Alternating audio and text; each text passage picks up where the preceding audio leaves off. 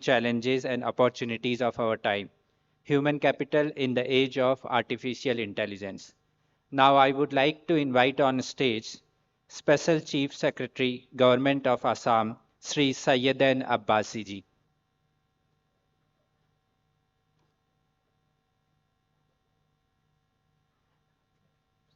Principal Secretary, Information Technology, Government of Assam, Sri K.S. Gopinath Narayan. Respected Chair of the Human Capital Working Group, Professor T.G. Sitaram. Professor Devendra Jalihal, Director IIT Guwahati. Ms. Sikha Daya, Joint Director, MeitY.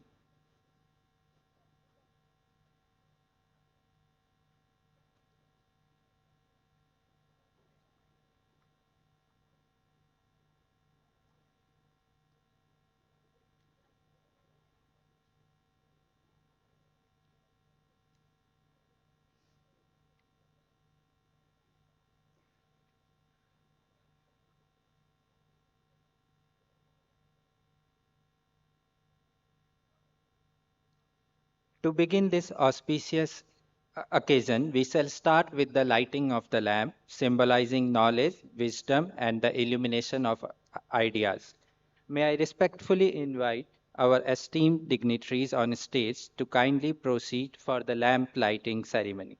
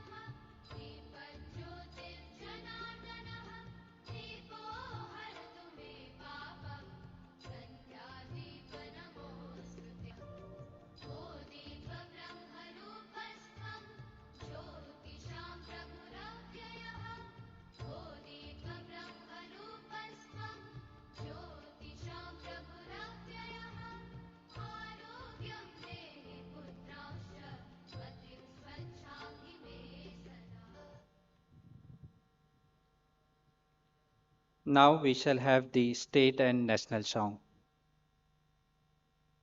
Om Rapunare, Om Mursikunide, Enekon Huola, Enekon Huola, Enekon Moromori.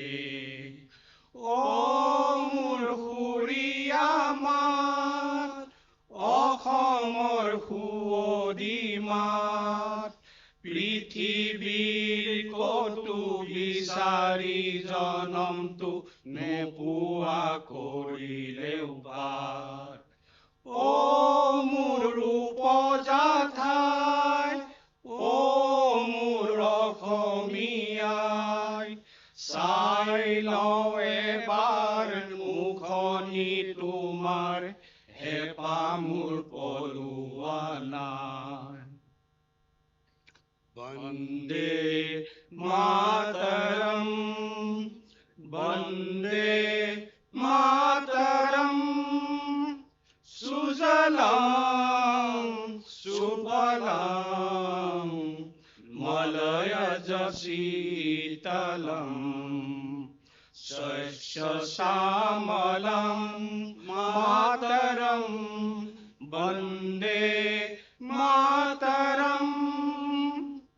Shubhrajosna pulakitayaminim, Fulla kusum Namita রুমাদল শোভিনীম সুহাসিনীম সুমধুর ভাসিনীম সুখদাম বরদাম মাতরম বন্দে মাতরম বন্দে মাতরম।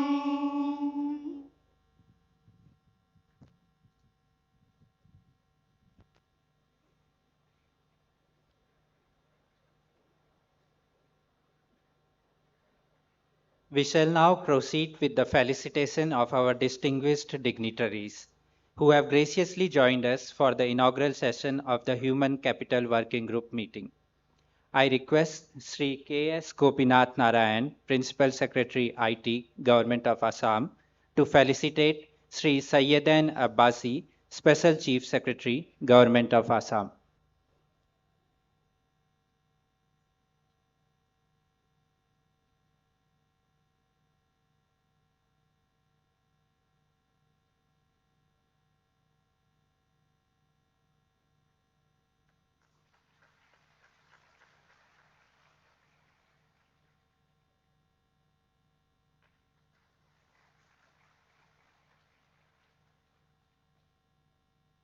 I now request Professor Devendra Jalihal, Director IIT Guwahati, to felicitate Sri K.S. Gopinath Narayan, Principal Secretary, Information Technology, Government of Assam.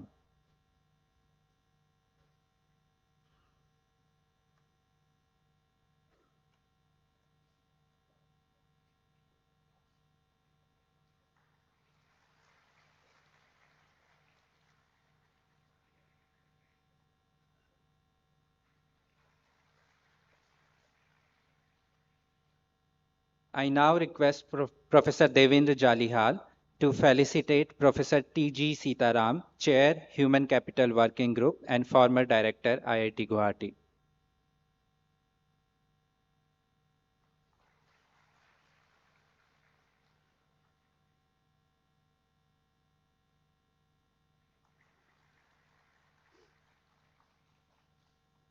I now request Professor Devendra Jalihal to felicitate Ms. Sika Dahiya, Joint Director, Ministry of Electronics and Information Technology, Government of India.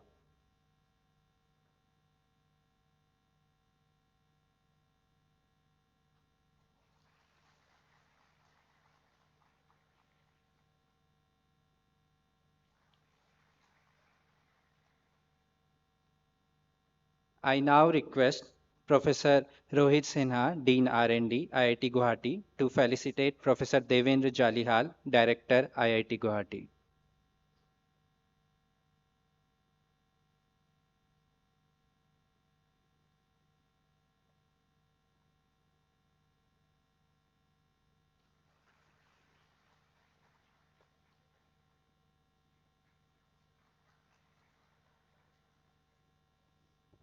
Thank you. I now invite Professor Devendra Jalihal to deliver the welcome address. Professor Devendra Jalihal is the Director of IIT Guwahati and a distinguished academic leader in electrical and communication engineering. An alumnus of IIT Kharagpur and Duke University, he brings decades of experience in research and institutional leadership. As director, Professor Jalihal's vision is to strengthen academic excellence, translational research, and industry collaboration, positioning IIT Guwahati as a key contributor to national innovation and regional development. Professor Jalihal.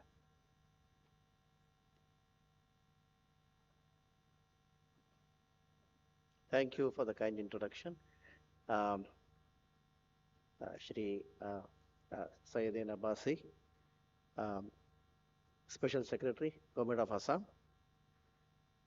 Professor T.G. Sitaram, Chair of the Human Capital Working Group and former Director, IIT Guwahati, Shri K.S. Gopinath Narayan, Principal Secretary, IT, Government of Assam, and Ms. Shikha Dahiya, Joint Director, MeitY, and all the distinguished delegates and my dear students. Welcome to this AI Summit on human capital. I mean, it's a great pleasure to invite and welcome each one of you, on this beautiful morning um, at IIT Guwahati. This is probably one of the most beautiful campuses in the country. So I hope you'll have time to go around and visit the campus.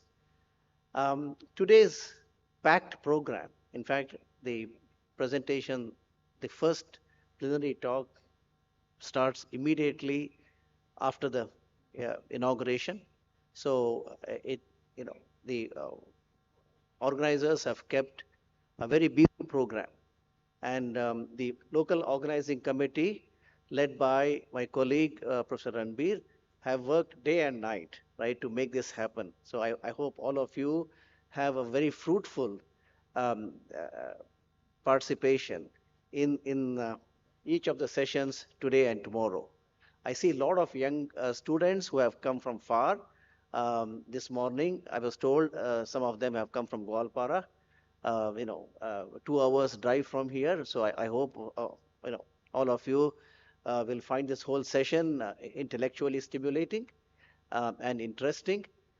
So I once again welcome each one of you and to this program on human capital on AI summit. Yeah, thank you.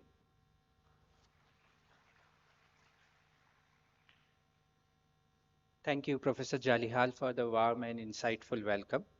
We now invite Ms. Sikha Dahiya, Joint Director, Ministry of Electronics and Information Technology, Government of India, to share her address. Shikha Dahiya is a civil servant with nearly a decade of experience in the Indian Economic Service. She currently serves as Joint Director at MeitY, where she works on India AI mission and the broader digital economy agenda. Ms. Shikha has previously held key positions in the Department of Economic Affairs, the 15th Finance Commission, and the Department of Consumer Affairs, leading initiatives across financial sector policy, fiscal reforms, fiscal federalism, project finance, and agriculture pricing. She holds a master's in public administration from the Harvard Kennedy School and a degree in economics from Delhi University. Ms. Dahiya.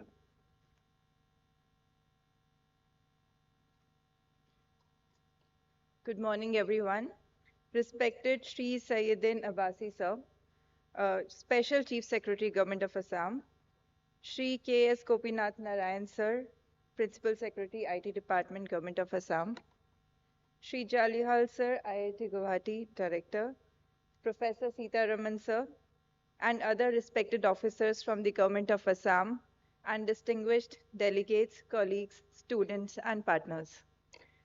At the outset, I would like to express my sincere gratitude to the Government of Assam and the Indian Institute of Guwahati, of Technology Guwahati, for their warm hospitality and for their strong support in hosting this hybrid meeting of the Human Capital Working Group under the India AI Impact Summit. India is set to host the upcoming India AI Impact Summit in February 2026 at Bharat Mandapam, New Delhi. The summit will focus on three sutras: people, planet, and progress. This summit is fourth in line to a series of AI summits in the world. It follows the summits happened in UK, South Korea, and France. The summit is guided by 7 chakras: human capital, democratizing AI resources, economic growth and social good, inclusion of social empowerment, safe and trusted AI, resilience, innovation, and efficiency. The India AI Impact Summit 2026 will host several flagship events, and that includes AI Pitch Fest, Research Symposium, AI Expo, Global Innovation Challenges for students, women, and other participants, and also showcasing compendiums on the best use cases of AI in sectors like health, education, and gender empowerment. This gathering comes at a very particular important moment.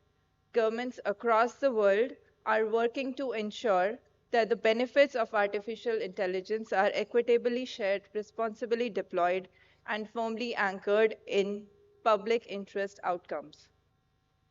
The objective of the AI Impact Summit is to therefore ensure democratization of AI resources and their equitable use across the masses, especially in the countries of Global South. This Guwahati convening on human capital will serve as a key regional and thematic precursor to the India AI Impact Summit 2026 in New Delhi, where national and global stakeholders will converge to shape the future of inclusive, responsible, and impact driven AI. The outcomes from this working group will directly inform the summit deliberations, reinforcing India's commitment to building a workforce that is resilient, future ready, and empowered with AI. For a country as large and diverse as India, we have to ensure that AI adoption is inclusive and affordable. Equally important is the need to build strong human capital and a skilled workforce that can effectively develop, deploy, and use these technologies. At the India AI mission led by the Ministry of Electronics and IT, we are undertaking several initiatives to develop compute capacity, our own indigenous data sets, models, and target skilling and capacity building efforts in AI. In this regard, the Future Skills pillar is the cornerstone of the India AI mission, where we are developing India's AI talent ecosystem and democratizing access to AI education and skilling nationwide. The India AI mission looks forward to continued and strengthened collaboration with the Government of Assam, whether through supporting state-led AI use cases, facilitating access to national data sets and models, or jointly advancing skilling and capacity building programs. Once again, I am very pleased and thankful to be here on behalf of the Ministry of Electronics and IT and India AI mission, and I look forward to the outcomes of this hybrid working group meeting on human capital. Thank you very much.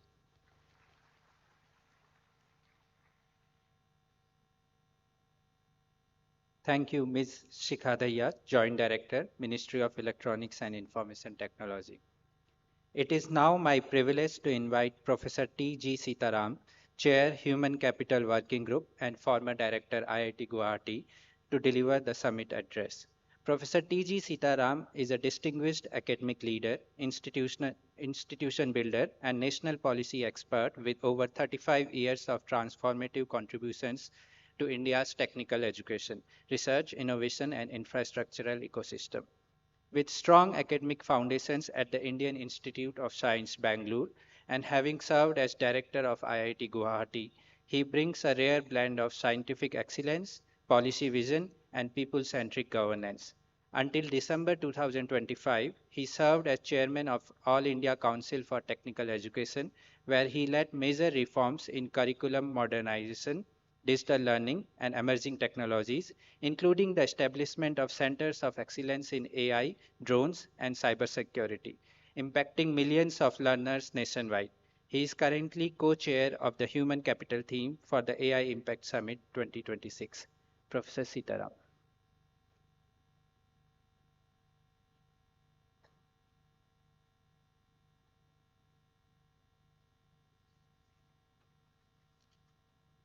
Suprabhatam. Very good morning to all of you. Distinguished guests on the dais, Sri Saidin Abbasi, Sri K.S. Gopinath Narayan, Director of IIT Guwahati, Professor Jalihal, Ms. Shikha Daya, Joint Director, India AI Mission, and all the other distinguished guests of the dais, colleagues from the government, industry, academia, startups, and students who have assembled here in this hall. It is really my pleasure to warmly welcome you to this public session of the hybrid meeting of the Human Capital Working Group under the India AI Impact Summit 2026. We had several meetings online with several countries' representatives, and we have actually this human capital group is being co-chaired by representatives from Rwanda and Philippines. I thank each one of you for taking the time to join us today. At its heart, friends, the Human Capital Working Group is guided by a simple idea, ensuring that the transition to an AI-enabled economy is inclusive and people-centered. We recognize that human capital lies at the core of its transition, and that reskilling and upskilling are very essential for enabling workers and institutions to adapt to technological change with dignity and opportunity. We are meeting at a very defining moment in the human history.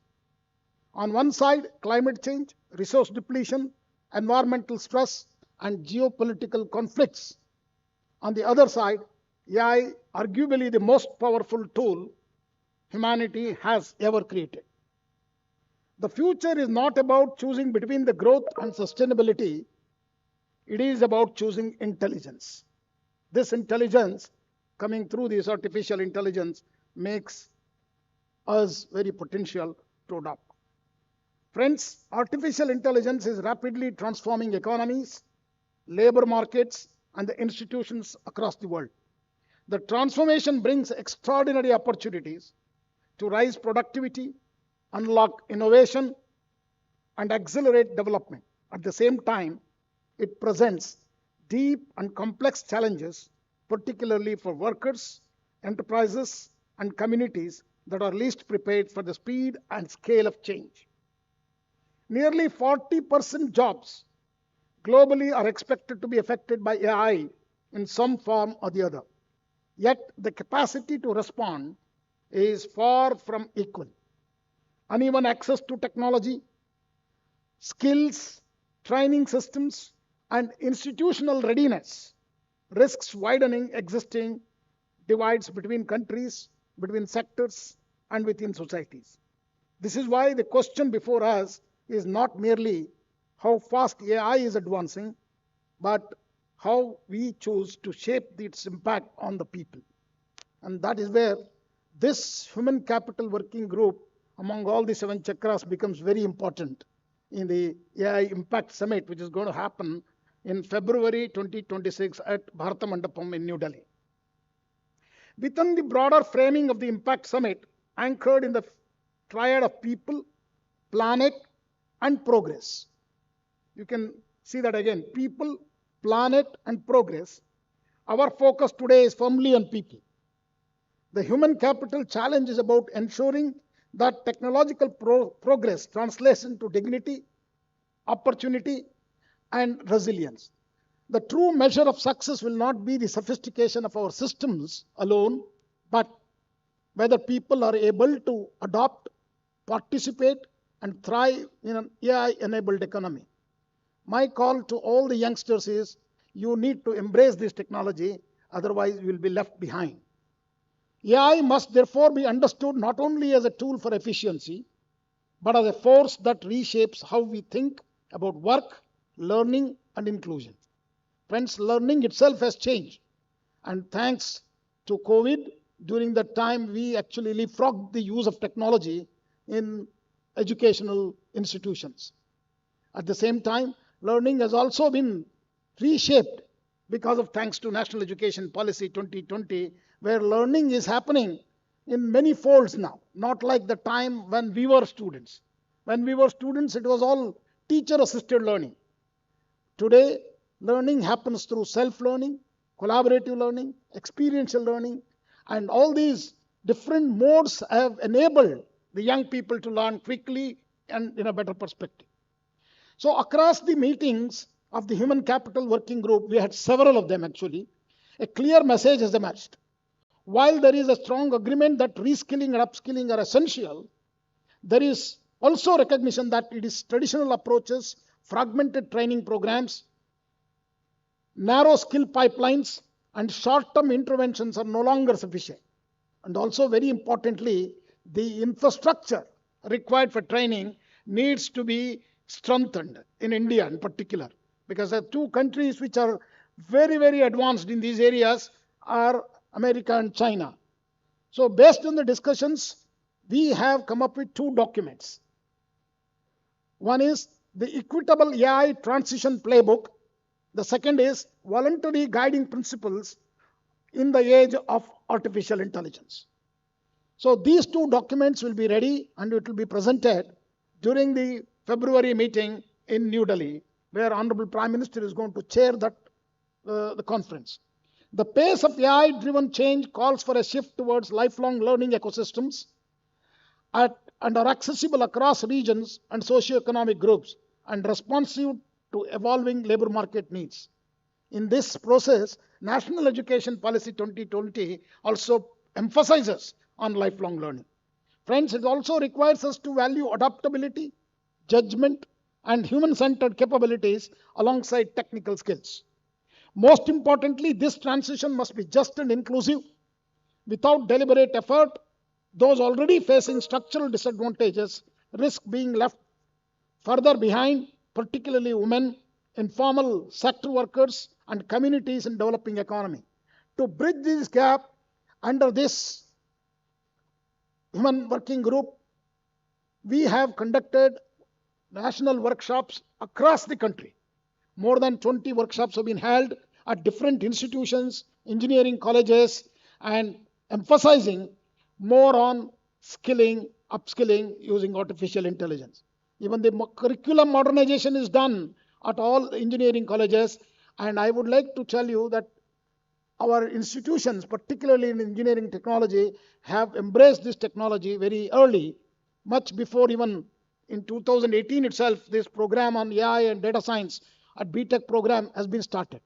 When I was a director at IIT Guwahati, we started a school of data science and artificial intelligence funded by MeitY family from Houston, Texas. And this school also started in 2021. So international cooperation is equally central to this conversation. In this direction, this Human Capital Working Group is co-chaired with people from Rwanda, experts from Rwanda and Philippines. And many countries participated in our discussion, which we had online. And today evening also, we are having one more meeting of this closed door meeting of this working group. So while countries face different constraints, none can manage AI-driven workforce transformation alone. So it is the time to work together. Shared learning and collaboration are therefore essential to an equitable global response. Our discussions are not about prescribing uniform solutions, but about learning from diverse experiences and identifying approaches that can be adopted across contexts. India's approach to the Impact Summit reflects this inclusive ethos. Friends, by placing people at the center of AI vision, India seeks to demonstrate that technological ambition must advance hand in hand with social responsibility. These experiences are offered in the spirit of shared learning, not as templates, but as contribution to a broader global dialogue. But I would like to also, on a positive note, to tell you that through the All India Council for Technical Education, the program started very early on AI and data sciences has put us in advance in creating the greatest human capital and largest human capital in the world. Today, our engineers and technologists are placed in every country and every company of the world. So don't be astonished, even though we lack the infrastructure resources for AI, but our human capital is very, very strong. The whole world is looking at India to see how Indian scientists and engineers are going to contribute in progression of AI into industry and also day-to-day affairs of the common man.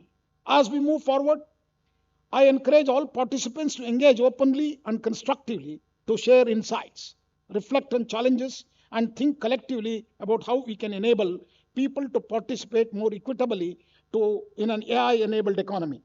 Guided by the principles of empathy, ethics, and equity, I am confident that we can ensure the AI transition becomes a force that augments human potential rather than replaces it. I would also like to thank the Government of Assam and Indian Institute of Technology, Guwahati, for the effort and care taken in hosting this event.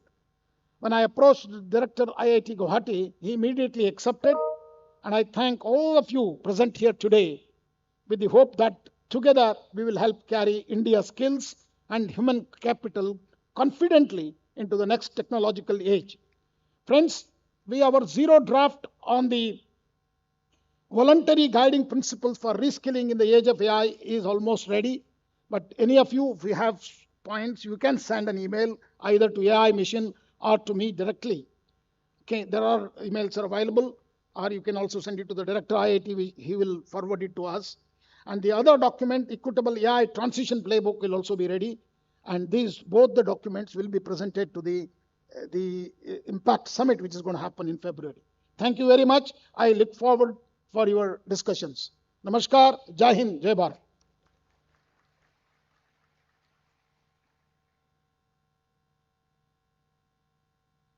Thank you, Professor T.G. Sitaram, Chair, Human Capital Working Group, for your insightful words.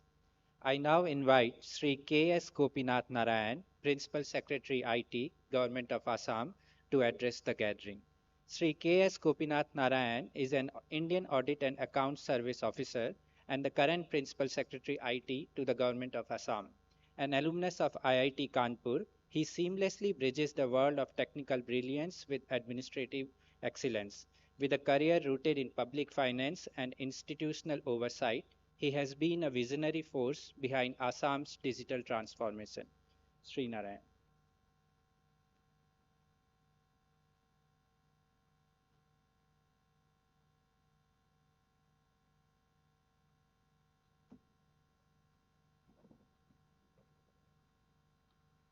Respected Special Chief Secretary Sayuddin Abbasin ji, respected Professor Sitaram, Chairperson of the Working Group, distinguished Director of IIT Guwahati, Professor Jalihal ji, Shikha Daya, Joint Director, India MeitY, esteemed delegates from across the world, colleagues from IndiaAI Mission, and most importantly, the students and the young innovators that I see in front of me who are present today.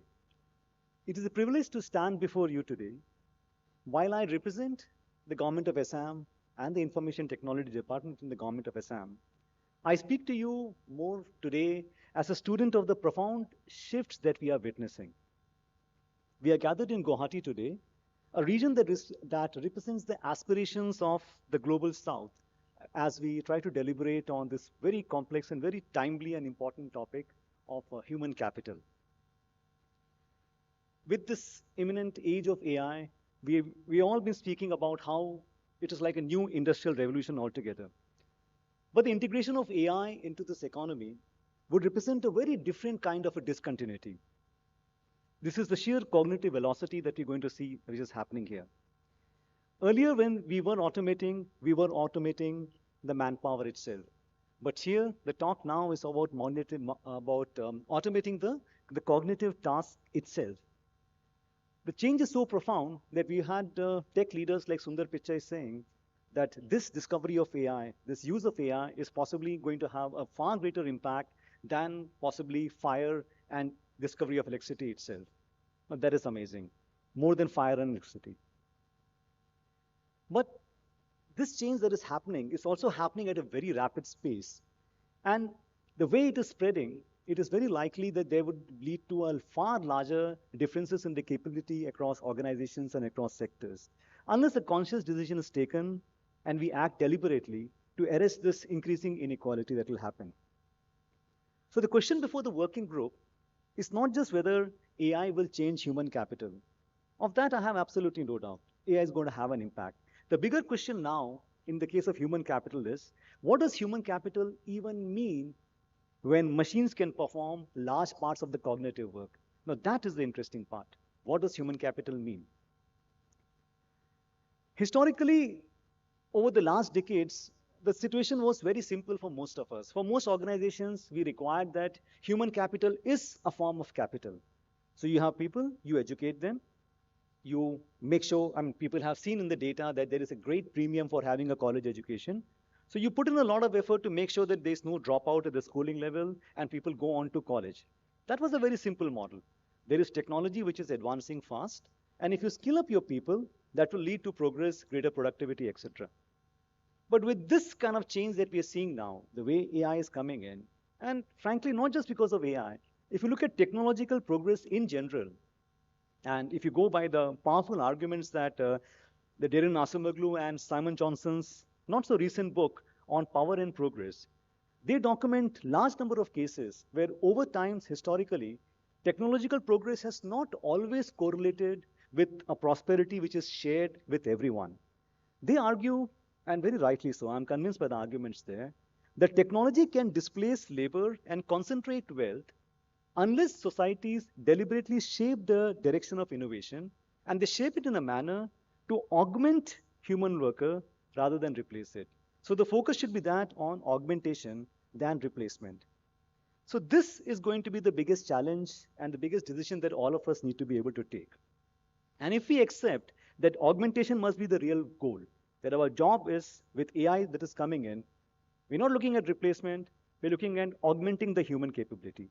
If we do so, then the current formulation or the current thought of looking at human capital, that would appear to be a bit too narrow, and we may have to expand it further and to think in terms of human capability and human agency. So I guess the premium will shift towards not what you know, but have you learned to learn, and how fast can you learn and acquire new skills and exercise judgment. There is no way that the human learning can match the rate of learning and the speed of learning that AI is showing, isn't it? So what we are going to look forward is something like learning with the AI and using AI as a cognitive multiplier. So the question will no longer be what skills you possess, but how effectively can you use AI to solve new problems while remaining in control of the intent and the outcome. The hardest problem that the working group or anyone is going to face going forward is how do you skill humans fast enough when AI itself is skilling itself at an exponential pace. For me, the last 1 year has been magical. I still love to code. And I remember when I first picked up GitHub Copilot and said, wow, it was early Jan Feb. It is doing a very smart autocomplete. Well, autocomplete was simple. Then very soon you start seeing that it can take your intent and write the next line of code. I'm talking about just Jan Feb last year. And now we are at a stage where, frankly, coding in Python directly or any programming tool itself appears to be so ancient times. Now you got to do so-called vibe coding. Over the last couple of days, I was able to build applications. Instead of coding, you're just talking with the prompt and you're able to build applications. So this is the rate at which we are seeing the capability of AI increasing. So are we really going to be capable of skilling humans at a very fast rate when AI itself skills at a far, far higher rate? This is going to be a very big challenge. So in such a situation, will the conventional model of skilling with a 4-year degree, and even a 4-year degree from a premium institution like IIT, would that hold any value over a very long period of time? Highly unlikely, isn't it? What we are seeing is that the half-life of knowledge has been dropping rapidly. Maybe a generation ago, you acquired a set of knowledge, you graduated, and maybe it was good for a lifetime. Then you say the half-life is in a matter of decades. And now they're saying in a couple of years, half-life of the knowledge, and what you've learned, half of it has become irrelevant. And in core technology sectors, it could even be in a period of months.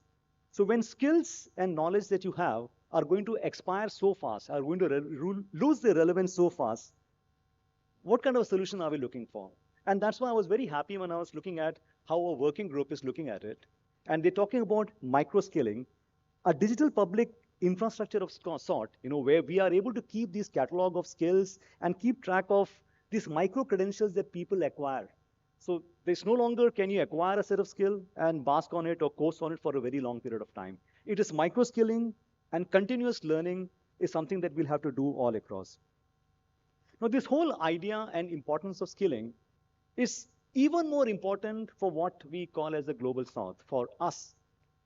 I've seen statistics which say, that developed countries, maybe 30%, 40% of the jobs are going to be impacted. But, like us in India, maybe only 10% of the jobs get impacted. That is not something to be very happy about, frankly. When I think about it, it's all because most of our country is engaged in a lower cognitive capacity or lower value added activities which did not take that kind of a cognitive input.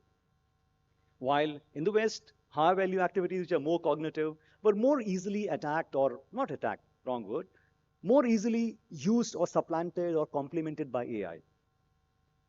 So if we say that only 10% of our jobs are going to be impacted adversely, what we are missing is that the path that normally would be followed is that from the manual labor, we go on to a manufacturing kind of a job and go on to a services sector using greater cognitive capacity. This path of development that was available would no longer be available, and effectively we end up into an early pre-industrialization of sort. Like the industrialization itself has come to an end because there is no reason for us to go that path, because all of manufacturing and high-tech activity and cognitive activity can be done centrally in a very small place.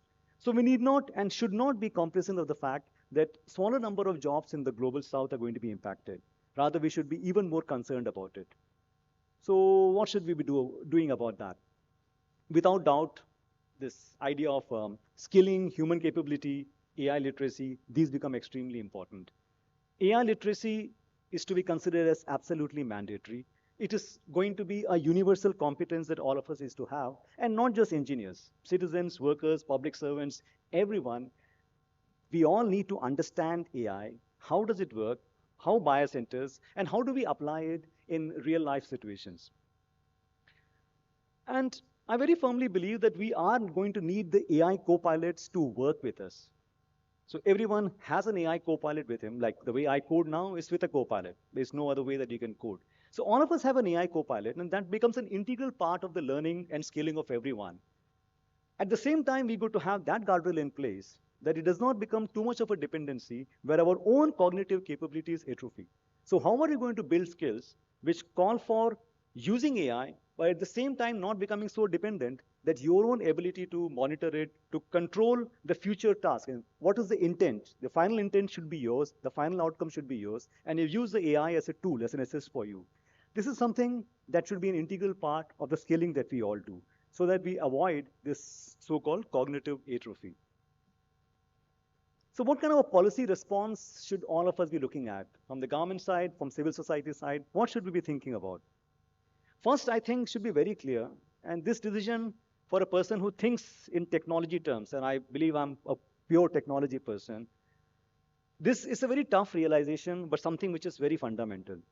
We must consciously side as a policy, consciously side with human augmentation over human automation. This is a necessary, a mandatory kind of a thing. As a principle, we say we're going to look at applying AI, which augments rather than it replaces. That's one fundamental thing that we should have. And also ensure that there is a human in the loop whenever there is an issue of an accountability and trust. The computer says no, a good skit way back. No, that is not an option. We got to have human in the loop, and we got to have a principle of human augmentation over human automation. In a way, this is also because this old truth that we had, very Marxian, that of the labor theory of value, that value is because of the human labor going into it. While this theory itself is old, it's all gone, but this fundamental core idea behind it, that the true value of something, or anything for that matter, should come from some humanity or somebody behind that. That needs to be brought back in. When you have AI in place, it is the value add that comes because the human was somewhere there in the loop. That is something that we need to respect and like. So this we need to bring back in. And to make that happen, apart from the principle that we are going to always, in the design of AI solutions, give greater weightage to human augmentation instead of automation. To make that happen, instead of UBI, which we all been hearing about from our technology gurus, universal basic income, instead of UBI, we should be looking at universal basic services for the AI age. I love this term, and I see in some ways government of India has been doing it, the way we are looking at digital public infrastructure in place. The universal basic services should include access to high-speed internet, digital education capabilities, and very frankly for me, which I think should be a fundamental one, everyone needs to have access to a personalized AI assistant. It's like my AI. Everyone should have that. Yesterday, as I was saying, I was busy with my coding and I thought the application was coming out fine. and suddenly I get the message, out of your Gemini credit. Why don't you skip to Ultra? Pay $200 a month and the intelligence can continue. We might be entering to that kind of a dystopian world, where access to AI and this cognitive multiplier is available to few. So I believe this particular aspect, that this universal basic access of basic services should include an AI, a personal AI for every person. So how do we get that compute? How do we get that kind of intelligence? What model? We can work on that. But in terms of the universal basic services that we should be able to provide, the government should be able to provide, society should make sure that people have, should be including high-speed internet, digital learning capability, and of course an AI, a personalized AI available to everyone. So to conclude, I would say, these deliberations that we are having here are not merely academic. What the working group is doing now, it's tackling probably the most important of the 7 topics that have been picked up across the discussion under IndiaAI Summit, leading up to this India AI Impact Summit that will happen in February. This possibly is the most important one. And the deliberations and the output of this group here would be discussed in Delhi in the forthcoming India AI, this is a global summit. It becomes extremely important. And we need, through these deliberations, we need to be able to emphasize on the fact that the governance, we all speak about the safety part. We need to be able to go beyond safety and to say agency is going to be equally important. So we should be working towards building an economic institutional order where machines, where AI serves the expansion of human capability. So let us ensure that in this age of AI, that we are entering is fundamentally an age in which human potential is broadened and not diminished. Thank you.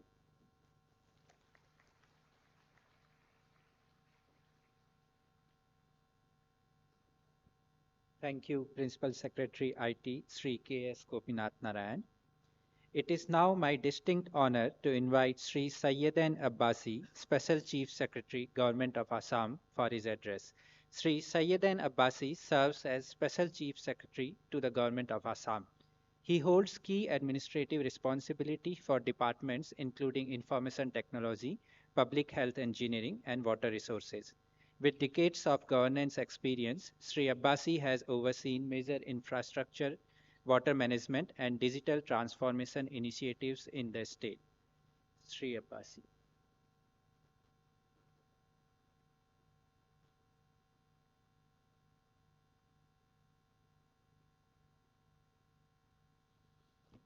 Thank you. Just a bit of correction. I used to hold the charge of IT. Now, of course, Gopinath is handling that on his own.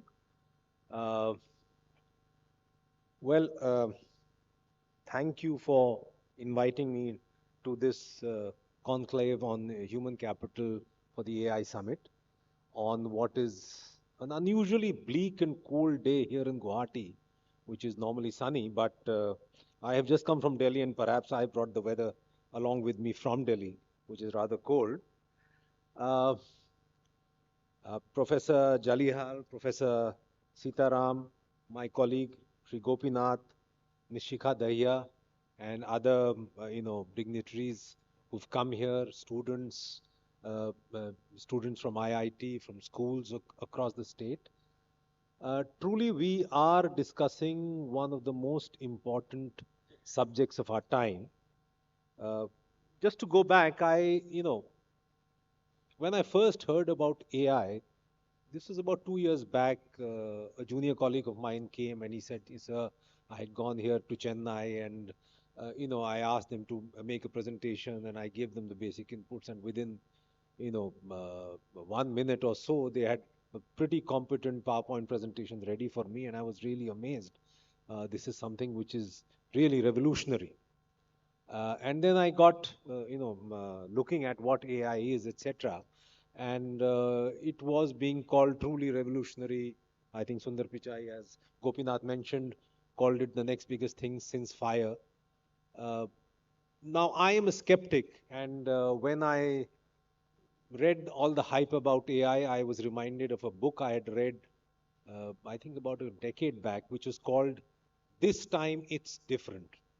And it is basically about human greed and about the various boom and bust cycles of the past, starting from the tulip mania of the 17th century, where small companies which were growing tulips in Netherlands became momentarily more valuable than the Dutch East India Company, which was at that time the biggest joint stock company in the world. And it goes on and shows various instances right up to the dot-com boom and bust of the 2001, where you had pets.com, which was a billion-dollar company, and innumerable ones. So I was initially very, very skeptical as to whether this really is all that revolutionary or not. But I am constrained to believe that in certain aspects, this time it is different. And the basic difference, as highlighted by Professor Harari, who is a very good thinker, social historian from Israel, who's an excellent thinker, who said that the basic difference between what we have done in the past and what AI does is essentially that in the past humans have used tools. So whatever may be, whether it is the RDBMS software or MS Office or the steam engine or the car or whatever, it is a tool that you use for your own purposes. The AI is an agent, so it does a work for you, and that is a really, really big difference in terms of what AI can do.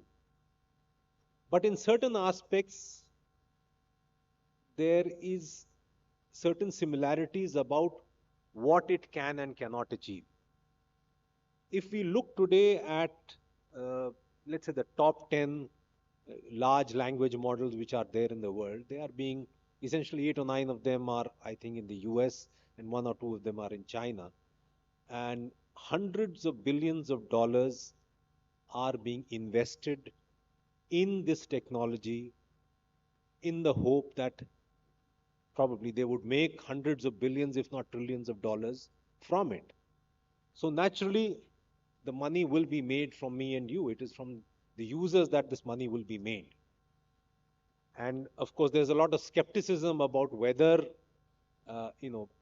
people will be successful, or is this again a boom and bust cycle? And there may be some truth in that. It may be overhyped. It may take a little bit more time to be sort of ubiquitous everywhere, etc., or be able to make money commensurate with the kind of investment which is going on over there.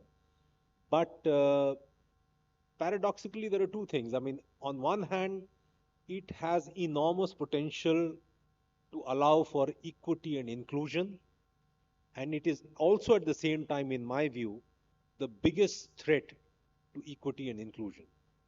If you look at paid AI today, it is reasonably expensive. 2,000, 3,000 rupees a month is what you pay. Not everybody here sitting in this room could pay that even today. And if you look at 5 years or 10 years from now, what we have seen is that this is the age of monopolies. So in telecom, there may have been 10 companies, in the US earlier. Now there may be 2 or 3. And while there may be 10 large language models today, I don't think that in the next decade, after a decade or so, more than 2 or 3 will survive. And some of these are very, very big companies. Meta has one, Alphabet has one, OpenAI is with Microsoft. Microsoft is somebody else. NVIDIA has invested in 3 or 4 large language models, etc. The Chinese are spending hundreds of tens of billions of dollars to develop DeepSeek and various other AI models which they have in their country. But ultimately, globally, if you're looking at it, maybe 3, 4 companies might survive, or 3, 4 large language models may survive financially. And that would result in services becoming quite expensive. Now, as Gopinath mentioned, that it is essentially something which assists you. It's a force multiplier in terms of intelligence, in terms of the work that you can do with it. But if it becomes expensive, then you could have a class of people who have this force multiplier in spades, and a class of people who really can't do very much with it. And the difference and the inequity there would be enormous. which is why I am extremely glad and happy because for this AI initiative which the government of India has taken. One sees that there is a consistent policy in terms of creation of digital public infrastructure, the compute infrastructure, and also in skilling of people, uh, uh, right from the classrooms up to the most tech-enabled people in the country to be able to use AI successfully and upgrade the skill sets that we have in this country. Now, probably also the biggest threat which is there uh, posed by AI is to the tech sector in India. I mean, largely it was the call center model or the outsource coding model that we had, which built up companies like Wipro, TCS, Infosys, and so on. But if AI is successful and if it is all that it has been promised to be, a lot of these jobs would be redundant. Now, that is a huge, huge threat to remittances. It is a huge, huge threat to some of the best and brightest people in this country and the best and brightest companies of this country.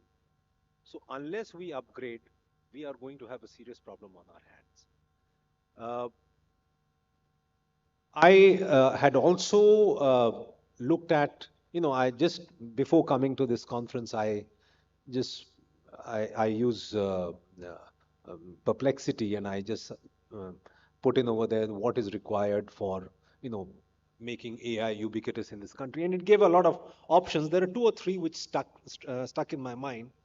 One is that looking at the amount of money which has to be spent in AI investments, the hundreds of billions of dollars which is there, you have to look at this as infrastructure which is as important, if not more important, than roads, bridges, railways, and so on.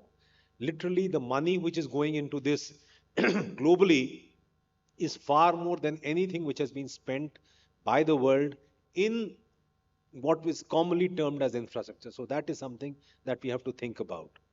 Secondly, you have to build your own compute infrastructure and you have to do it in close collaboration with the private sector. I mean, while government initiative is important to get everybody on board, but ultimately you have to give the private sector in this country its own head, because they are the people who will be much more nimble, who will be able to respond to changes, and who will be much more aware of what is to be done.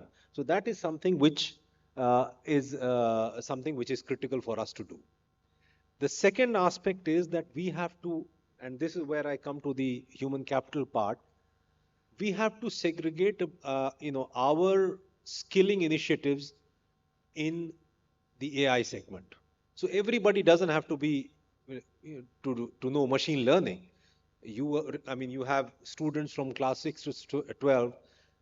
The kind of knowledge that they need to have is basically be made aware of how to better use AI, how to use it smartly. I know a lot of students, especially the smart ones, would be using AI, especially for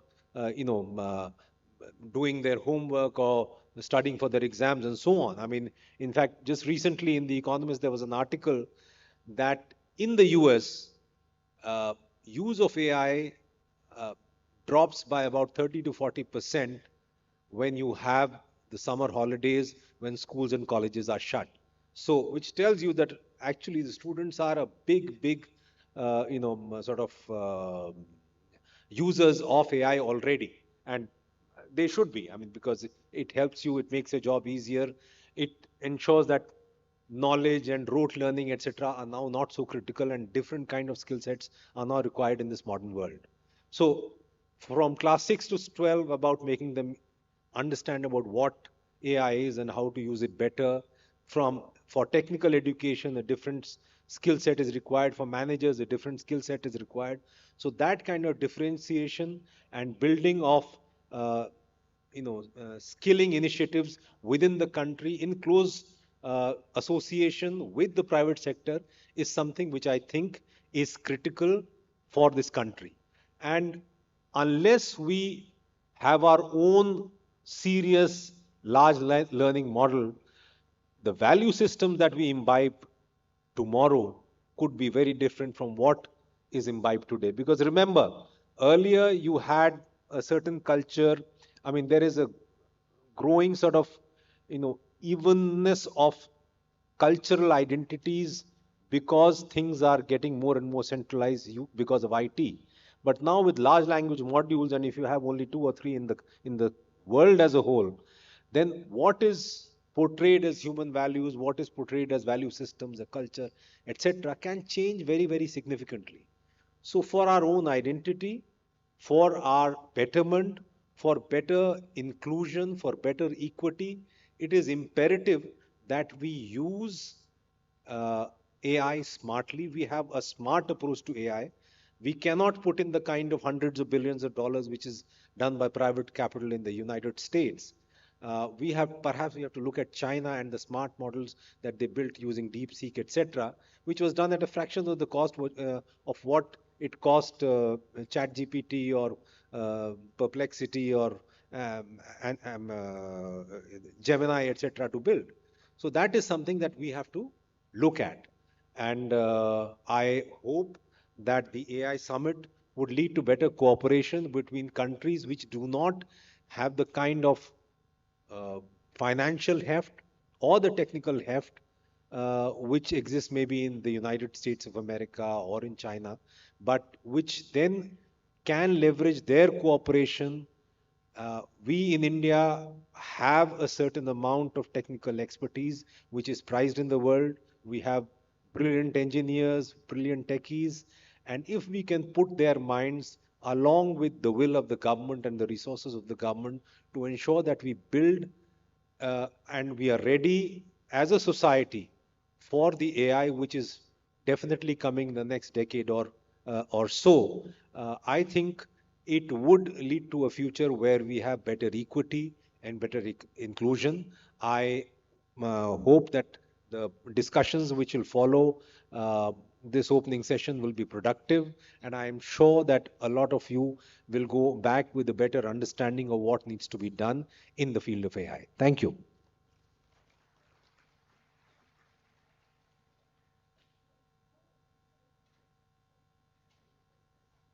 We thank Sri Sayyidain Abbasi, Special Chief Secretary, Government of Assam, for his address. Now, to formally conclude the inaugural session, I invite Sri Ashwini Kumar, Director, IT Department, Government of Assam, to propose the vote of thanks. Sri Ashwini Kumar is the Director at the Directorate of Information Technology, Electronics and Communication, and is Additional Secretary to the Government of Assam, IT Department. An alumnus of IIT Madras, he brings a strong blend of technical expertise and administrative leadership. I request Ms. Shikha Daya, Joint Director, IndiaAI MeitY, to felicitate Sri Ashwini Kumar, Director, IT Department.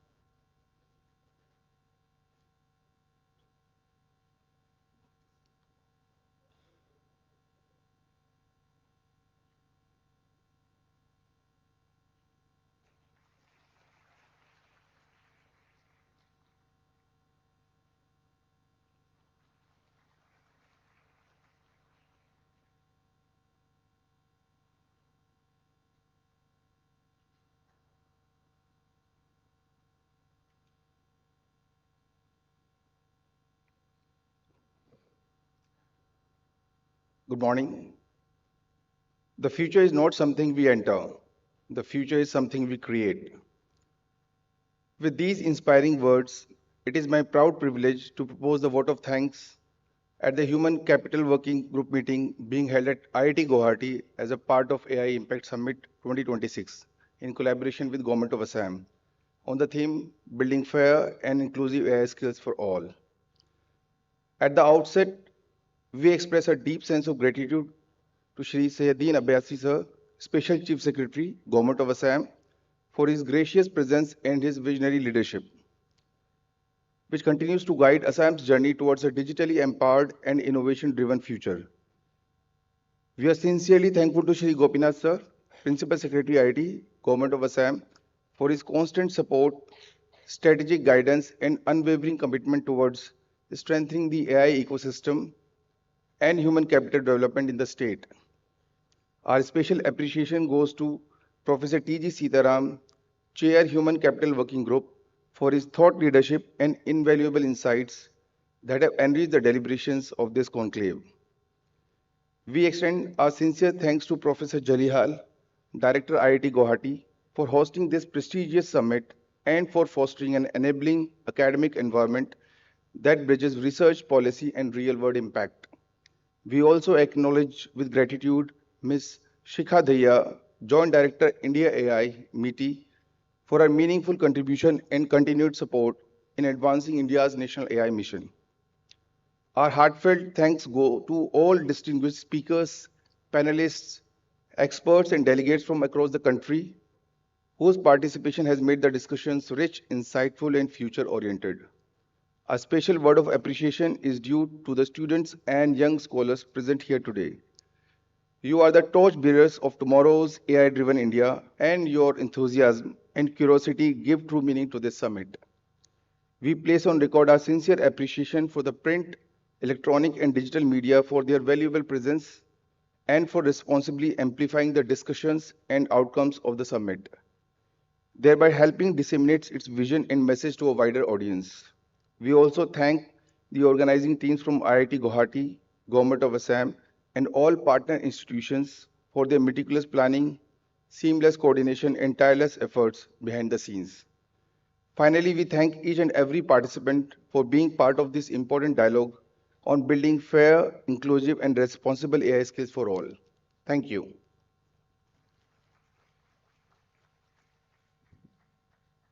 Now we shall have national anthem. I request the audience to stand up for the national anthem. जनगण अधिनायक जय हे भारत भाग्य विधाता पंजाब सिंधु गुजरात मराठा द्राविड़ उत्कल बंगा विंध्य हिमाचल यमुना गंगा उच्चल जलधि तरंगा तब शुभ नामे जागे तब शुभ आशीष मागे गाहे तब जय गाथा जनगण मंगलदायक जय हे भारत भाग्य विधाता जय हे जय हे जय हे जय जय जय जय हे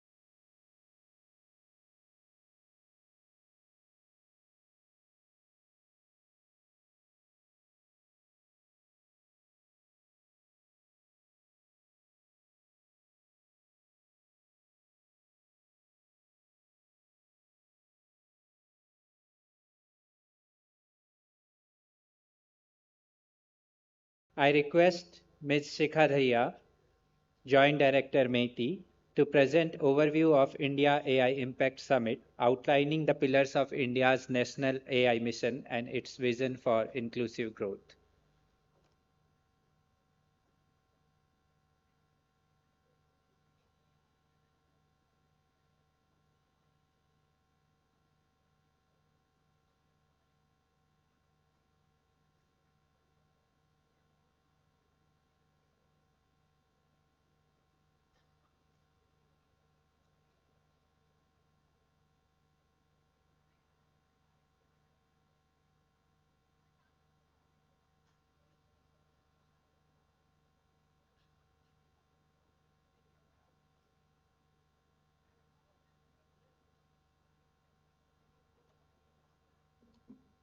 Where's the presenter?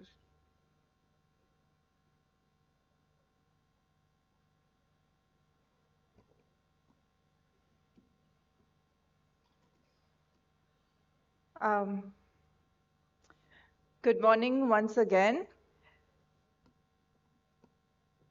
Good morning, everyone. Now, I am going to talk in a little bit of more detail about the India AI Impact Summit, which the country is hosting in February 2026.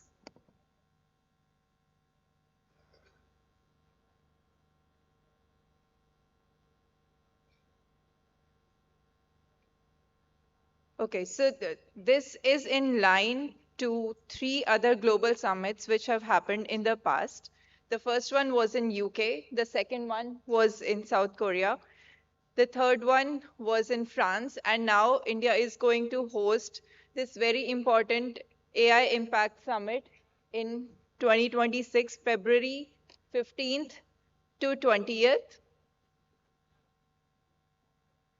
We are expecting huge participation from different countries and head of states and tech leaders in this summit. Also, the theme for the AI summit that India is hosting is impact. I can't see that. Can I use this? This is not working.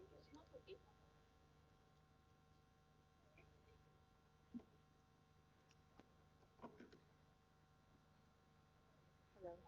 I would stand there.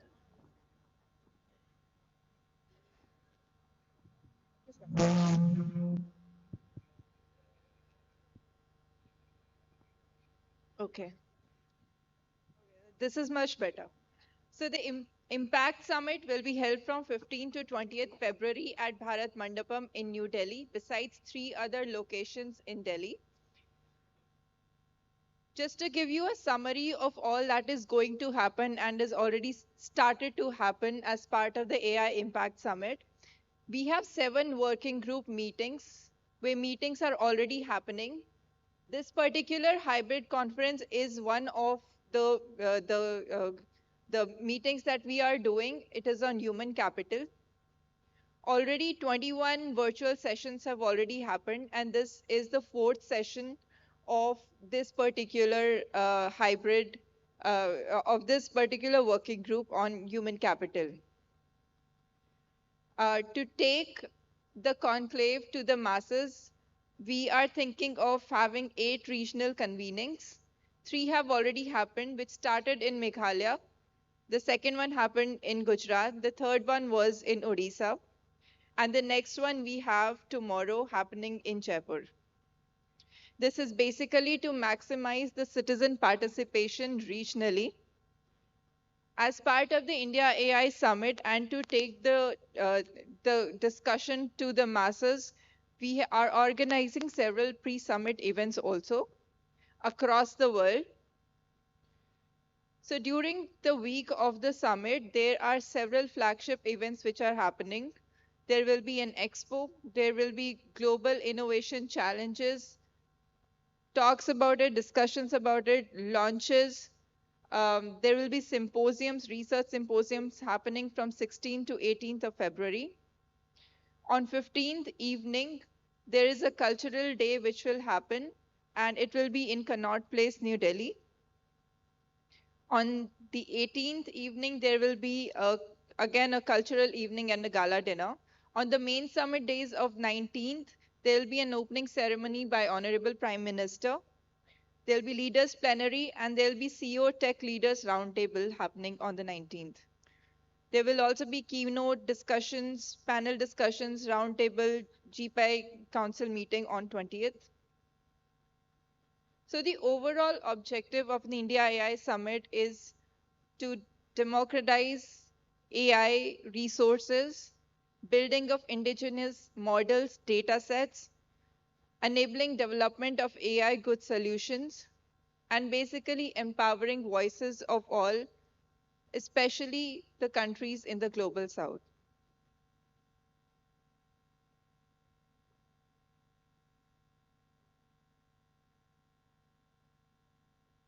Stop talking.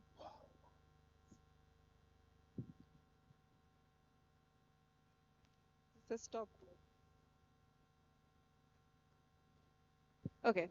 As part of the AI Impact Summit, we have invited several government representatives and we are expecting more than 1 lakh participation in person for the pre-summit events. There will be 40,000 plus persons attending the event in person and 15 plus actionable, tangible deliverables coming out of the summit discussions.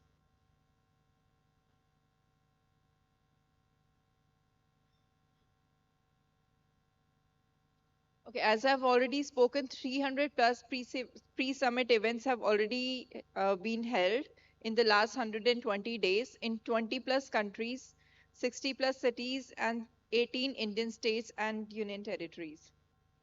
The idea is to take the discussion both globally and regionally on AI. These are some of the pre-summit events that have already happened in the past.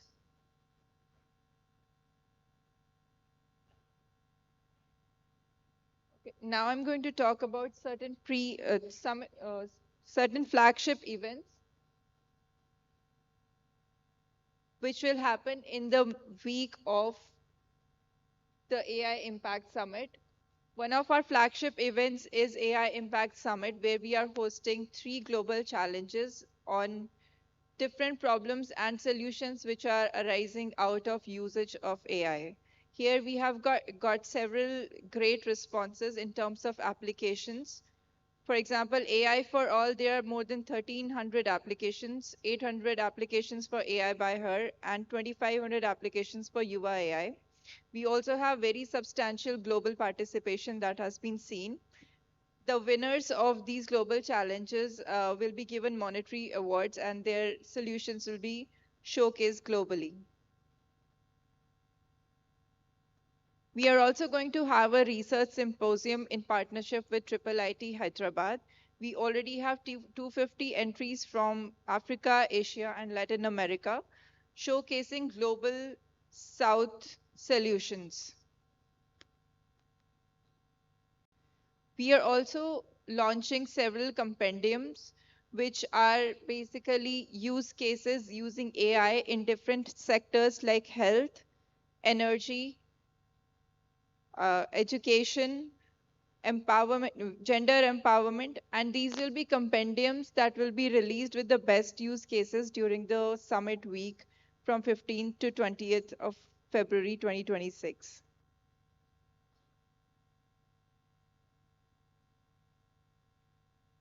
We also have an expo for which we had an overwhelming response from startups, academic and corporate institutions. There will be live demonstrations, citizen engagement panels, and zones. So I have already spoken about this. These are the 7 working groups on which the discussions is already happening, and the final outcomes of these working group meetings will become like an outcome of the leaders summit from 15th to 20th of February 2026. So we have working group on AI for economic growth and social goods, democratizing AI resources, inclusion for social empowerment, safe and trusted AI, science, resilience, innovation, efficiency. And the last one is human capital, and this conclave is part of this human capital working group.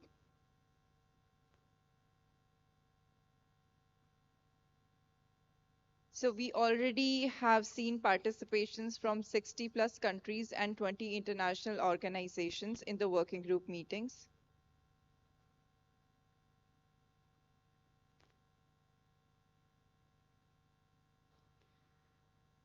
So just a little bit of detail of what is going to happen during the summit. On 15th, we are going to start with a festival, which will be basically merging AI and creation.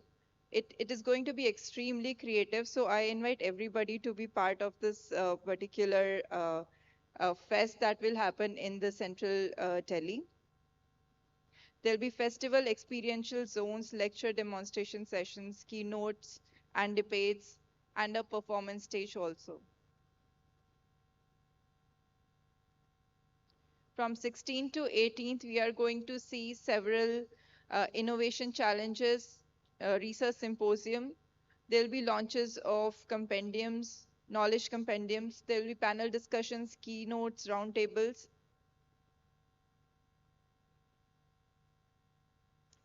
So as I end, I would invite everybody to register on our website to be a part of India AI Impact Summit and this very important discussion that is going to happen and is going to shape the future of AI policy in this country and globally. Thank you.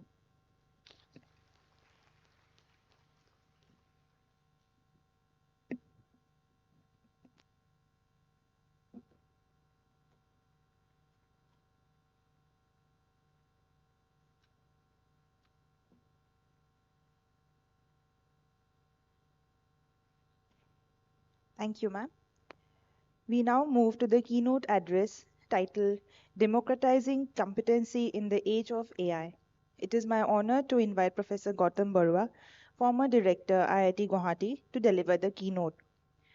Professor Gautam Barua is a distinguished academic leader and former director of the Indian Institute of Technology Guwahati, where he served 2 terms and played a key role in strengthening the institute's research and academic excellence.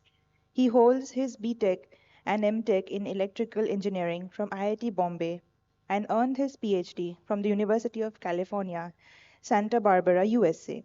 His academic career spans over 4 decades, including faculty positions at IIT Kanpur and IIT Guwahati, and leadership roles in establishing the Indian Institute of Information Technology, Guwahati. I request Professor Devendra Jalihal to felicitate Professor Gautam Barua. Yes, sir.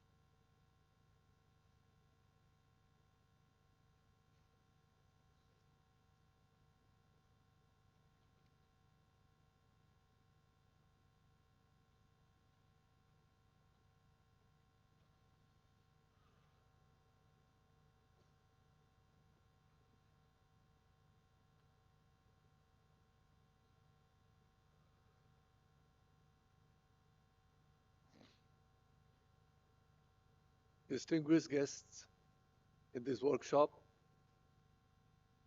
faculty, students, ladies and gentlemen.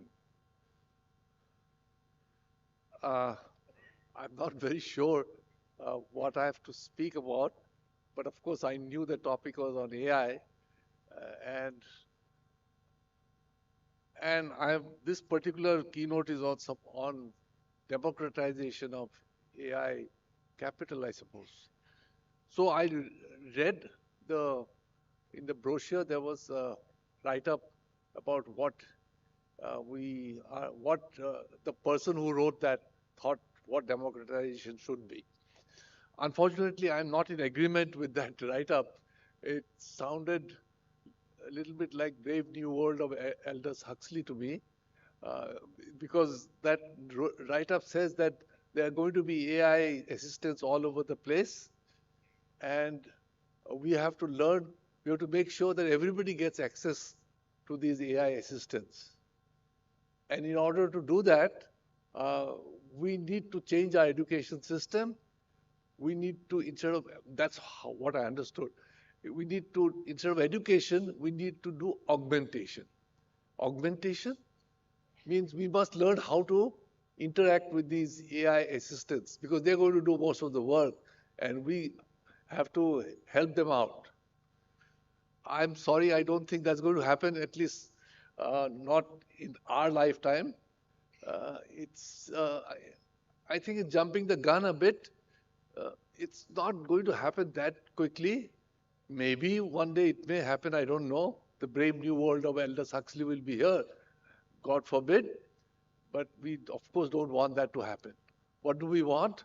We want AI to help human society progress.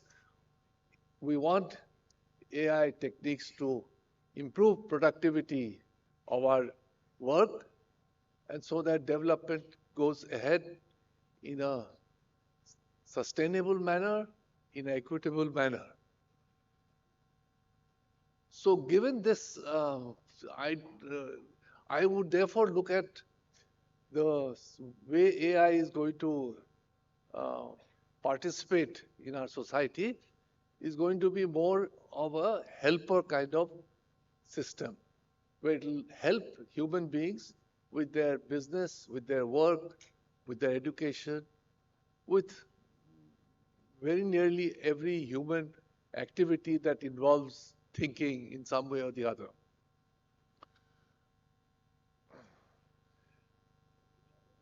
I think it is premature to look ahead and assume that we are going to have these intelligent systems flawless to doing most of the work.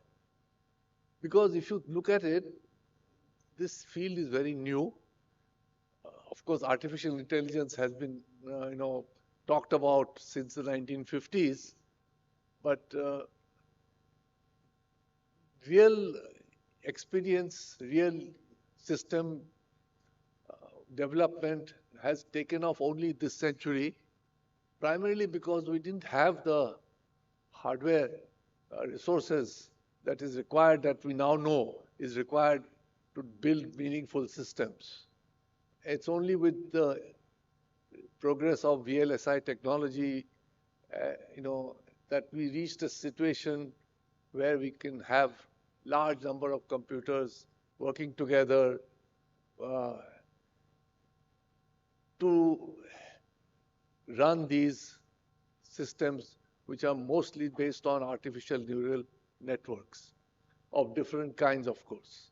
So we are talking about actual deployment barely 20 years, 22 years.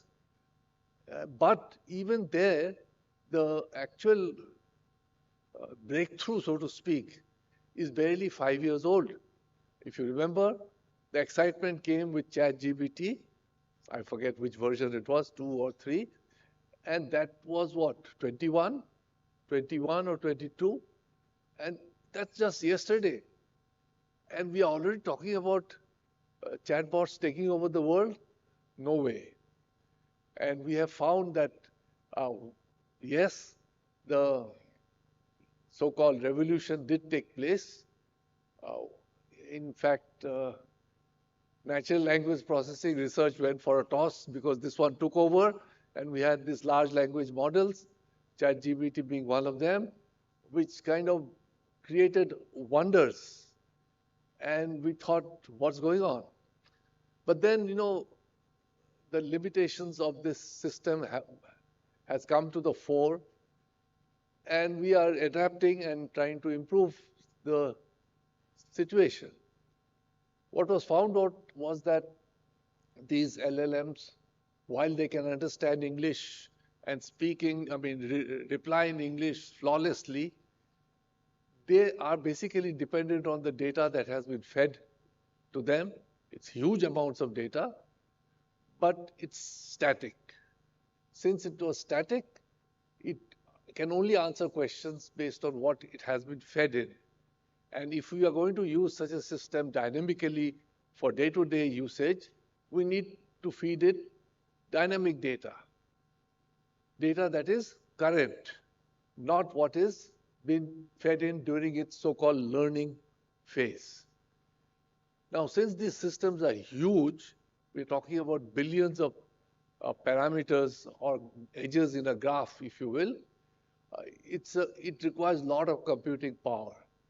So it is not feasible to keep adding new data on the fly, so to speak, to the system in the way that we fed the initial data, that is through learning. We can't make it keep learning with new inputs because learning process is very compute intensive. There are, remember, billions of parameters each of which has a weight, each of which weight has to be changed for potentially every weight has to be changed for every new input, data input. So there have been talk about fine-tuning such a system. So we have a base model and we fine-tune it for particular, the base model is based on the data, general data. Then we can fine-tune it for specific domains and then use the system for that specific domain. But fine-tuning itself is expensive because it's going to, again, those same billions of parameters are required. So people have worked on saying that the question that we ask, the prompt that we give, that is, can have more information. So if we feed more information through the prompt, that could be the dynamic data, and therefore we could use the system with current data. But then, the so-called prompt engineering is an area where now people have been working on and trying to see how to write good prompts, how long can the prompt be. So they're trying to make the input even longer and longer to these systems so that you can have huge prompts. Then there are other directions has said, okay, if we want a domain-specific LLM, we can, instead of through the prompt, we can create what are called vector databases of the domain-specific data. And then when given a prompt, we convert that prompt to a vector, find similar vectors in the database we created, and feed these similar vectors to the LLM as input, like as a prompt. So instead of giving in a huge amount of data, which may not be feasible, we find the relevant data through the vector database, and we feed it through a prompt, and we get data, we get answers specific to the data that we have in the vector databases. So this is called RAG, and so this is another technique that has been used to try to make it dynamic. But then we are now at a stage where it has been realized that this is not sufficient. We need systems beyond just an LLM. LLM can understand English, or natural language, but that's not enough. We need online data. So now we are in the age of so-called agents. We talk about agent systems, where there is software which is outside these LLMs. The LLM, maybe more than one, is part of the infrastructure, is part of the system, but the initial, think of it as a prompt comes in anyway. The prompt does not go to an LLM to begin with. It goes to some other software which may analyze it, which may give the input to an LLM, get some answer.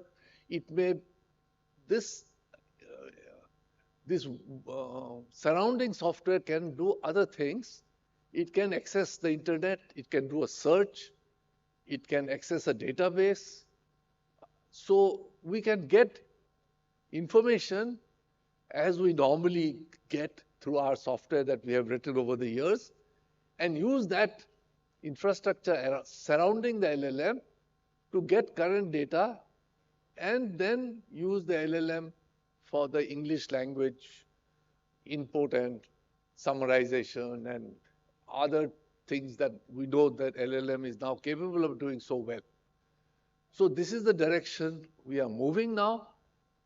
And of course, also, if we really want, see, the excitement for the LLM came in because, it could do so many things for layman, for you and me. We ask a question, we get an answer so much faster than search. But now, if we want to commercialize this, we want to use it in business, then as I mentioned already, domain-specific systems are required. So domain-specific systems, say for example, banking. So banking is an area, banks have got a lot of data, and they could use some system like this to help decision making, to help decide whether a loan should be given or not when an application is made, whether a deposit is to be accepted, what investments are to be made where, and so on and so forth. All of these tasks can be supported by an agent-based AI system. And that's the direction we are moving at.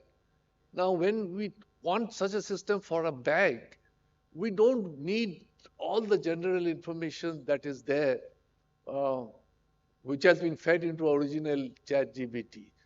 What we actually need is enough data to be fed into an LLM so that it can understand English.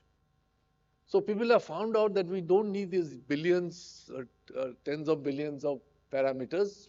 Smaller systems, so-called small SLMs, small language models, can actually understand English.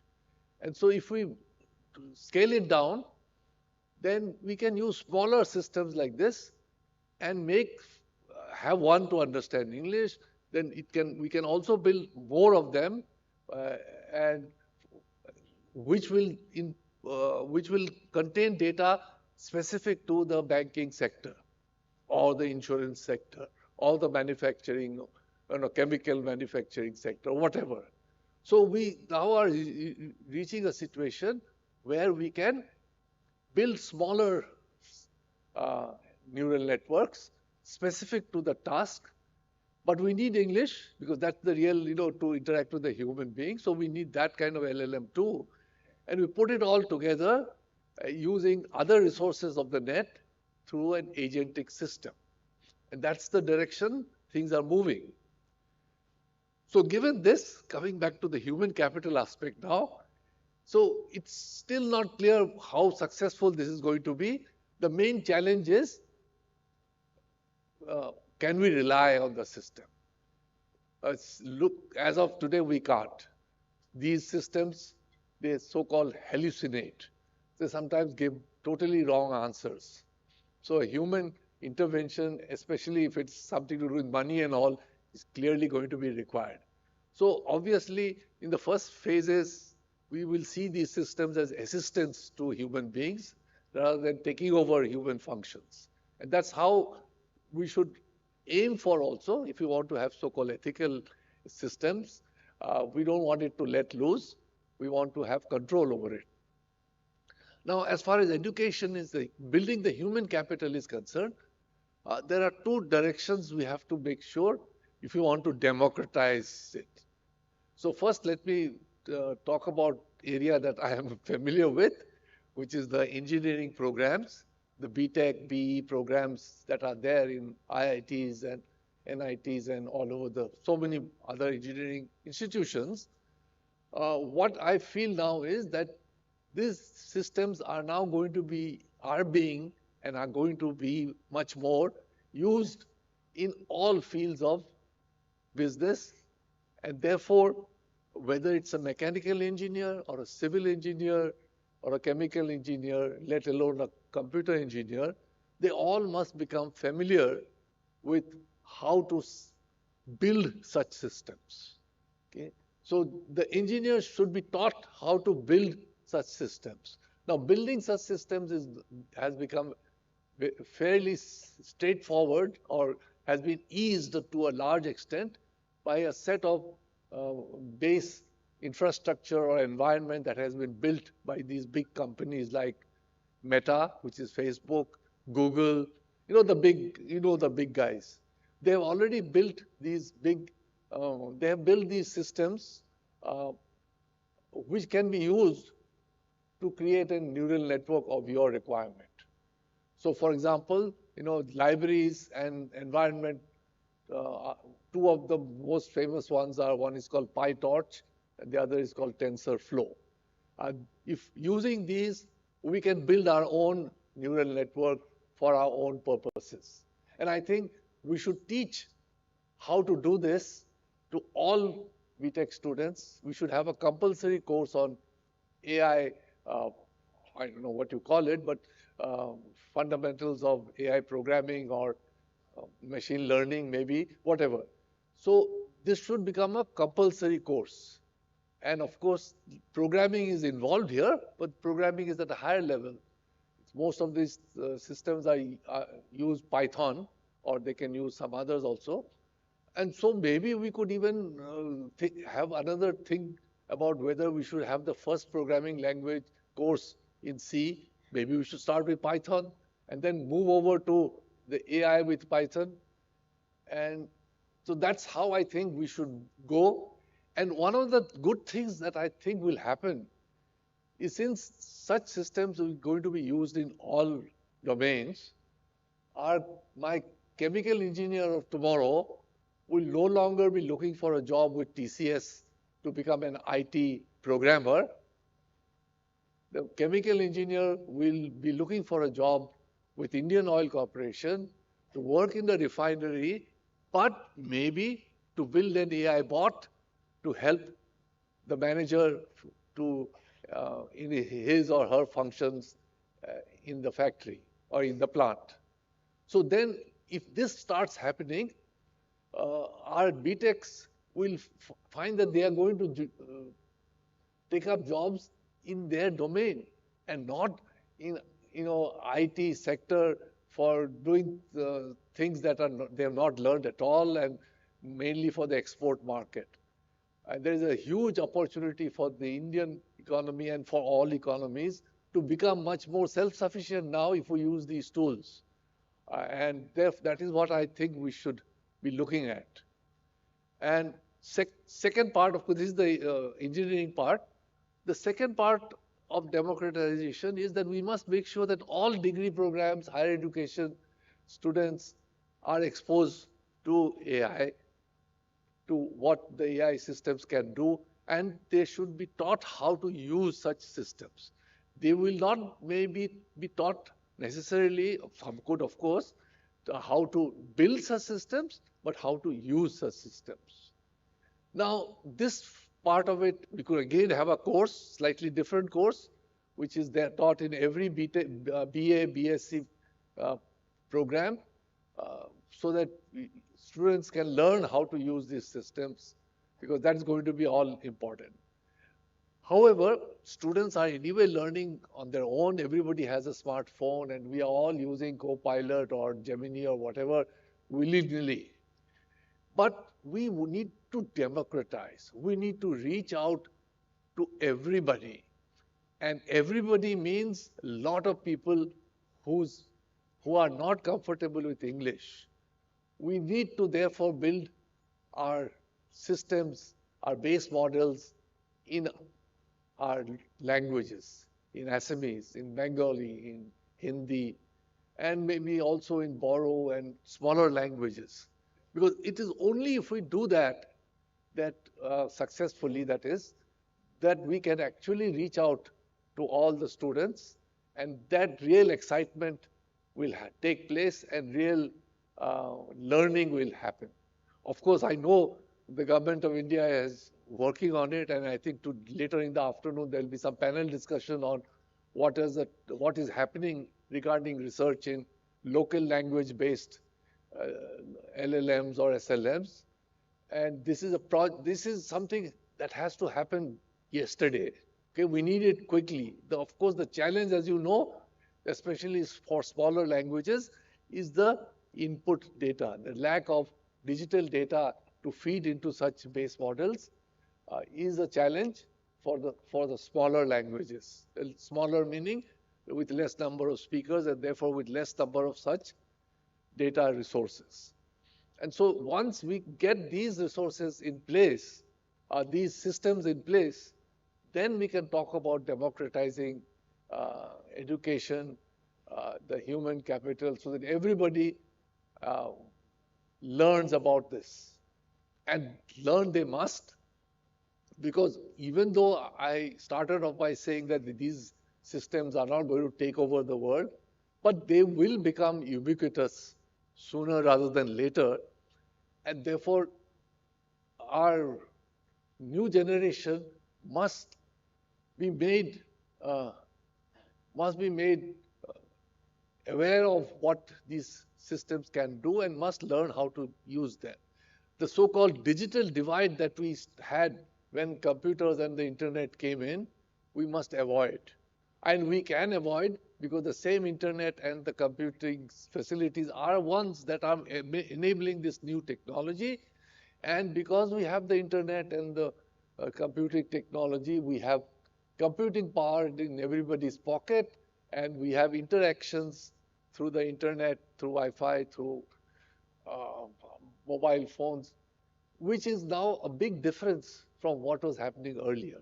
And so there is a huge opportunity now to use these systems, particularly for a country like India, which is striving to become a developed country by 2047, to really speed up the development process. And I think these summits here are a precursor, these workshops are a precursor to the summit, where I think we'll take stock of what's happening and what more needs to be done.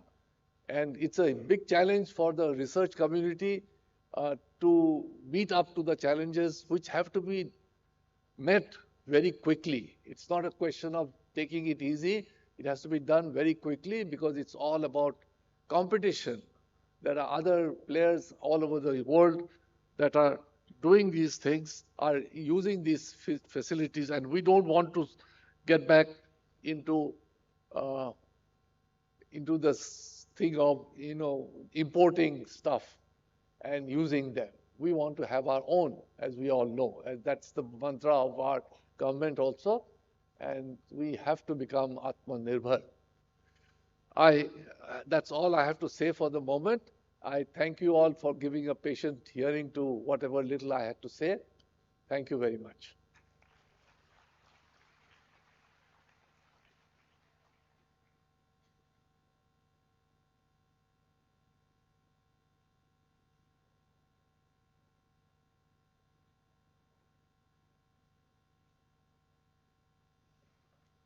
Thank you, Professor Barua, for your insightful address on democratizing competency in the age of AI.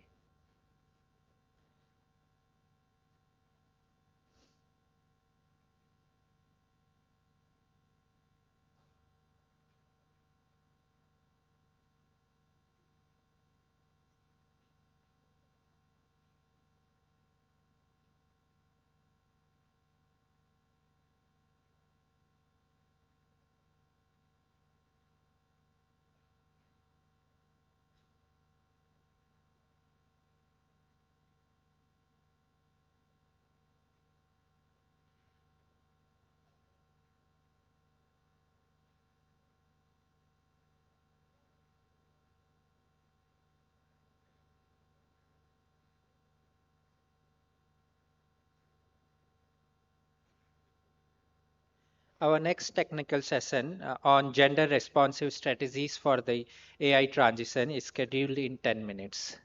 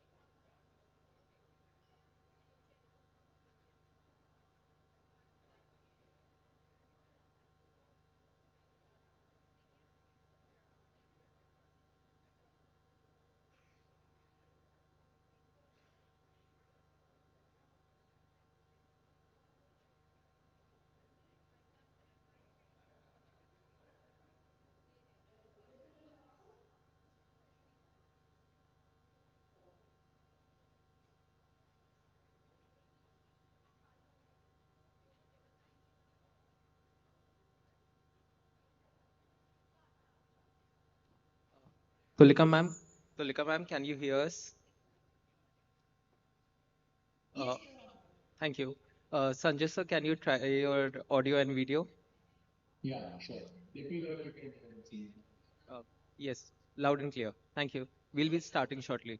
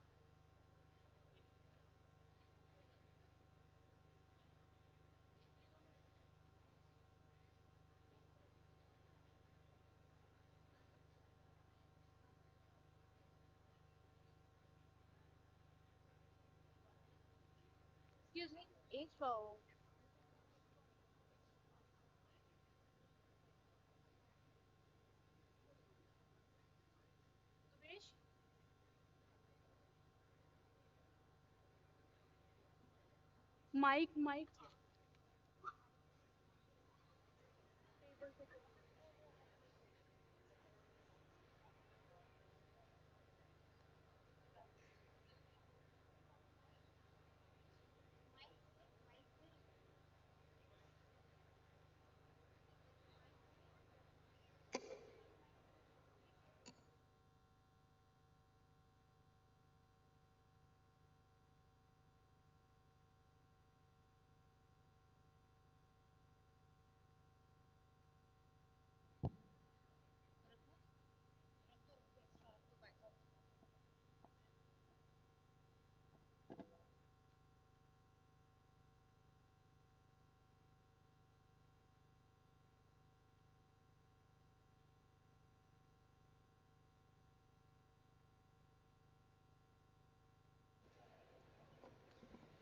Ladies and gentlemen, we now move to plenary session titled Gender Responsive Strategies for the AI Transition. As artificial intelligence reshapes administrative, professional, and cognitive roles, this session will examine its gendered implications with a focus on policy design, workforce transitions, and inclusive growth strategies. I invite the moderator and panelists to kindly take their place on the dais. It is my pleasure to introduce the moderator for this session, Ms. Arpita Desai, Associate Vice President at the Asia Group. Ms. Desai brings extensive experience at the intersection of public policy, technology, and international strategic advisory and will guide today's discussion. Joining her on the panel, we have a distinguished group of experts from government, industry, academia, and policy research. Ms. Tulika Pandey, Scientist G, Ministry of Electronics and Information Technology, Government of India, who works closely to technology, policy, and digital inclusion initiatives. Ms. Tulika is going to join us virtually.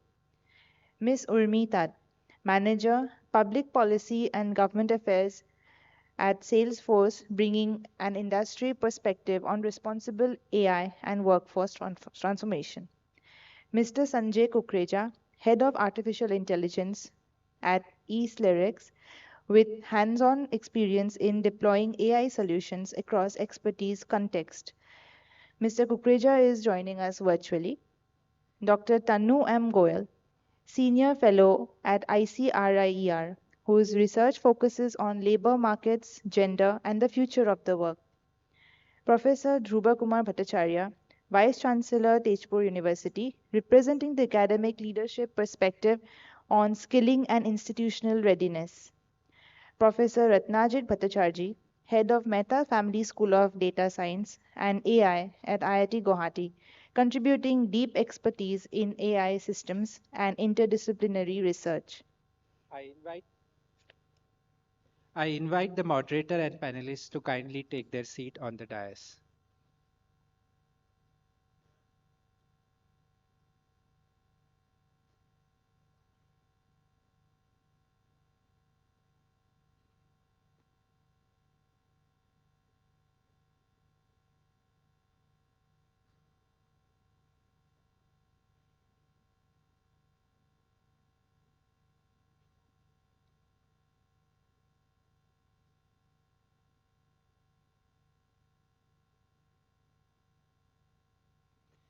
We look forward to a rich and insightful discussion on how policy, education, and industry can work together to ensure a gender responsive AI transition.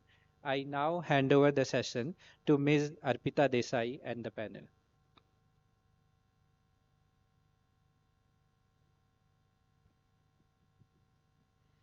Good afternoon, everyone. Thank you for joining us for this timely discussion on gender responsive strategies for the AI transition.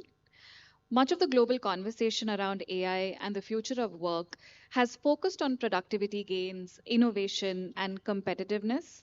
What has received far less attention is who bears the cost of this transition and whether AI risks deepen the existing inequities in the labor markets.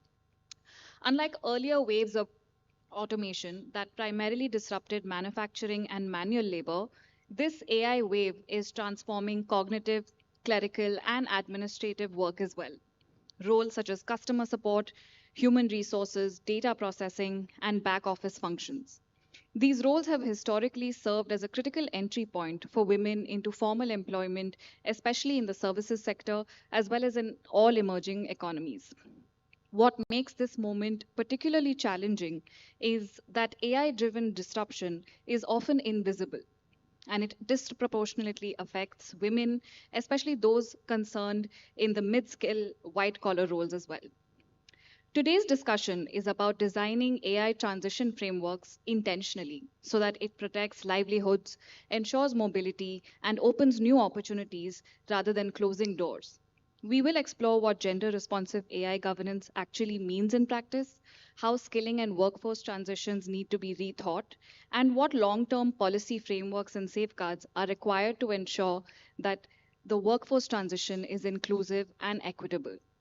I would encourage our panelists to share their perspectives and wisdom, drawing on evidence, lived experiences, and examples of what has worked and what has not. I also urge the audience to ask questions in the session that we'll have after the questions with the panelists. So with that, I would like to introduce our panelists for today. First up online, we have Ms. Tulika Pandey, ma'am, who is currently serving as the Scientist G at the Ministry of Electronics and Information Technology. She's been a distinguished part of the Indian government service since 1992, bringing decades of experience in technology policy, digital innovation, research coordination, and strategic implementation of ICT initiatives in India. An electronics and telecommunications engineer by training, Ms. Pandey has played a pivotal role in advancing national programs related to cybersecurity, research and development collaborations, and the Digital India mission itself. In her leadership capacity, she coordinates key R&D activities at MeitY, engages with stakeholders across the government, industry, and academia, and contributes to policy and program frameworks for emerging technologies. Next up, we have Dr. Tanu Goyal, who is a senior fellow at ICRIER and currently co-leads the growth, employment, and macroeconomy vertical.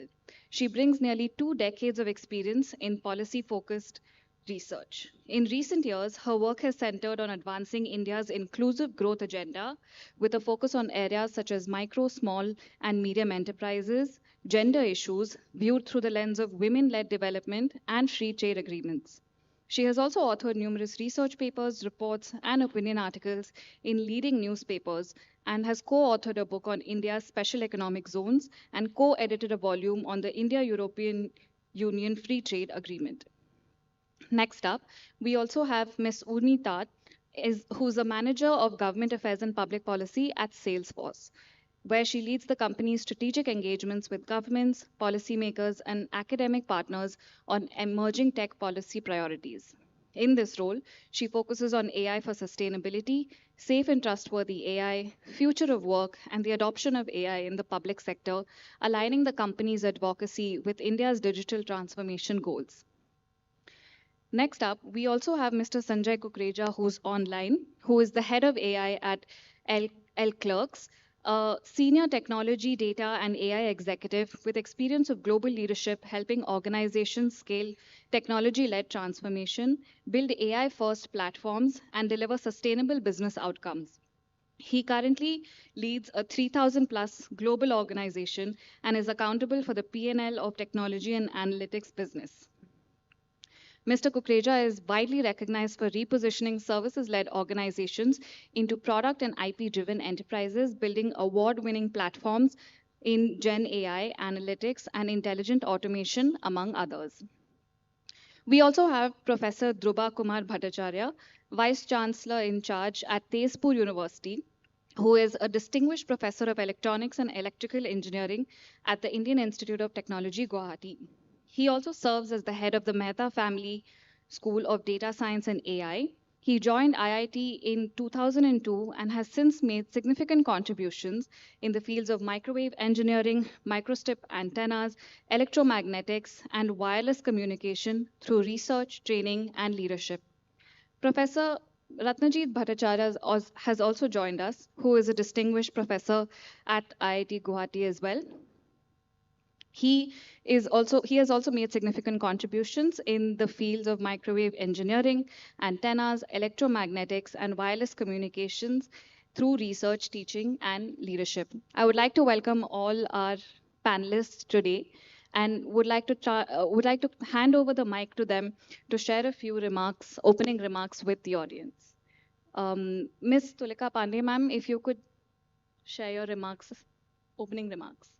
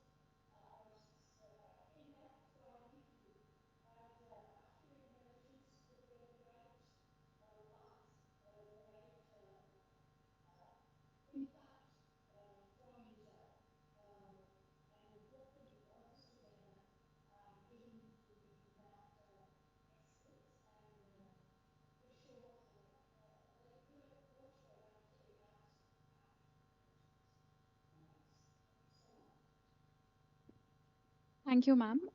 Mr. Kukreja, we'd love to hear some opening remarks by you as well before we move on to folks on the stage. Thanks a lot. And thank you also for the start of the discussion. And I just feel very natural when we said that the topic is gender responsive strategies. Uh, I was very glad you ended this, right? Because we do attend a lot of sessions globally on what AI impact is, but we have never seen a session where we focus on gender responsive strategies.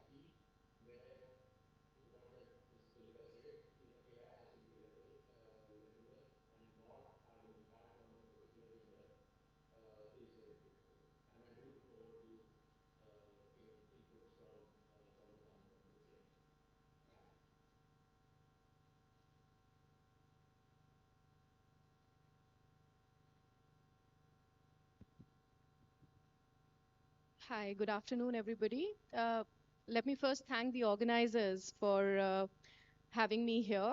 Uh, it's a great platform. I think the conversation is very topical and important, especially because it's at the intersection of technology and gender. And at ICREO, we are doing some interesting work on economic policy for women-led development, where we use micro data and data to actually talk about what the world of work and future of work for women look like. But before we talk about future of work, I think it's very important to look at the baseline. That is, what are really women doing now? How are they using their time? Where are they employed at the moment?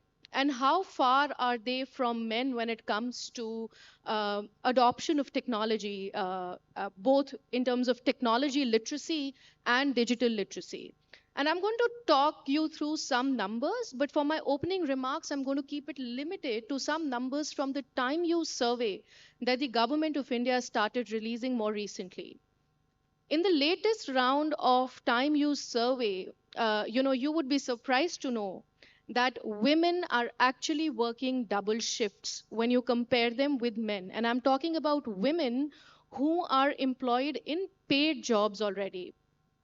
So if you look at the time use survey data, you'll see that women are actually working on an average 10 hours in a day. When you compare with men, it's 1 to 2 hours more.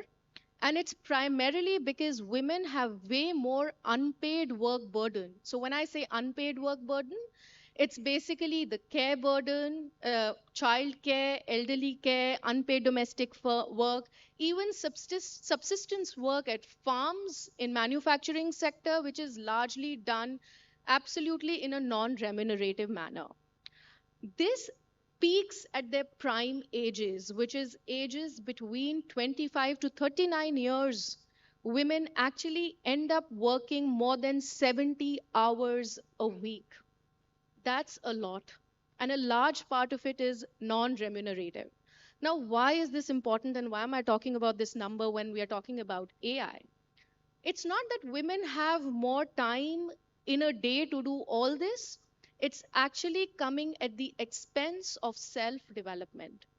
When you look at the time use survey data, you will be surprised to see that every week women have 10 to 12 hours less for any kind of skilling, any kind of self development, any kind of new learning when you compare with men. See, AI, we've been hearing AI, I feel is like climate change. It's happening, the transformation is happening, technology transformation is like climate change. It's all around us. The only big difference is that with climate change, we talk about mitigation. With AI, we only have to talk about adaptation, adoption, and moving ahead with it. The pathways to this is through skilling. This is something that we heard in the previous sessions. It's something which is generally accepted. But what do you need for skilling? You need to know what is your baseline and you need to make time for it. And unfortunately, women in their prime ages don't have enough time for skilling. And therefore, the likelihood of women staying behind men in the AI transformation is likely unless technology is gender responsive in the sense that to begin with, it starts making more time for women when you compare them with men.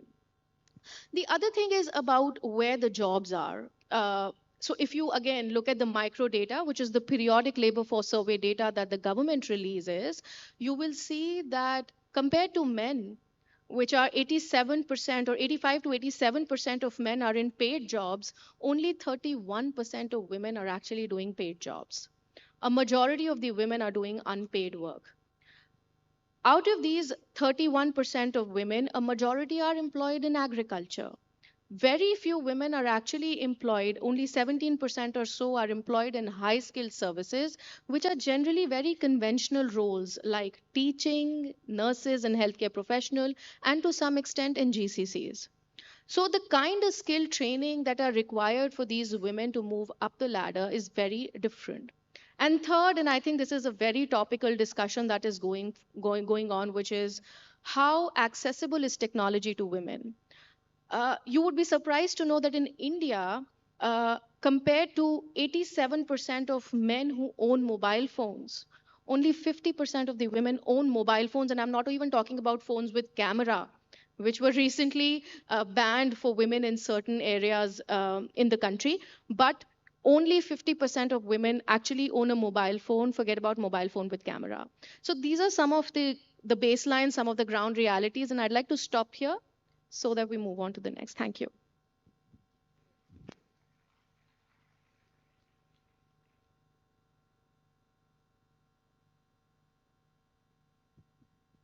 First, I'd like to thank you for having me for this very important discussion. I think you've heard quite a lot of the statistics around the susceptibility of women in the workforce to AI and automation. I just want to add a few more statistics. And so as you might already know, when it comes to the global AI workforce, women form about 22% of the global AI workforce. And if you contextualize this, to the idea of a wage premium, where those with AI skills attain a wage premium, you'll see that this actually compounds the wage disparity aspect of gender even further.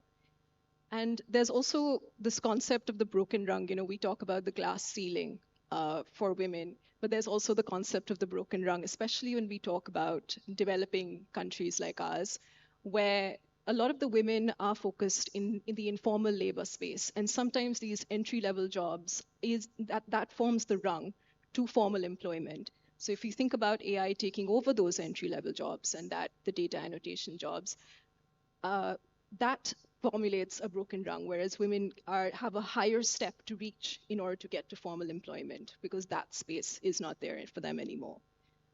However, having said all of this, I think AI can also perform the role of a great equalizer if we use our strategies correctly. And the way I want to just formulate this, and we'll talk about this more later on, is there's the aspect of reskilling, right, which we're here to talk about. But I think that reskilling goes hand in hand with adoption, goes hand in hand with skill mapping. So when I talk about adoption, let's take the example of Singapore, which is of course a very robust economy, very focused on AI, and they have about a $3,000 to $4,000 allowance for citizens to use on AI programs. And you'll find that this still remains in the bank balance because a lot of the citizens don't know what to use it for. So adoption means having people use AI for their everyday lives, for their work, for thinking about how they can use technology and integrating that into their lives. So how do we enable that? That in itself creates an initiative to reskill yourself. So reskilling goes hand in hand with adoption, goes also hand in hand with skill mapping. Where do we need the skills? What problems are women facing right now? In which part of the workforce? Because women's experiences differ across countries, within countries, across stratas. So where is it that we need that intervention the most? And that's where we need to have a kind of a compounded approach across many nuances, incorporating many nuances. And I think we'll get more into that.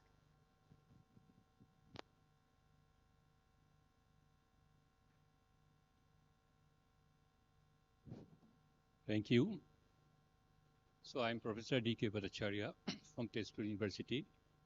So I must say that this is a very important topic, and thanks for giving me this opportunity. So we know that more and more integration of AI in our day-to-day life, it's made it a very efficient way of living with the help of AI. It is fine, but at the same time, since it inherits the social biases, so many times it takes decision. It makes predictions which are unfair. You look at those loan disbursement solution, or voice assistant solution, or face recognition system. If you minutely observe, that you will see that in true positive rate in case of male and true positive rate in case of female, you will find a difference there, and that it shows that some amount of discrimination is there.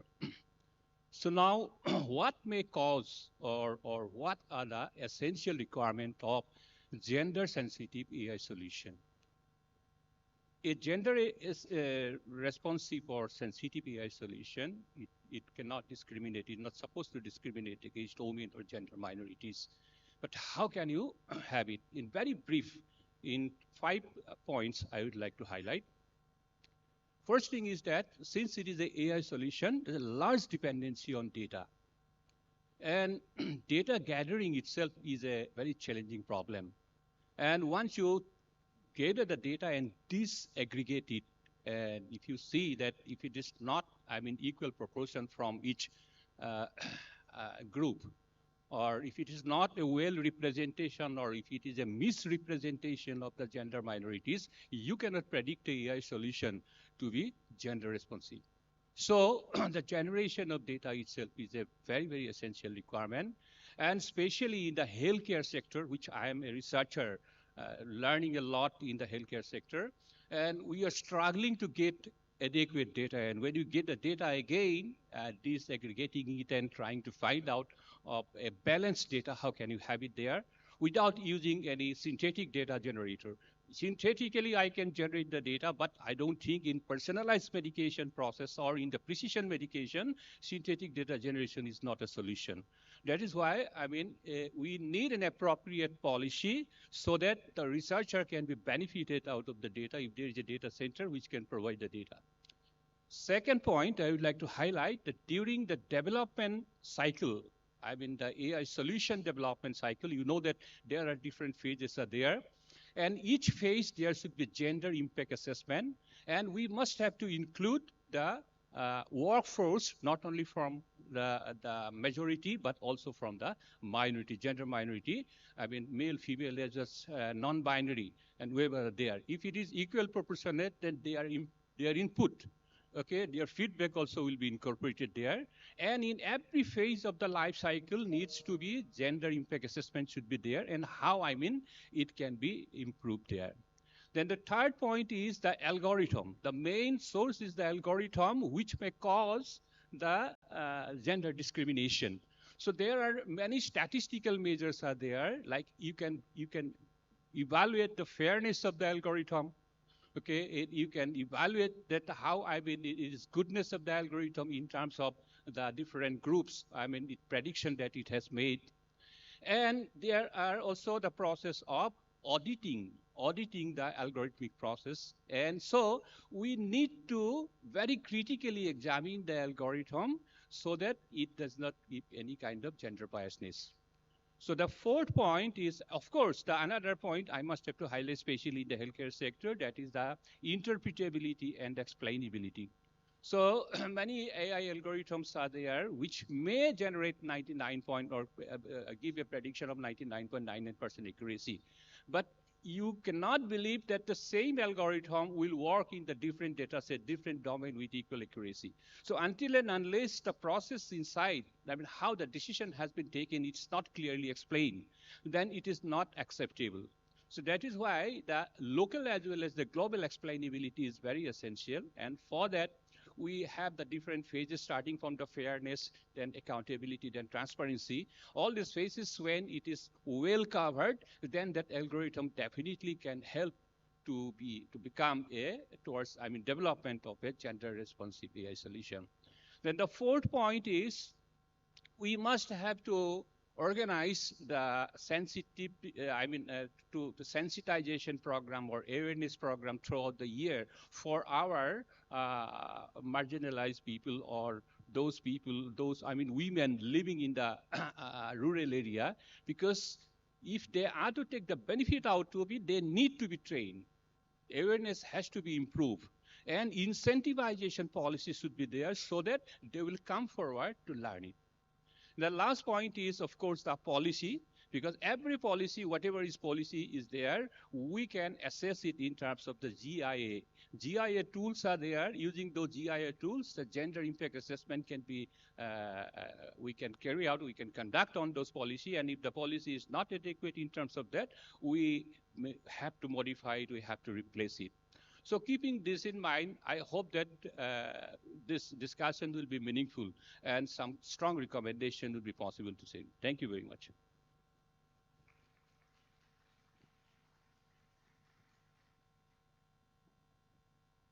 So first of all, I thank the organizer for giving me this opportunity to share this dais and discuss with my fellow colleagues.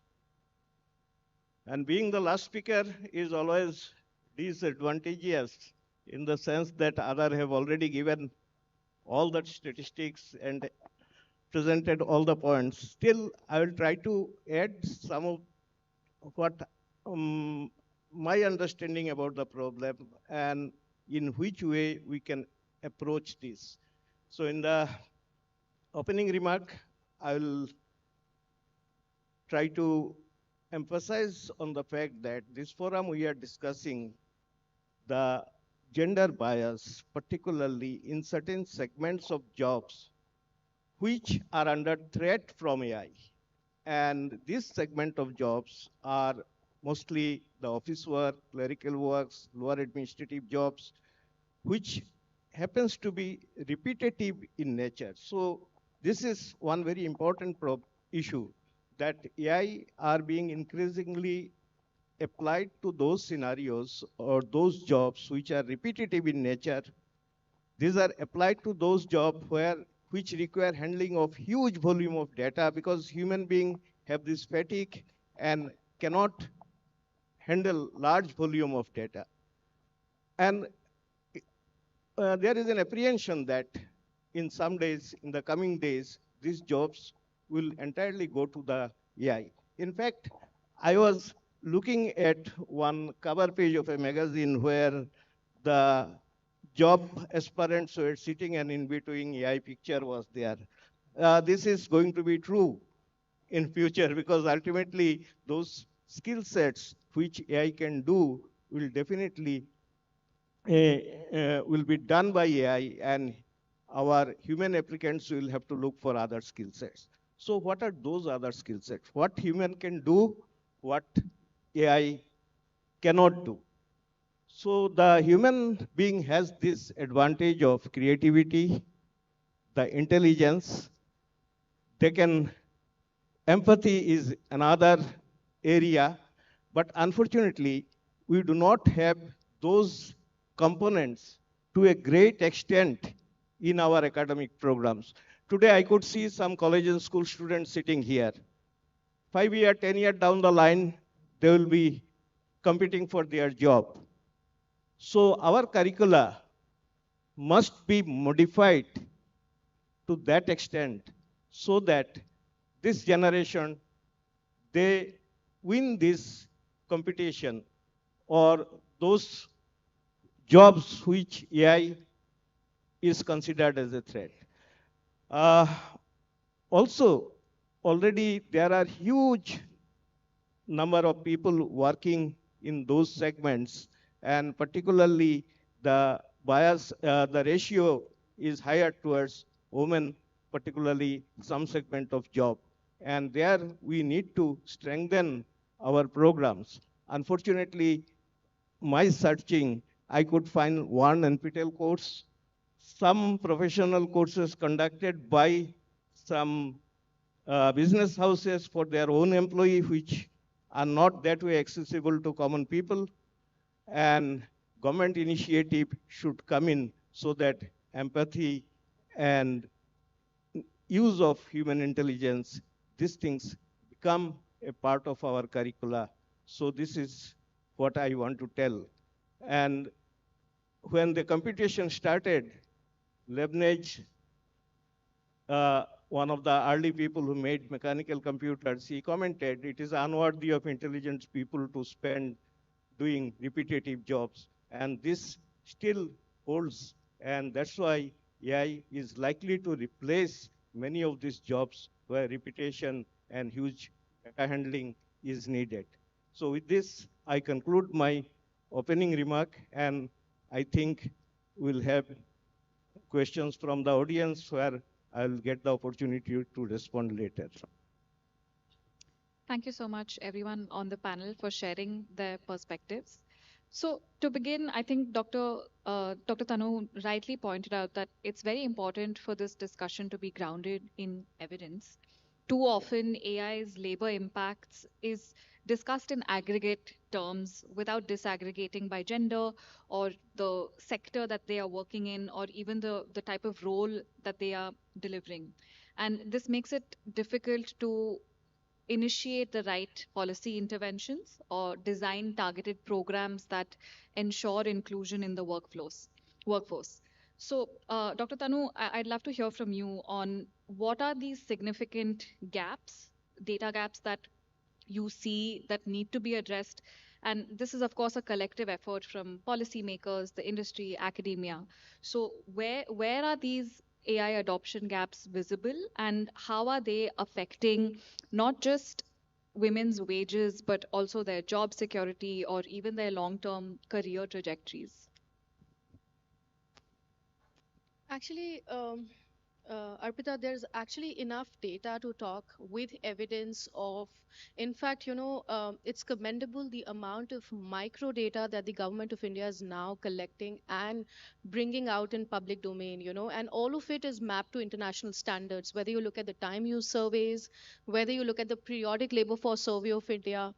But, data is there. The problem is that the more you look at this data, the more the more gaps between men and women become visible. So the right question to ask probably here is, how do you address this, and how can you leverage AI to address some of the unfortunate realities that we are faced by today? I pointed out three problems, and generally I don't like leaving a panel without providing some solutions to the problem, because I'm not here to highlight the problems. I'm also here to propose some solutions which may be very useful and forward looking for all of us. And it's really heartening to see a large number of women and also a lot of young students who are going to be crafting the future. So you all have to make sure that the future of work works for women. Okay? And that starts first and foremost, as cliche as said again and again it may sound, you have to make sure that there's a mindset change. When I was coming here, I was just looking at some numbers on how many women are actually enrolled in engineering and technology courses. In STEM field, because there's biotechnology, medicine, etc., the number is not as bad. But when you just look at pure engineering and technology, 29% women and 70%, 71% men. That's the enrollment, and that's the percentage of graduates. So to begin with, there has to be a mindset change. Now, coming to the first problem that I highlighted, which is a lot of unpaid work being done by women. There's a very encouraging study which was recently done by Oxford University that said that AI has the potential to reduce 40% unpaid burden on women in the next 1 decade. However, the fear is that it's going to be disproportionately distributed. So, the privileged ones will have more access. For instance, you look at all these home appliances, white goods now, which have an AI system to manage them. So, women can actually sit and manage them from offices. But that's only available to a privileged few. A lot of houses still don't have basic things that will help women to reduce some of the burden. So, that comes with mindset change. That's number one. The second is there is a need for a whole of an ecosystem approach when it comes to these issues. When you look at the manufacturing sector in India, for instance, a large number of manufacturing industries in India are micro, small, and medium enterprises. And therefore, not all of them are actually capable of having very large scale training courses for women to upscale, particularly in the textile sector where bulk of women are employed in the manufacturing sector. That's where some of the large industries and large private sectors have to step in to create shared facilities and shared program where the entire cluster can benefit. So if there's one large industry in the cluster, it has to have a shared kind of an approach for skill development program. And third and most important, Arpita, and that's my last point, which is gender budgeting. We are sitting in January, February, the budgets are going to be released. gen Embedding gender considerations in the budget is very important, and it has to have a outcome based approach. Coming back to the fact that how do you map it to data and how data can help fill these gaps, an outcome based approach is when you can actually qualify the gender budget to see how it freed up time for women. So your outcomes have to be linked to time use. So if in the subsequent time use survey, if you see that there's a reduction in the unpaid burden on women and they're spending more time on paid work, it is actually a good outcome. So those are my some points on what are the possible solutions to address the issues. Thank you. Thank you so much, Dr. Goel. I think you made some very important points, even on the mindset change and ecosystem change. And I'd like to bring in both Professor Ratnajit and Professor Dhruba Kumar ji on how we can have this mindset change, especially in the STEM sector, on how we can include more women in understanding the technology itself and encouraging them to participate in the development and deployment of AI in a country like India. This is very, thank you for very relevant question. Because simply, I mean, if you just expecting that more and more women participation will be there without any strategy, without any definite step, it's not possible.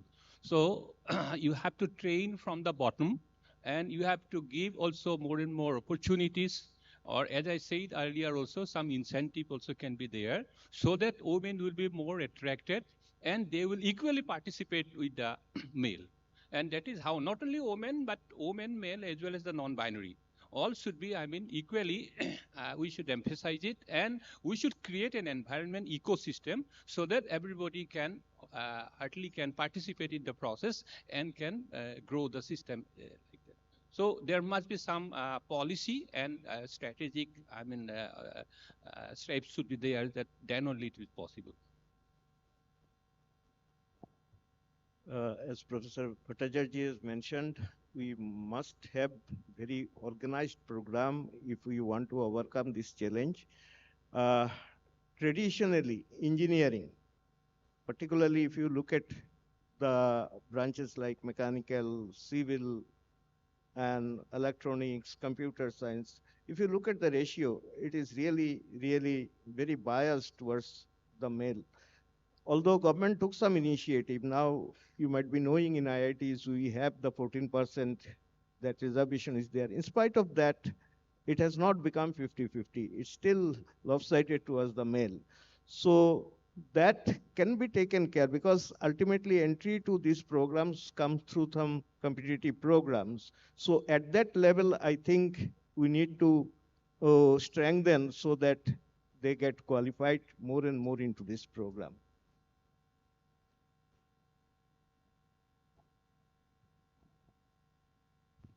Thank you so much, sir.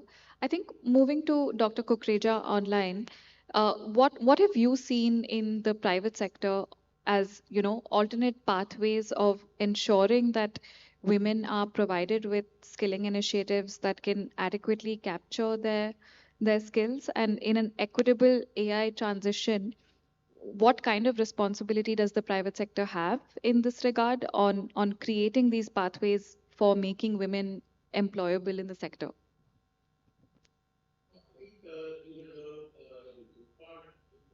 Part, at least on the corporate side, is there is no differentiation that is done from a training upskilling perspective based on gender. So for us, whether it is core engineering roles or operations role, you know, everybody is treated the same.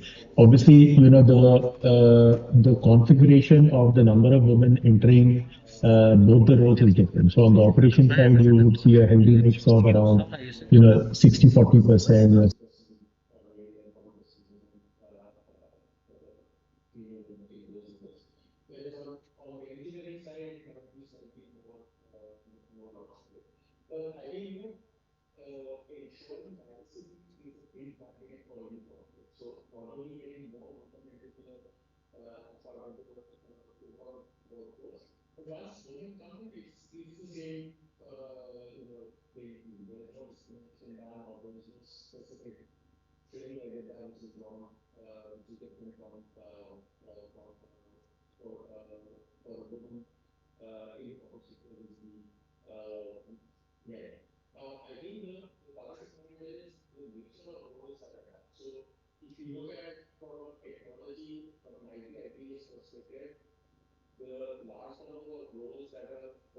available for both men and women are mostly removable. So there is not much, there's no scope to create it, right? You have a very good same role as a big given.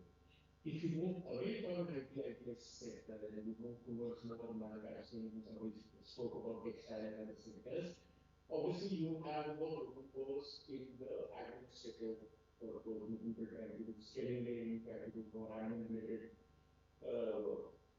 That is where we also feel there is going to be impact of AI, and that's where you have to draw programs where you have people working with AI rather than competing against AI. So that's very critical for the corporate sector. I don't think so IITs have a problem because the other sectors where we have to double down on our efforts to make sure every opportunity that is given to a gender has an AI element as part of that. Thank you, Mr. Kukreja. Urmi, we'd love to hear from you as well on this, on what kind of skilling initiatives have worked in practice rather than, on paper. Thanks, Harpita. And so for context, of course, I work for a company called Salesforce. We're major investors in agentic AI systems. And part of that also involves upskilling the entire ecosystem to be able to adopt this technology and be friendly with this technology. And a huge part of that is also to upskill women to be able to be the face of this as well. So we run a lot of programs, partnering with governments, partnering with the civil society to encourage women to adopt technology and also go into digital roles. So a few of them would be. Sorry. Is this any better? Oh, yes. Okay. So the Indo-Pacific Economic Framework, for example, we have a commitment to skill 50,000 women every year. And we also work with AICTE on our virtual internship programs. And we've got a few takeaways from this. We keep changing these programs around based on the data and the feedback that we get.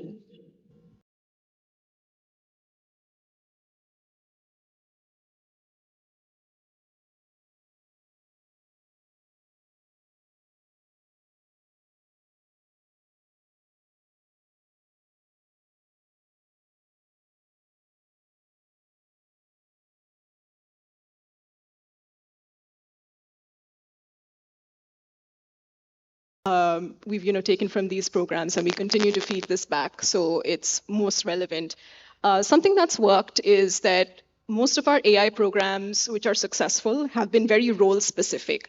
So it's looking at exactly in the technical as well as the non-technical fields, what is it that we can augment for the women who are working in these fields. So it's not basic AI literacy, that's definitely important, but it's also how do you implement it in the role that you have right now. So when we look at non-technical roles, for example, we look at, say, those in commerce or those in law.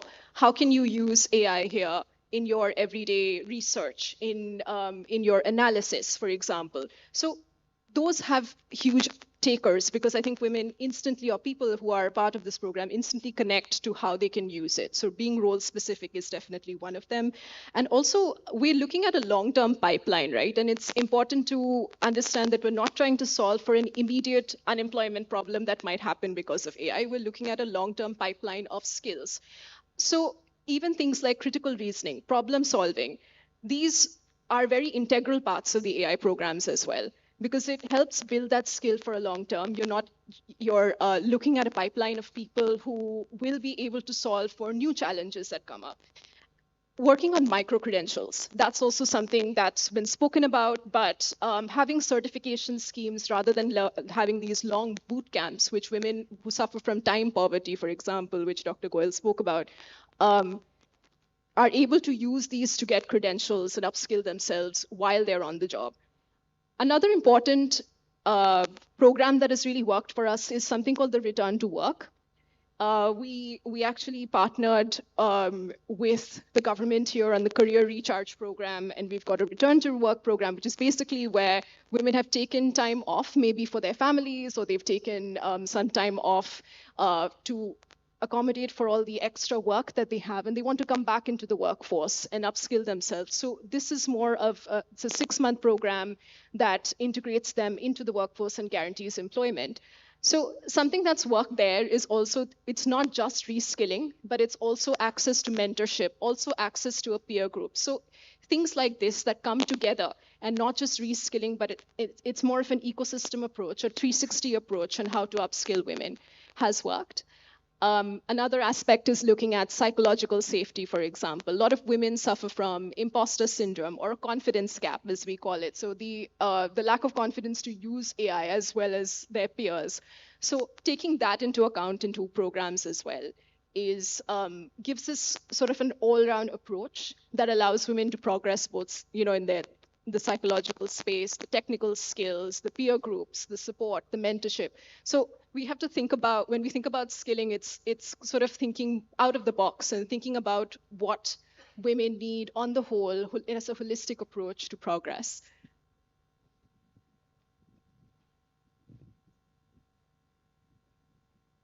Thanks, Urmi. I'd like to ask Ms. Tulika Pandey, ma'am, who's online. We've heard a lot of how there has to be policy frameworks for, say, incentives and skilling and reskilling.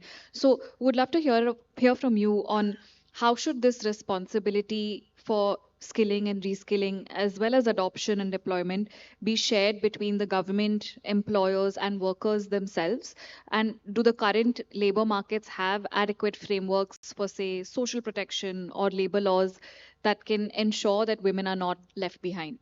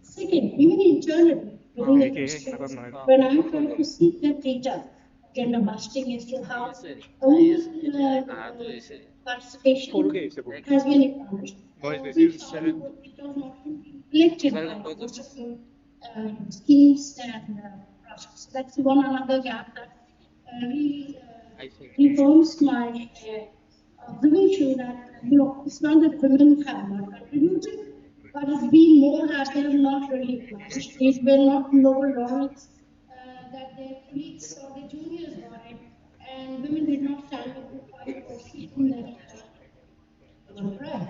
So that's one perspective about women. They are not here to gain a positioning, but they are more towards actually making a difference to society, human lives, others, and therefore you will see that their representation in healthcare and in other holistic requirements have seen burst through. So first point is the second is when we are really looking at the technology and tools today, we are missing a very key tool that will help us to also detect the right skill sets that we have. So if you look at the certifications that our education or training instruments are giving, when we talk about specific training and skilling, yes, we have a certification which will talk about my analytical skills or my programming skills or my mathematical skills, but it does not come forth in my basic education certification. We do not, as engineers, get a clear report, it says certification that it says I am good at so and so. So when we're talking about skilling today and a very specific skill, I feel there are two important tools that we need to work out individually. A, we need to have certification and credits clearly identifying the skill sets and not just large domain in engineering degree in electronics or telecommunications. So that's one. Two is for employers to choose a woman over a man. Uh, he or she goes by a common parlance of saying, hey, if I hire a guy, if I hire a man, I can retain him to work for more than 10 hours. Which whereas when I hire a lady, I will have to take care of her security, I have to take care of her, other social requirements. And if she was family away, I will go like 8 months earlier. And these are perceptions in the absence of an appropriate tool, which would have told an employer that the lady versus the man in front of you, the comparative says that she may perform the task within 2 hours, whereas the man may take more than 4 hours to complete the same task. And any employer does get this clear perspective, I'm sure. The current disbalance of women in engineering, science, and technology versus men will naturally be addressed. So those are the two important requirements I feel we can start. And also when we're talking about assessments, we should talk about psychometric assessments. I have been talking about it, and recently I have been approached by startups in India who say yes, we have the tools and we are using gamification models to give it the right assessment of the skill sets. I think not just for India but globally, we can look at these three solutions that will change the very narrative that is happening now. Has been telling us that women need more reinforcement. Women would have it. The term incentivization for women is not just economic, not just that she should be paid very well, but more about the entire technology space, be it artificial intelligence or be it quantum or be it any other technology or science. We need to tether asking from women to actually contribute to close certain gaps that are missing. And some of our speakers did refer to some of those gaps very openly. And I think we should take this opportunity, take this platform to identify some of those gaps and then identify some of those tools that we can together bring forth. And to last to the point, the Government of India, Ministry of Electronics and IT has several initiatives which addresses these gaps. And we'll be happy to get the further suggestions and inputs. And we will ensure that the women representation is appropriately presented on this global platform, not just there are many more things I could suggest, but I think just to add to the discussions, this is important. The frameworks are already there under the AI machine, and inclusion is a basic which with which our Honorable Prime Minister has always talked about inclusion of all sectors, and it's important that in India, if artificial intelligence brings in police into the mainstreaming, then it has done its job. We know that in India, many people are playing with the ChatGPT Yes. agents. And luckily, when we start listening to their response in their own language and dialect, it is really enthusing. Many such things in the country experiment with artificial intelligence. And I'm very sure that India will adopt and adapt the technology in a way that will make their lives better for it. I don't think I will stop the question and response to the question that you put up with that, but if I missed it, please do repeat it. No, thank you, ma'am. Thank you so much. I'd now like to call upon the audience for any questions that they have. Please do state your name as well as the question you'd like to ask to which of our panelists today. And please also note that we have two of them online as well.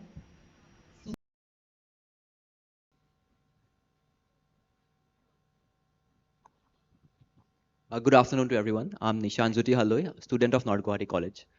I have been noticing for a while that people nowadays are getting very attached to their AI chatbots, especially like ChatGPT, Grok, or Gemini.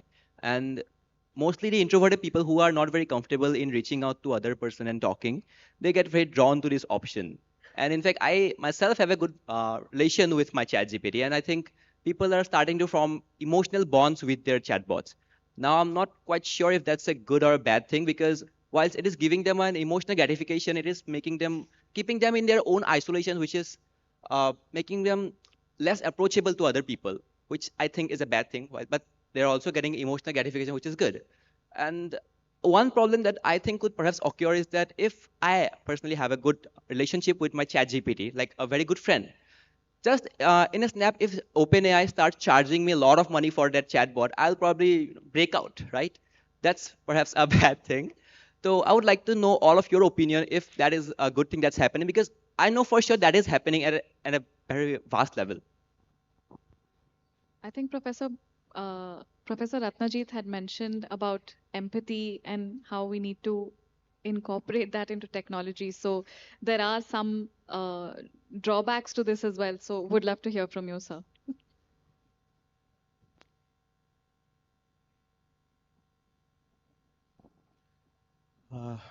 So very good question. And I think that emotional attachment with ChatGPT or this type of AI tools, this is coming from your isolation. You are not interacting much with your friends, sharing your ideas with them. You please try doing that. After all, these GPTs or AI, these are data driven. As long as whatever data is fed to them, they will keep you answering. So that's the limitation. Of course, today, the volume of data, this is also one point I want to emphasize. The rate at which the data is increasing, that is enormous. It is said that last 5-6 years we have generated that much of data what the mankind has not generated in history. So that's why ChatGPT has got answer for everything, but be aware, if it refers to a wrong data, wrong reference and gives you an answer, you will be misguided. So this is my advice, and keep interacting more with your friends rather than interacting with ChatGPT. Thank you. Just I would like to add one more point to this, that you know that even ChatGPT, many times we find it is a hopelessly bad also. Especially when we handle a hardcore research problem and somebody of my students try to take the help of ChatGPT, which is not even up to date. So many times it gives a wrong information also. So since already Professor Gautam Borwa, sir, he mentioned very rightly during his speech, hope you listen to that, that until and unless dynamically this is fade, if it is not, up to date, and if it is not properly analyzed, the responses you cannot trust all the time. That's what Professor Bhattacharya just said, that hey, you can use it, but you should keep distance from there and talk more with your student friends also. Thank you.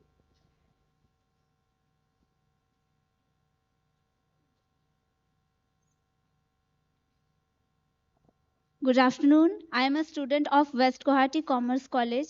As a student, my question is that middle class और poor students के लिए AI और digital skills की free या affordable training का क्या system बनाया जा रहा है जिससे कि वो आसानी से training ले सके?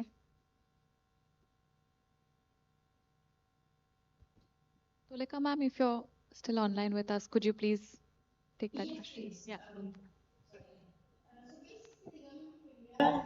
Currently has at least 3 separate initiatives in addition to an initiative under the AI mission. We just this prime program where we are offering several courses which are free, and there are some paid courses when that gets upgraded to a higher learning. Then we also have the National Information Transfer Information Technology, the NIST platform, which is now recently launched, is a digital platform. We are offering many courses for free, and the accessibility is almost national at least now, and we will extend it to be everywhere. We are working towards with different institutions, academia, to bring in, credit mapping too, and you will see that some of them go for land and credits. At one level, we're also trying to now exactly answer this demand of offering learning content in such a granularity that it's easy, that it's going to be easy for formation or learning adaptability of the students at different levels. And therefore, we are now planning to, and hopefully we will, be trying to work out different models of content delivery. And the content being delivered in different modes also. So it could be a simple research paper and external content. It could also be audiovisual content with interactive modeling, and we are using the AI agents to guide you, to help you to look at specific content that is useful to you depending upon your own current learning abilities and your course strengths. So if you would like to, then please look at the content, and we will be happy to see that you have plethora of courses that are available to you to benefit from. And there are several other initiatives by agencies in government and courses. And there are so many other initiatives that I could refer to. They're not specific government initiatives. But there are several contents that currently is being offered. Google has brought out content. Yeah. And many of these agencies are not charging you either not charging you or charging you minimally, and therefore there is no limitation to learning and getting these courses, right? And with artificial intelligence, we are hoping also to nudge you gradually towards the specific skill set that is akin to you as you get skills to the employment opportunities, or taking up research in this area, or getting into algorithmic designing of new processes and new tools that we use in the future. So I should have had a list in front of me, and I can go on and read out a few URLs, but I think I'd rather share it with the organizers to put it to make it accessible to you than reading out those 5 or 10 different platforms that you contribute to. Yeah. I hope I've answered your question. Thank you, ma'am.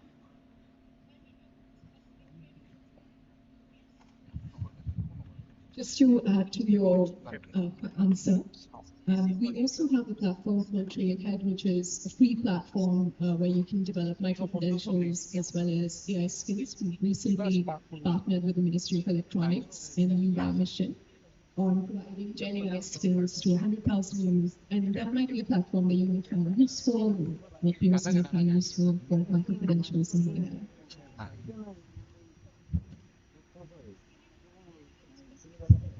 Any other questions from the audience? Good evening, ma'am and sir. I am from St. Anthony School, Senior Secondary School, North Guwahati. So my question is that means AI is replacing the jobs with human beings, and if somehow AI manages to replace the jobs with human beings at that time, what is the option for the aspirants, those who are willing to means those who are seeking those particular jobs? What would happen to them, and what is the last option for them to do at that time?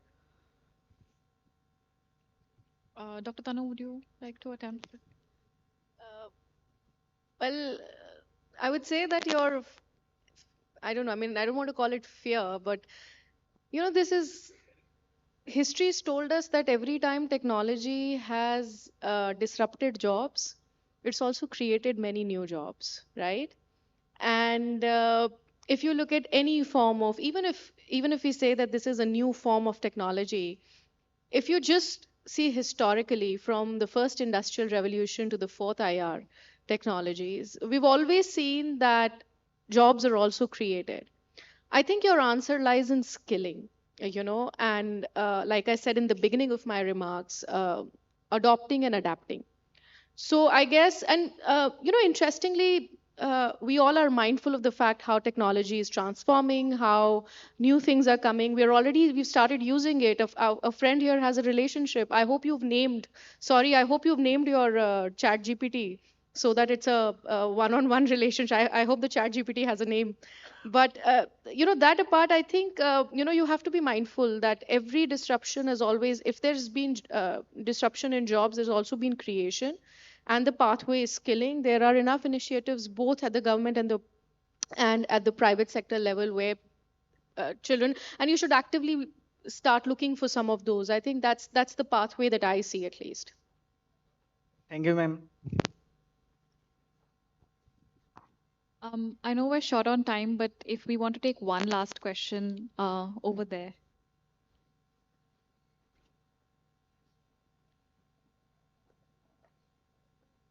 Yeah. Good afternoon, everyone. Do we have any women who would like to ask a question? Oh, right. Myself, Yeah. Deepika Kalita from PMC Damdama School. My question is, we have learned that AI is useful in many ways, but can it be harmful, and how can it be harmful? Professor Ratnajit, I think, or Professor Dhruv, on some of the harmful effects of AI. Sure, ma'am.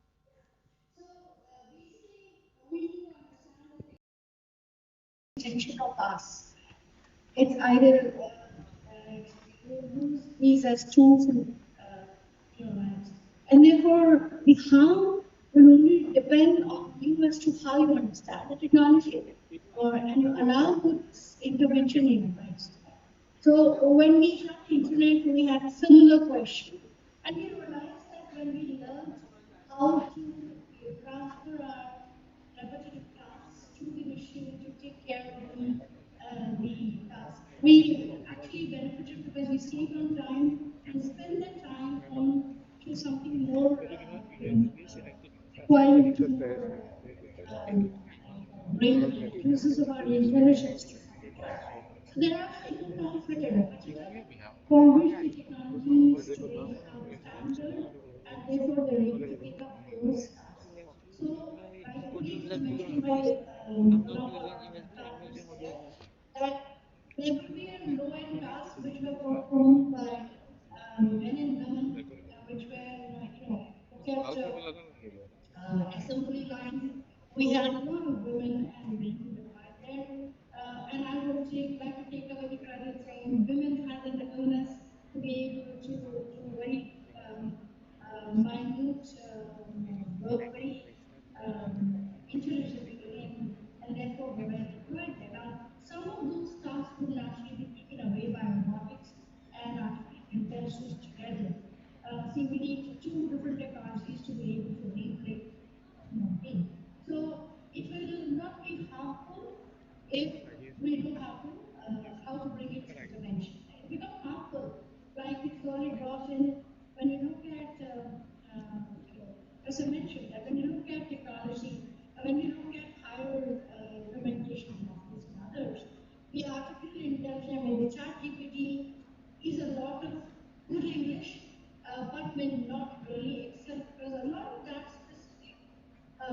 data sets about the engineering and the mathematical modeling and the algorithms are not always available in the public medium, right?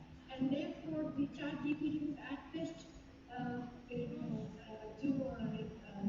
give you a report of the different approaches that are there, but it will not exactly give you a very specific response. And again, bringing back Dr. Parva's talk, he's very right that our artificial intelligence will only be as dynamic as we continue to be.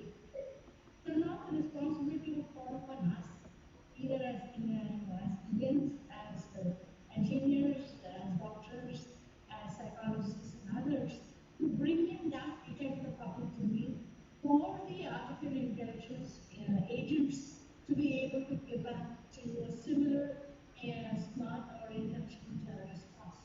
So I don't foresee any technology ever being harmful other than us becoming lazy. We are now turned into human beings who want instant gratification at the press of a button. We are seeking responses. We are many times not even reading those advisories that are given along with those tools for usage because we become too complacent with what we may use. And if you look at how technology has responded to you, it has always responded to you as per your intelligence and your adoption of that technology. So basically, technology cannot be having any harmful effects. Actually, if you look at much of those tools and artificial intelligence bringing out support to student learning is when you can access a large amount of different research papers from different sources and be able to then get a simplistic analysis for level 1. But of course, you do not apply your own mind, you do not apply your own intelligence to take that research for further, you will actually get research. So if you're only going to be taking a shortcut, no technology would always be the best. But if you know how to use it for your best help, you would never suffer from any new technology. Today we are talking artificial intelligence because we have Internet of Things to give us large sets of data, structured data from different sources, and we have the compute power to then be able to do an analysis of that data that's available to us. But again, if you are not programming to give you the right responses, you would not get a very good response. It all really depends on how we as humans learn how to benefit from what is available to us as a tool or technology. So I once again repeat, harm depends only upon our foolishness or our laziness or our short-sightedness in how we adopt technology in our lives. Thank you, ma'am. Just sorry, just one thing I'd like to tell you. From what we've learned, and because this is a gender panel, I think we must do acknowledge it that technology can be harmful only if it's exclusionary and if it's not used in an ethical manner. So these are two things that you have to be mindful. It should not create exclusion. So everyone should be a part of it. And two, it has to be used in an ethical manner. And I think we are in great hands because our government is taking care of the policy. So policies should make sure that it's not exclusionary and there's ethical use. And I think then it will only benefit. Go ahead.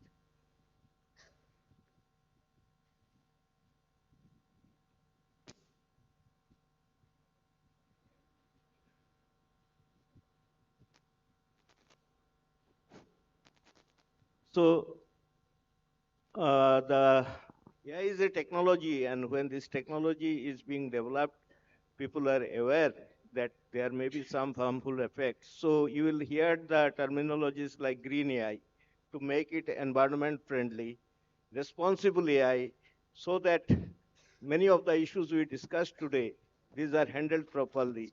Then fairness in AI. This is another very, very important aspect. Fairness and accountability.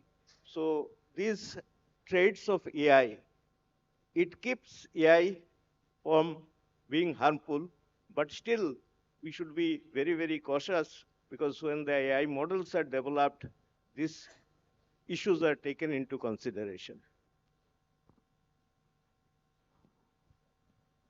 Thank you, sir. I'd like to thank the audience for a very thought-provoking session. Oh, sorry. Yes, yes, ma'am. How cybersecurity is impacted in spite of government initiatives. And so, whatever Professor mentioned is right, but these are more at a governance level and framework level. When I look at individuals, when I look at how humans would respond to what is their right accountability and livelihood, that is what I actually addressed when I responded to the question. So I acknowledge what has been mentioned, but those are government initiatives in place and or being putting it in place. So I only want to reinforce the point that accountability of the citizens themselves or the users themselves is a key part to technology being effective. Thank you, ma'am. I'd like to thank all our distinguished panelists for sharing their perspectives today. I think we've had a Really great discussion around how, while the AI wave is here to stay, we need to work with it than to compete with it. And this requires a collective approach from the government, industry, academia, and a whole mindset change on what AI can do for our workflows and how it can complement the women's life and the workforce instead of displacing their work or making it harder to adopt certain skills. And there needs to be certain policy and strategies so women can be incentivized to upskill themselves, reskill themselves, and hopefully contribute to the AI development and deployment with acknowledging their contribution to this transformative technology. And I hope that we can also have these policy recommendations not only in policy frameworks, but a more gender neutral and a gender responsive approach to AI policy, where the women's role to the economy is taken into consideration. So, thank you all for your great perspectives, and I hope you all had a very introspective session.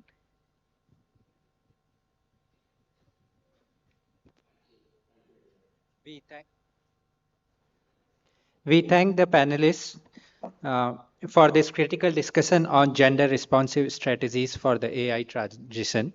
I now invite Professor Shamanta Hazarika to felicitate the panelists.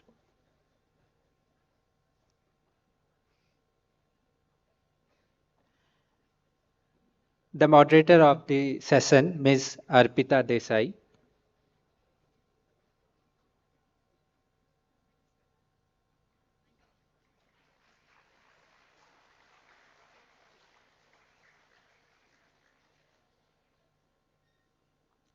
Dr. Tanu Goyal.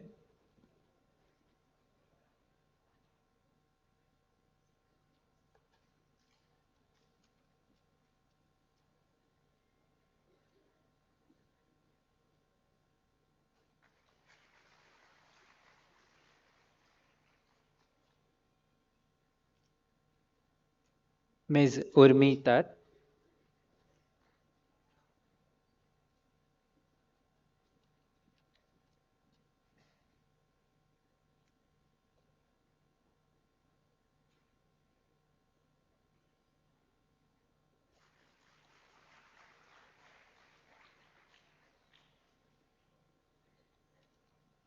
Professor Dhruva Kumar Bhattacharya.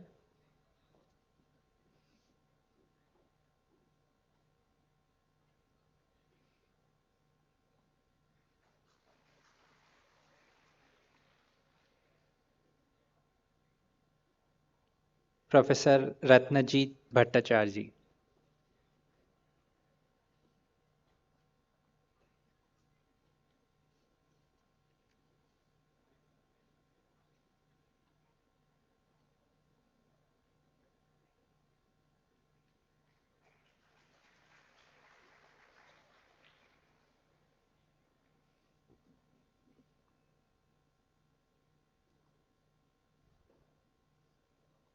Thank you.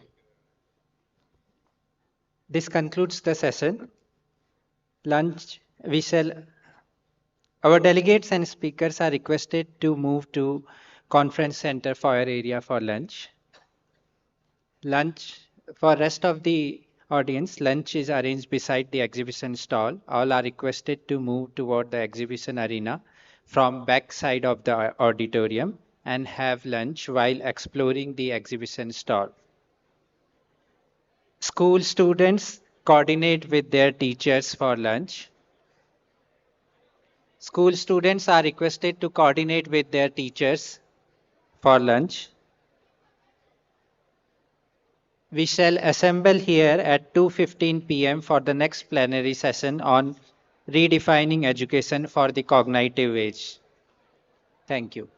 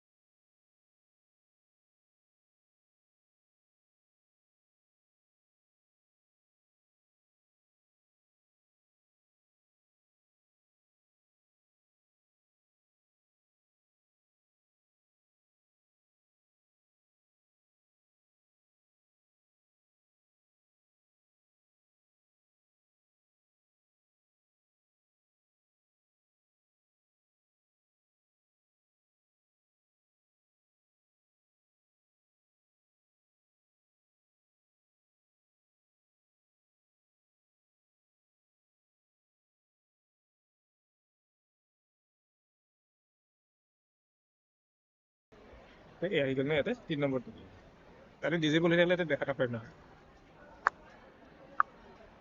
তো আমাৰটো আহি স্পীকাৰৰ পৰা যাইছে এই hello' তো আমাৰটো আহি আছে আৰু এইটো হ'ল ইহঁতৰটো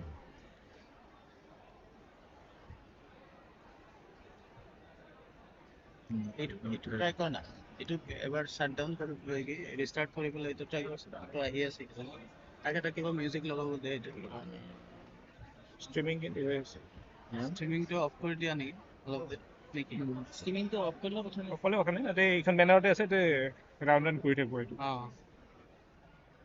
চাই কেৱল নহয় ঠাণ্ডা আছে নহয় এইটো এটা প্ৰব্লেম আছে এইটো restart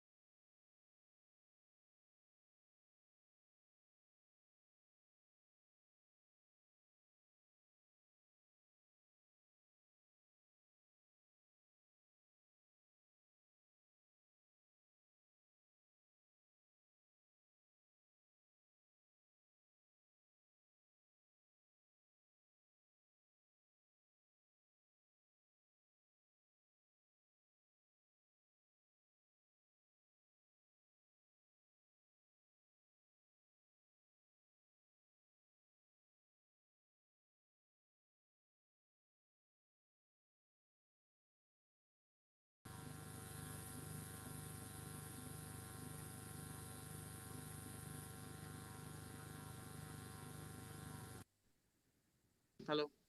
Hello. Hello.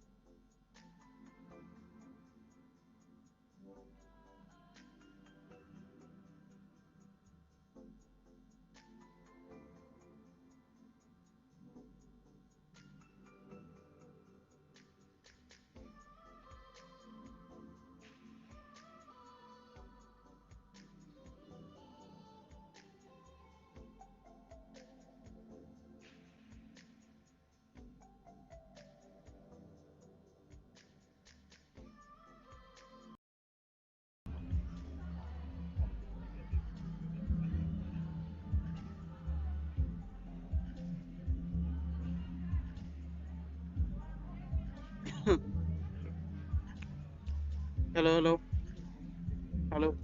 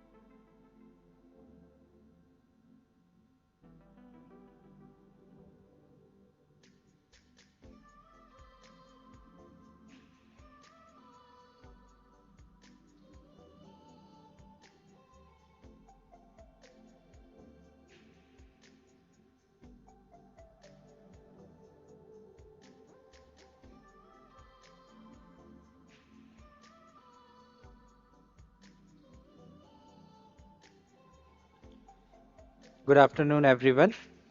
We will start the next session on redefining education for the cognitive age in 5 minutes.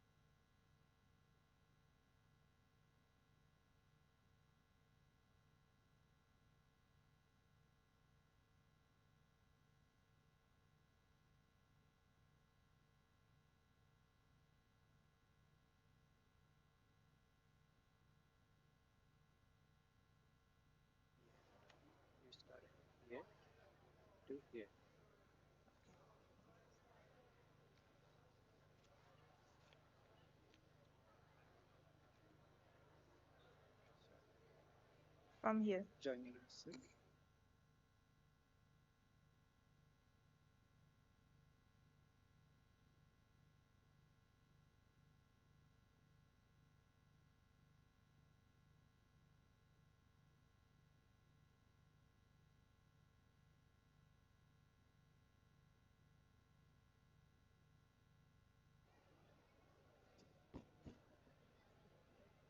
Ladies and gentlemen, Sorry. ladies and gentlemen, we now move to plenary session titled Redefining.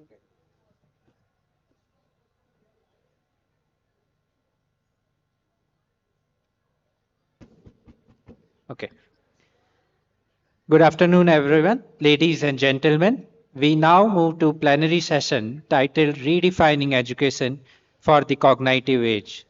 As artificial intelligence increasingly shapes how knowledge is created, accessed, and applied, this session will examine how our education system must evolve, from curriculum design and assessment models to institutional leadership and public policy.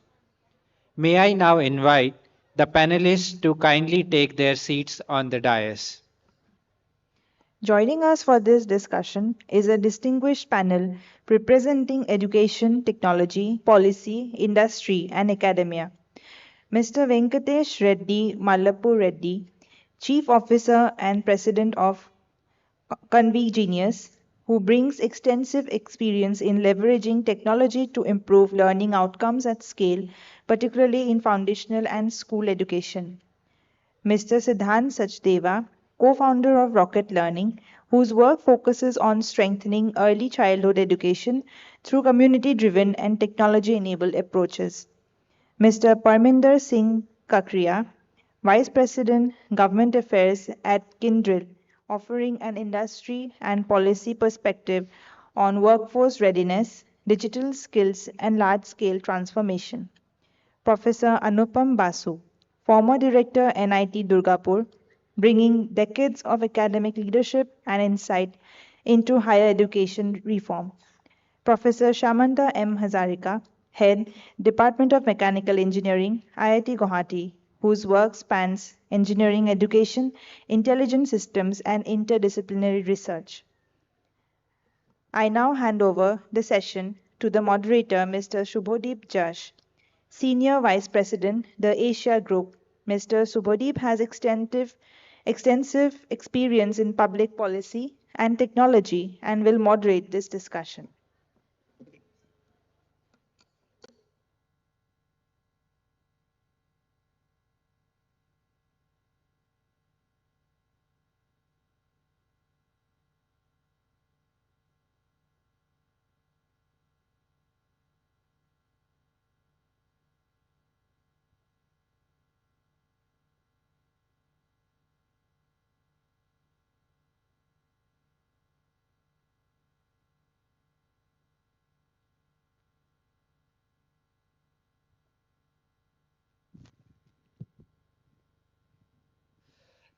Thank you very much.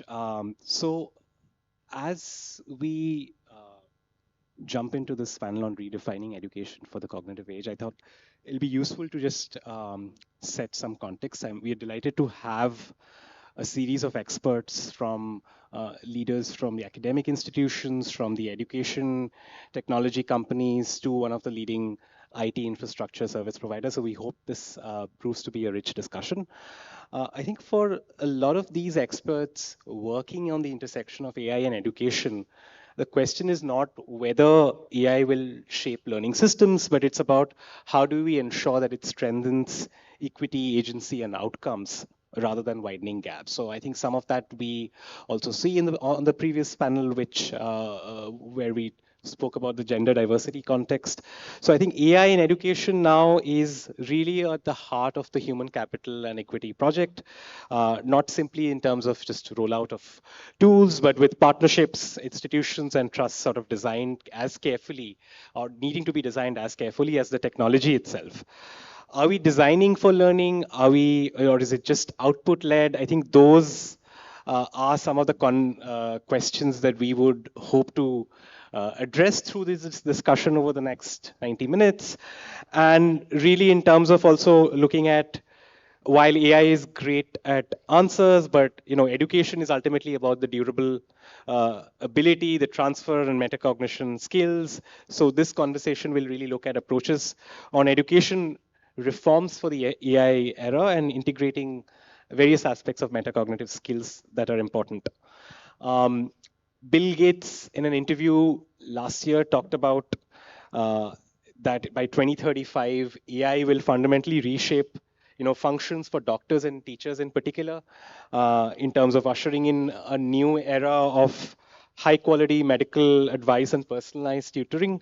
I think keeping that context in mind, we really need to engage in this conversation over the next hour or so to understand what it means for the students, which are at the core of our educational institutions, whether in terms of, we need to reimagine our curriculum, what sort of issues that we look at the essence. So I'll jump straight into a discussion where the way we'll structure this is we'll have a series of opening remarks. I would request the speakers to keep this to about 3 to 4 minutes, and then we'll follow with a moderated discussion and keep some time in the end for questions and answers at the end.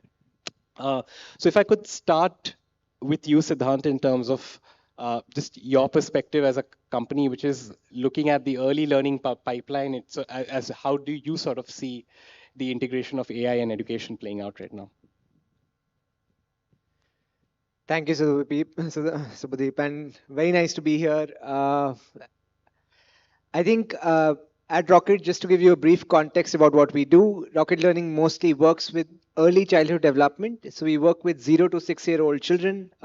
We support Anganwadis and parents in the early child's education. We use AI and technology widely to make sure that the ecosystem around the child is actually well equipped to support the child's early learning. Today in India, around 50% of grade 1 students in a government school are not able to read and write at the level that they should. And that's the problem that we are trying to solve for. When it comes to AI, I think there are 2 or 3 fundamental questions that we need to answer.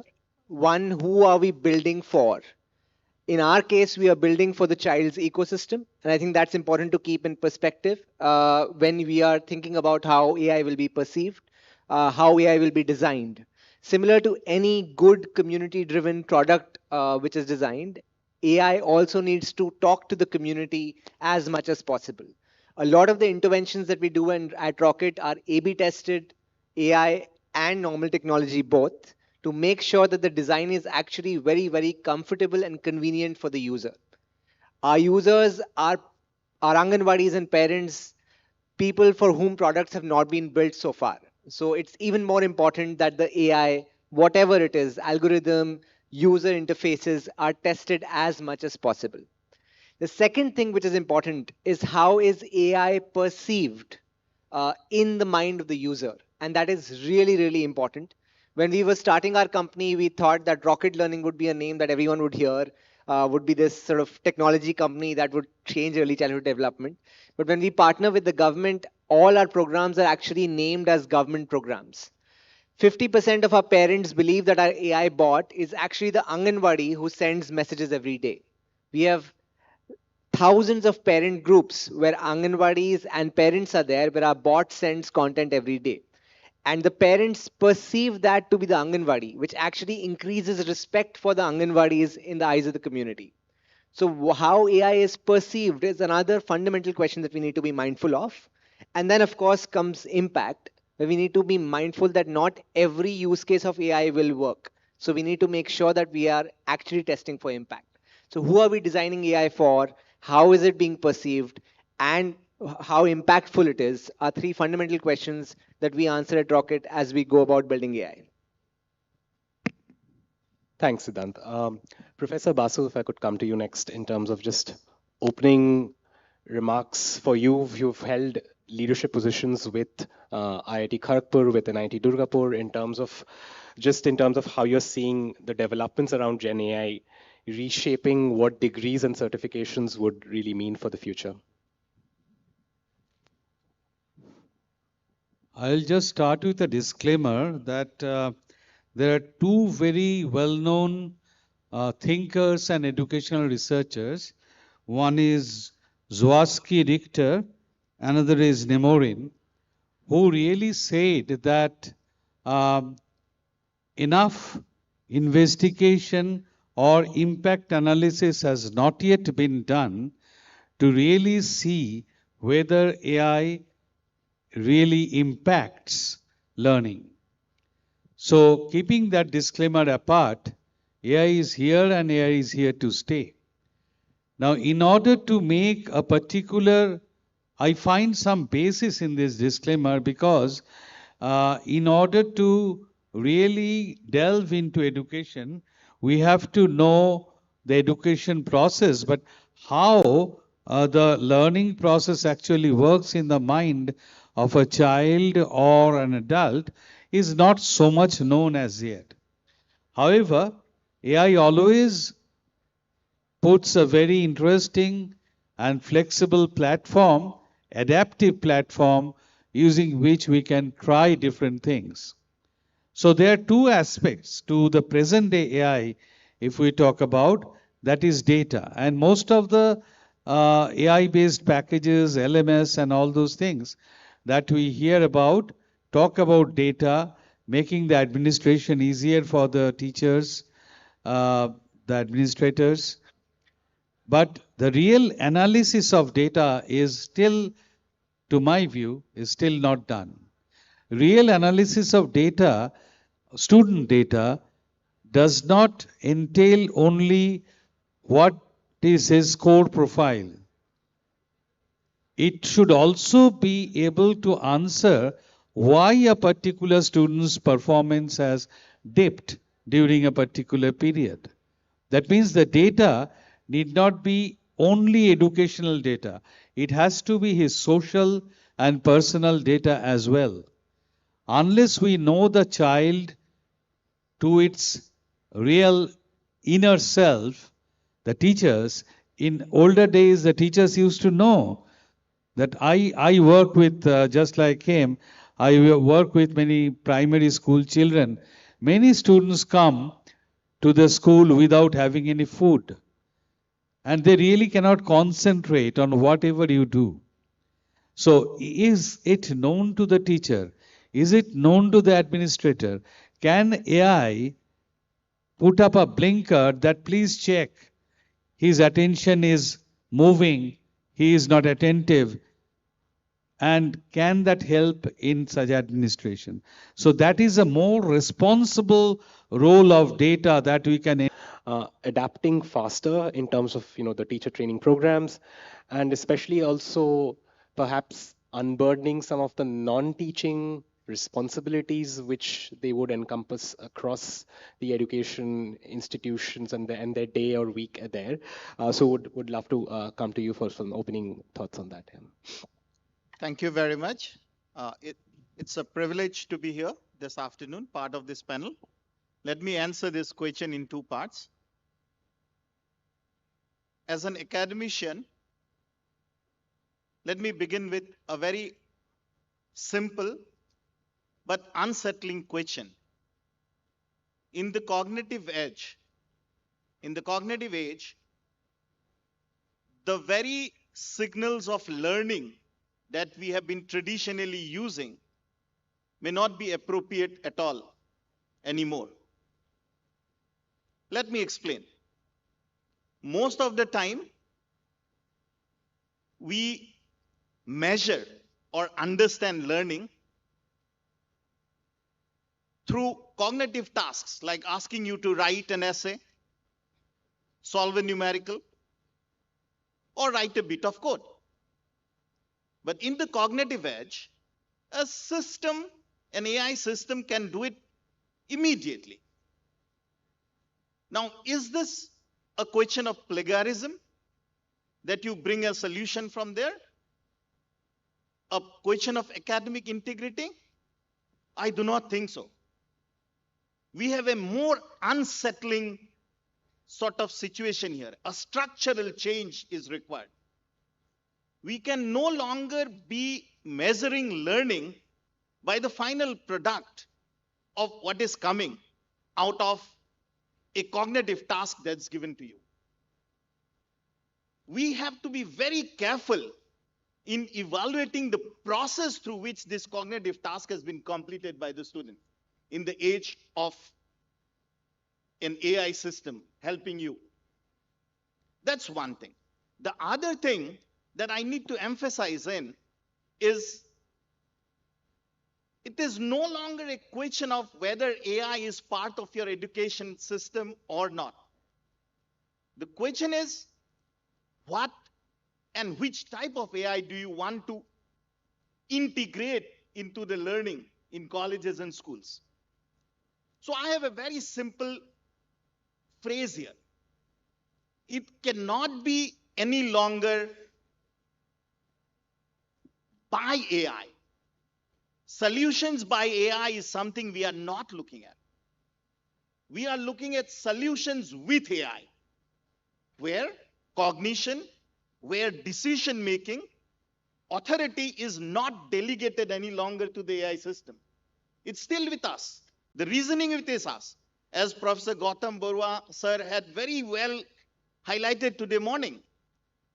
It's about core fundamental knowledge, domain knowledge, still be part of our training. Yet, it would be a new era of training where you need to know how to use AI to augment your capabilities. So as Gopinath in the morning had highlighted, it's about augmentation of our capabilities to really increase our efficiency. It's not augmenting our capabilities to learn and replace learning. It is about augmenting our capabilities to improve our performance. So the essence of augmentation in a cognitive age is very interesting and very important to realize. It's an augmentation of human in the loop, with human taking decision making, cognition, reasoning, whereas machine substituting for speed, for pattern recognition, for accuracy. And that marriage is going to work wonders. If we train students that way, it would be something that would come up in years to come. We have to be very careful that we do not miss the bus by only training people to work by AI. That's something that would push us decades back. We have to train our workforce, our human capital, to work with AI, where we can realize the limitations of the models, the biases, the cognitive power. So it has to be that way, rather than one-way traffic of just using it as a tool. So that's one point. The next point that you wanted is, where is regular things relegated in education? So in education, a lot of people are using already AI. In higher education, many of the courses that we teach, we still allow AI tools to be used. And AI tools is used for grading, for keeping record of things. So those are mundane tasks that are done. But that's a different story. My fundamental idea that remains pertinent to our discussion today is that I am for AI, but it should be with rather than by. Thank you very much. Thank you, Professor Hazarika. Venkatesh, you're looking at a lot of large-scale education transformation projects with Convergenius. So would love to hear from you in terms of, since students are the core stakeholder for you in terms of making how they interact with AI-led learning tools. what have been some of the key trends that you're seeing emerging on the use of AI in classrooms? Are they, and just sort of building up from this discussion, are they developing new capacities, or it can lead to a trade-off in terms of offloading cognition in certain concerning ways? All right. Thanks, Shubho. Hi, everyone. Good afternoon. I'm Venkatesh, and let me try and take this difficult task of getting you excited on a post-lunch plenary discussion about AI and its use for us, right?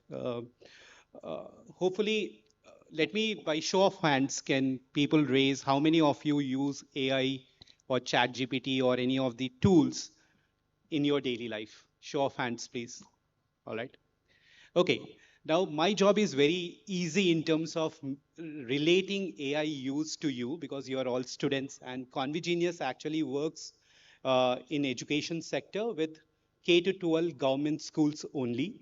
We work with governments, we work with teachers and students in trying to improve human capacity so that everybody makes optimal usage of their capacity in terms of delivering education and also in terms of learning potential, right?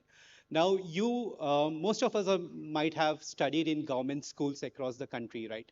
So what generally happens in government schools is you see a teacher who is trying to teach to all the classroom. The classroom may be divided into various sets of students who are at different potentials, right? There may be weak students, there may be intelligent students, there may be average students. But the teacher is teaching you only in one capacity with one pedagogical approach, right? So what does Convegenius do is we develop platforms and systems. Right now, there is one system in Guwahati called Vidya Samiksha Kendra. I think, if not all, some of you might have heard about it. I would encourage everyone, if possible, to visit the Vidya Samiksha Kendra at Samagra Siksha. What it does, it brings data from all your government schools into one place and digitizes it, right? Now, who can use it? Imagine you are the secretary of a government or an IAS officer who wants to know which district in Assam is performing well, which district is not performing well. It can show you that data. Imagine you want to understand which school is performing well, where teachers are attending regularly. How are my students performing? Is this a poor performing school or a better performing school? This system can show you that. If you want to understand which school has the worst infrastructure that I need to focus on, or a set of 1,000 odd schools which needs improvement, you can look at data on your fingertips, on your mobile phone, and you can take decisions, right? So this is the Vidya Samiksha Kendra for you. It helps government officers take decisions at their level. The second thing it does is it supports teachers in terms of offloading their day-to-day administrative tasks and simplifying how they impart knowledge to students, right? So attendance taking, you might remember in the previous old days, a teacher used to walk in, take attendance using a record book, attendance book, and it used to take roughly 10 minutes of her time to take attendance, right? Now a teacher can walk into a classroom, click a picture, or just look at the faces of students, identify those 2 or 3 students who are absent, mark the attendance, and within 30 seconds to 1 minute, the attendance is done. If she wants to generate attendance reports, she can use that system to generate monthly, weekly report cards. So what is happening for teachers is their administrative tasks are becoming tech enabled and their time is getting freed up so that they can focus on those tasks which they need to do for prepping class, right? So lesson planning, the lesson plans are being developed and curated by the SCRTs of each state and being sent to the mobile platforms of the teachers. So they can look at, if I want to teach a certain lesson before going to the class, she can look at what does the topics mean? What are the examples I can share with the students? How do I focus on what kind of students, right? So we also have developed smart assessment systems where using OCR technology, any kind of assessment, the data can be analyzed in under 24 hours, right? Now, what does this mean for a teacher? So what it means is when a teacher conducts any examination and the next day she walks into the classroom, she already has digitized assessment records of all students in her classroom. So she knows on the topics that I taught in the previous week, right, which of the students are performing badly so that I need specific remediation to be given to that student, right? Similarly, what we have additionally developed is a platform called personalized adaptive learning. It's called Convergenius PAL. What happens is students can register on that software, and based on their intelligence or their pace of learning, they can access any topics in English, science, and maths from KG to 12th grade and learn at their own place. So it's a remediation software. It also uses AI technologies to understand which student is where, what kind of learning pathway has to be designed, and create curated learning pathways for those kinds of students so they move upwards, their learning and conceptual understanding becomes better, right? So over a period of last 5 odd years, Shubho, what we have seen is the kind of capacities that students have been developing is digital literacy is becoming more and more important. How do you engage with AI systems, and what kind of learning should I access? How do I design my own understanding of concepts which I'm facing difficulty in, which the teacher is teaching and I'm not able to understand somehow? I can design my own learning pathways for that, right? See, information is there everywhere. You go onto Google and you'll find hundreds of information, right? Now, how do you access or consume information and make sure that it becomes your knowledge or your wisdom is the decision-making capability or cognitive capability of students, right? So you see the best of the students in the classes or the most intelligent students use AI to go deeper into concepts, figuring out what different application-based concepts do I need to answer for the same thematic area, right? But you can also see students who are, let's say, they have not mastered conceptual understanding. They only are looking for cognitive offloading, as you say, or they'll ask the AI answers and they will believe whatever it say. Whereas researchers here might understand AI is also, there is also a risk of hallucinations in AI, right? Sometimes AI, because AI is all about predictive, predictive technology से next word या next sequencing क्या आता है उस पे dependent करता है. So sometimes AI thinks कि अगर ये question पूछा होगा और इस question का prompting ऐसा होगा तो कहीं ना कहीं इस answer में वो अगर डाल दूंगा तो it becomes the answer. But what do I believe as the right answer? Should I believe it? Should I probe it more? Should I go deeper? Those are the kind of cognitive abilities the students should develop. But it is also happening in higher education colleges, right? You might have already heard how prompting is becoming really important. Is IIT Delhi recently said we will allow chat GPT in examinations, right? But the condition is the students should submit all their prompts, how they are probing questions to chat GPT so that a certain response is coming from chat GPT, right? The answers, they are no more focused on solutioning. They are focused on critical thinking and systemic thinking of students, computational thinking, iterative thinking of students. So that becomes the kind of abilities that we deliver, where higher order thinking skills are being developed in students. The lower order process oriented thinking and data analytics kind of thinking is being offloaded to the AI, as Anupam sir and Shamanta sir said, that even with speed, this becomes really important. And in the future, we'll see that it's no longer AI versus teachers or AI versus students. It will be AI plus teachers plus students. One of the thoughts that came by Shamanta sir was AI with students or stakeholders, right? And the biggest benefactors of this are students themselves and the parents of students, right?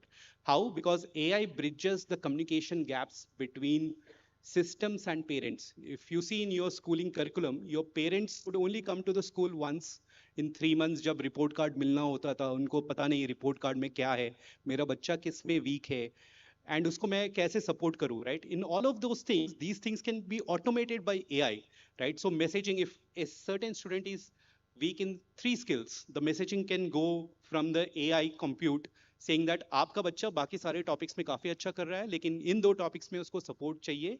And then it can also redirect the students to those difficult topics with curated videos on YouTube or any other learning management software, right? So that's Thanks, PK. I think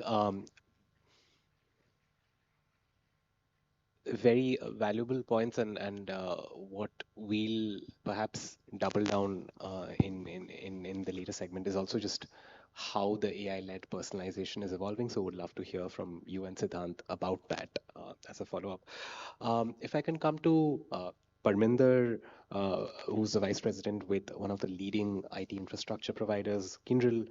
Parminder, from your perspective of a company that's hiring and reskilling at scale, what does or what would a degree signal for you in 2026 in terms of when AI can generate code reports? We've just heard about its use in examinations.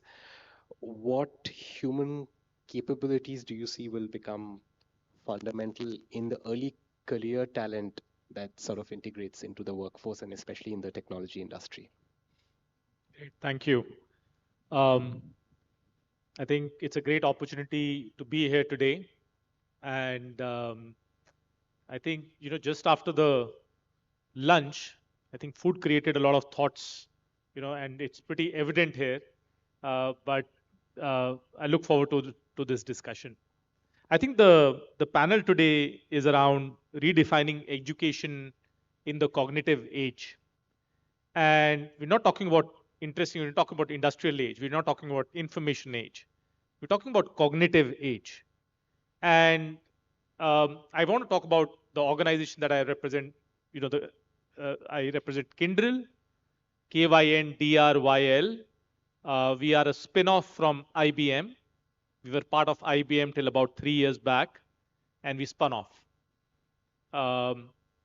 Today, we are about $15 billion in revenues. We are listed in New York Stock Exchange. Overall, we have about 80,000 employees. In India, we have about 27,000 employees.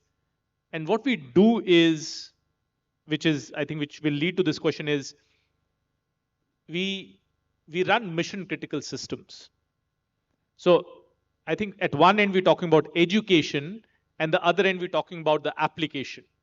So what are these mission critical systems, and where does, so let's say as students, you are learning, and there's cognitive part which is being developed, writing and reading skills which are being developed, more knowledge is being developed. So on the other side, which is industry, so on mission critical systems, let's talk about banking and financial services.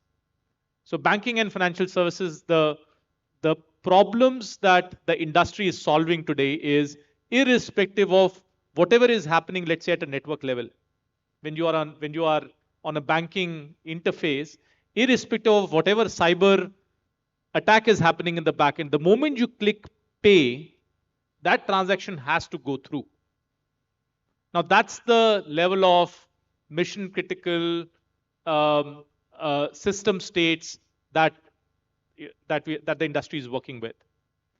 Add to it airports, another mission critical environment. Irrespective of whatever could be the congestion, irrespective of whatever could be the weather parameters, irrespective of whatever could be the transmission, but whatever is transmitted from the ATC, it has to reach the aircraft. Otherwise, the aircraft stops. Otherwise, the mission criticalness of the industry, of the process, it gets impacted. So I think so we did this, and I want to refer, given we're talking about education, you are right now studying, you're right now learning. We did this interesting survey called the readiness survey. It is how ready we are for the AI disruption. How ready are the mission critical industries? How ready are the companies? How ready are the employee bases for the AI disruption? It's called the readiness survey. Readiness report. I would encourage all of you to go to Kyndryl, Google Kyndryl readiness report. Now, a couple of interesting things that came out of it.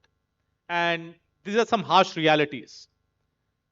We spoke to a lot of CEOs across the industry, a lot of leaders across the industry. More than a majority of the CEOs, they said 9 out of 10 jobs are going to change in the next 5 years. Absolutely change. So by the time, if you, let's say, if you have an interest in how rockets are constructed or how propulsion systems work, the skills that would be required for building propulsion systems in 5 years, by the time you'll be out, it's going to be, those kind of job profiles would not exist. If you're interested in mathematics, those kind of job roles, so those job roles are transforming. So that's something that most of the CEOs came out and they said. Another interesting part that the CEO said is, in their organizations, they don't have a skill base. They're not talking about employees. They're talking about, they don't have a skill, they don't have an inventory of skill base that is there today. And what kind of skill base would be required 4 years from now? I just want to take that corollary to, let's say, the education institutes today. What are the kind of skills, the credentials that are being taught today, that are being created today, that are being that the students are learning today? And then what are the skills that would be required, let's say, by the industry in the ecosystem 4 years from now? And is there a transition plan to build those kind of skills bases? I think so. That's very important for students, you yourself, for, I think, education systems, and for the industry. Another interesting data point that came is the innovation that's happening in AI, or the innovation is happening, which is happening through AI, with AI, is fast outpacing the level of training or the skill modernization that's happening. So at one level, the innovation that's happening at a technology level, at an industry level, it's fast outpacing the level at which skills are modernizing. So there is this gap. And so what is the education system relying on today? The education system is relying on, one, foundational knowledge, and second, the ability to be persistent with that foundational knowledge. I think there's a big shift that is required, which is working with the industry. If I look at last 20 years, I've been in the industry for the last 20 years. I think one of the key things which is going to be very, very relevant moving forward is you working on real world problems. So if, let's say, if you're taking an elective, on mathematics, how does that mathematics solve an environment problem? How does that mathematical equation, or how does that physics equation solve an automotive problem?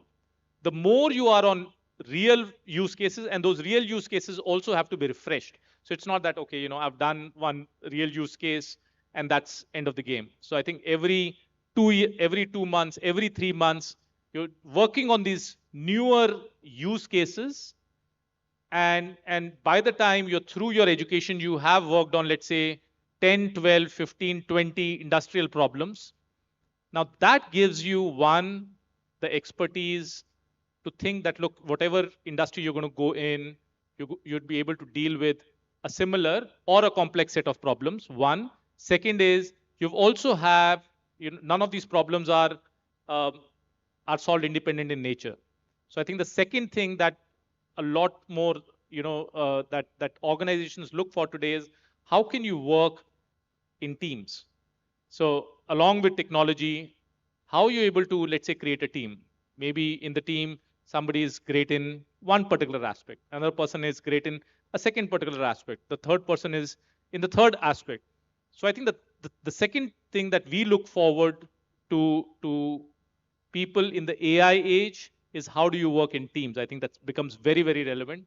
I think the third piece is let's say, if you've worked on a technology, a lot of us, have this piece of holding on to, what we are really good at.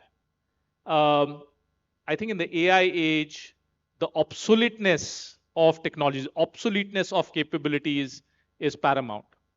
So it's very important for you to, let's say, learn something, really get going with it, but also then jump to the next thing to say, look, this is what I know, I've got the experience, but then now I want to get into this next level of technology. I want to get this next level of skill, have the same skill as well, but I think by the time you move on to the next skill, the earlier one would be obsolete. So I think those are a couple of reflections that I've had in dealing with some of the problems that we face in industry today. Thank you for the opportunity.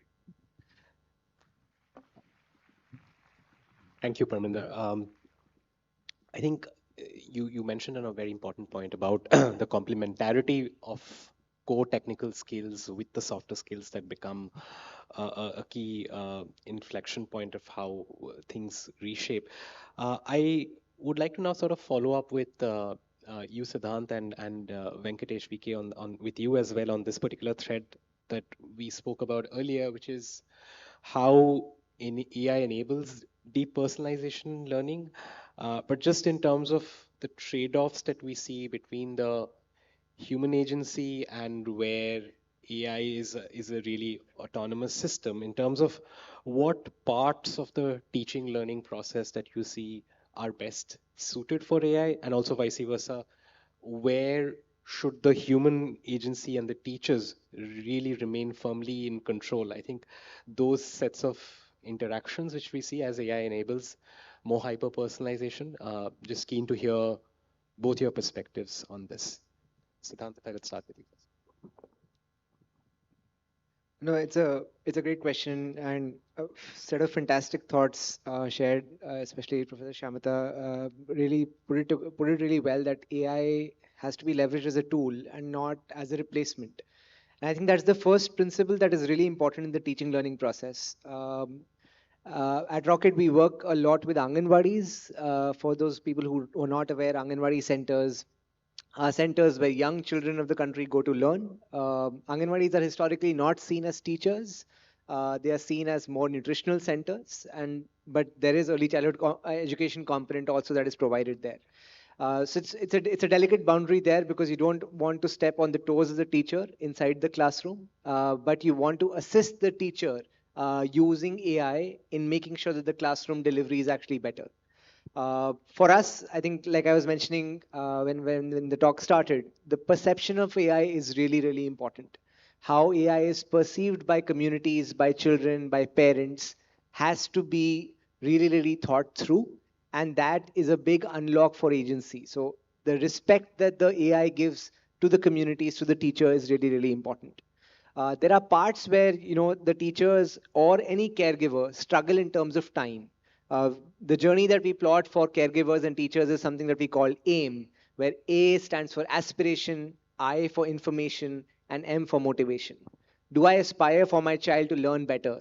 Do I have the information to engage with the child constructively? And am I motivated to keep continuing to engage with the child? And in each of these steps, there's smartly placed sort of AI nudges, which assist the caregiver and the teacher in making sure that the child gets the right education at the right time. A lot of the information dissemination and nudging use cases that AI can bring can really unleash the potential in the classroom. In the Anganwadis that we work with 300,000 Anganwadis today. We see that the children's learning outcome improve by around 25% when the Anganwadis actually engage with the content that is sent every day to them. The way the content is sent is that one day before the classroom, the teacher gets a guide on what to do inside the classroom. And that nudging is designed as per the teacher's level. If the teacher requires more activities, and more activities are sent. If the teacher requires less activities, and less activities are sent. And this ability to pace up and down is what the AI nudging engine allows for. And that independence is really important because if the teacher is already well equipped, then the teacher is able to do the activities in the classroom, then the AI can just be a background support. In the case where the teacher is struggling, the AI can provide much more support. And that ability to have flexibility is really, really important. The other thing is in terms of assessment or admin tasks that Venkatesh was also mentioning, a lot of the admin tasks around attendance, around monitoring learning levels of children can become really, really simple. And that can come out of the teaching learning process to add more additive time, more value additive activities that the teacher can provide in the teaching learning process.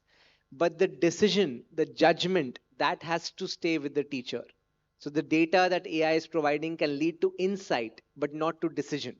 So the data, the nudging, the AI engine can provide better data, can provide better transparency, can lead to an insight. But from the insight to the actual decision, that judgment has to stay with the teacher. A lot of a lot of rhymes are sent out today in Anganwadis across the country via the Rocket Learning platform. But Anganwadis give a regional, local spin to those rhymes. And that judgment, that decision ultimately lies with the teacher. But the idea that this rhyme can be done in the classroom is provided by the AI. And that's, I think, the difference between how AI can assist the teacher in the teaching learning interaction, and then the teacher takes the final call and makes sure that his or her time is actually spent on value additive processes. So yeah, just to add to that, I'm very pleased to learn that it's not AI automation that you are doing, it's AI augmentation. And just to add to that, a productive struggle that we had during learning is foundational for cognitive development. If you replace the struggle itself using AI, then there would be no cognitive development. And therefore, while using AI for education, it is pertinent that we keep the productive struggle and use AI to offload efforts that are mundane. The cognitive thing, it should be still the human being, the man taking the decision. And I'm very pleased that your system does that. Yeah. I'll present the perspective from the work that we are doing across 26 state governments now. So I think people here, everyone watches movies, hopefully. Yes. Have you guys seen Marvel movies? Iron Man. Does anybody remember Jarvis? All right. So if you understand how do humans interact with AI technologies, it's similar to how Tony Stark interacts with Jarvis, right? So with technology improvement, you will have a lot of automative improvements into large language models. There will be different ChatGPT similar tools, Gemini, Llama. There will be multimodal platforms available to you, right? Now, what becomes critical is how do you engage with them? How do you query? How do you engage? What kind of data do you use to optimally decide the pathway for yourself? That becomes critical. Now, what we are seeing in classrooms across India is two things are becoming very clear. Students are engaging with AI and AI-based learning systems very quickly. So there is hyperactive hypothesis testing, iterative decision making, and anything which is seemed boring, either content or games or assessment, students sort of pull out, as in they become bored with it. So you have to really make even content iterative for each student, interesting for each student, so that it engages them, right? You don't want any content or teacher to be boring to you. You don't want to spend that time, right? So that's how AI is actually designing not only the content on the platforms, but also engaging students, right? That is being taught in your textbooks. What are the additional advanced topics that you can move towards, right? Those learning pathways can be designed by you, right? So those are some of the exciting challenges and thematic improvements that we see with technology. The one thing that I think every student needs to learn is how do I engage, how do I prompt various AIs that are available to me so that your own development or capacity development or improvement is at the max, right? How do you improve yourself and get the best out of this technology is what you have to be focused on. Thank you, VK. Professor Basu, Professor Zarika, I want to come to you next. In terms of the role that the National Education Policy of 2020 played on, ushering in new holistic learning ecosystem, lifelong learning was a very key focus there. Bridging equitable outcomes has been a key focus. Now, recently we have just had 5 years of implementation of NEP 2020. But when the NEP did come about, wasn't really having a conversation about the role of generative AI in classrooms as such back in 2020. So from your perspective, as AI becomes more ubiquitous, how do you see that the next 5 years of the NEP rollout can evolve to ensure that degrees continue to signal a genuine cognitive capability rather than creating any form of dependencies on producing AI assisted outputs? So would love to hear in terms of both that aspect of where AI can be an enabling role, and also since we did discuss about uh, the importance of inclusion in both this conversation and the earlier conversation, in terms of how do you manage those risks where AI doesn't end up precipitating, larger inequalities across the education systems, whether it's at the school level or at the college level.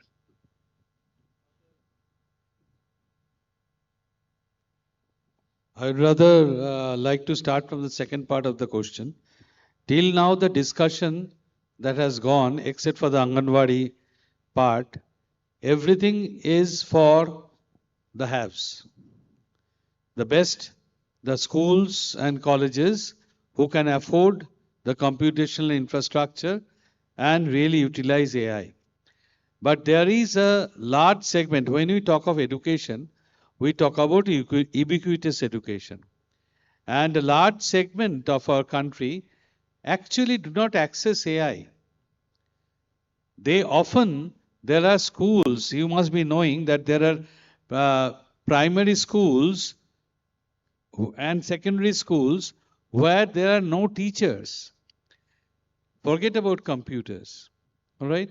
So if we want to really make AI's impact all pervading, then we should also think of some policies by which we can actually augment these people with the required support.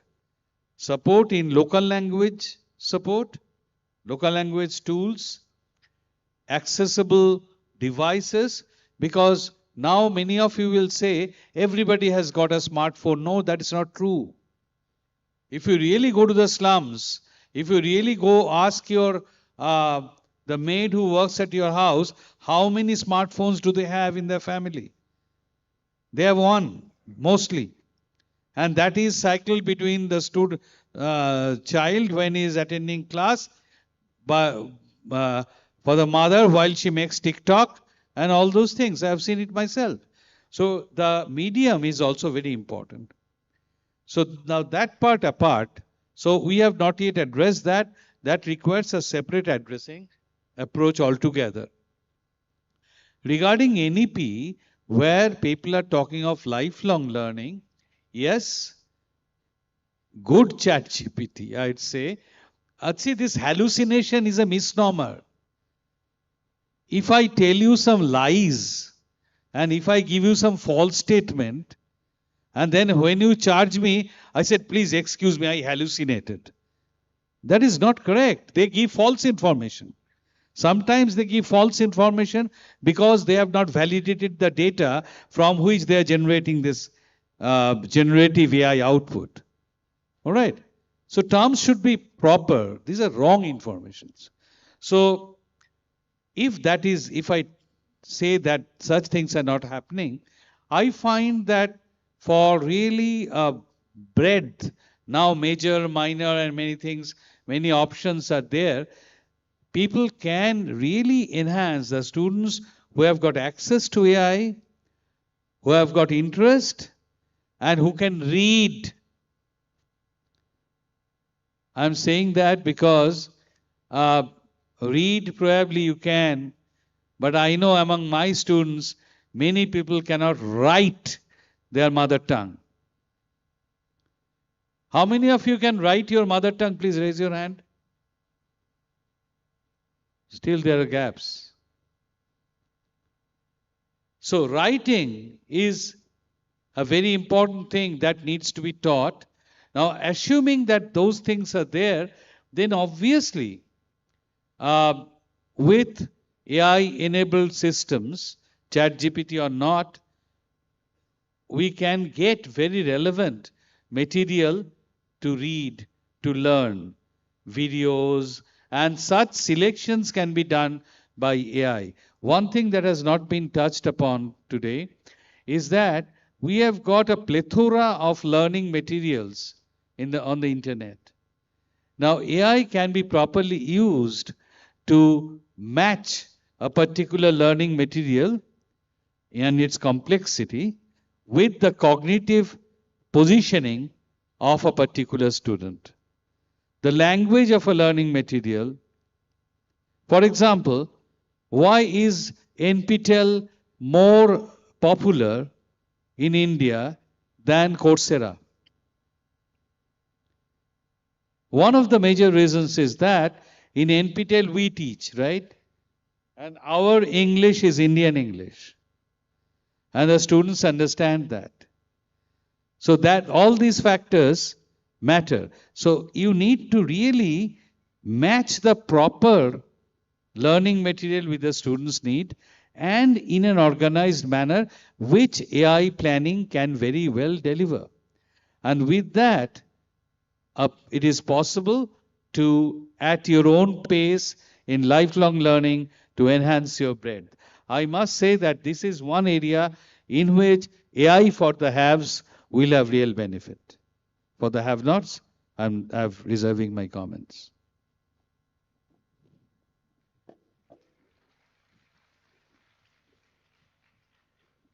Thank you. Thank you, Professor Basu. Professor Hazarika, I want to get your thoughts on this as well in terms of the fundamentals of what we are seeing right now. Yeah. Okay, so let me reframe the question and answer it. As I was talking to you, in the cognitive age, the metrics of evaluation, the metrics of your competencies changes. How do I evaluate, or how do I put you on scale so that this could be used by the society and the government? The final products of cognitive measurement no longer works. That's what I told you in the beginning.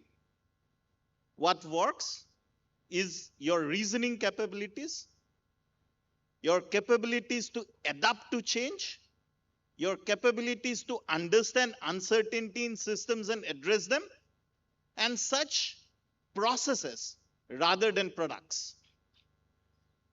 Under such a scenario, it is that you no longer learn for a fixed period. You are a learner for life.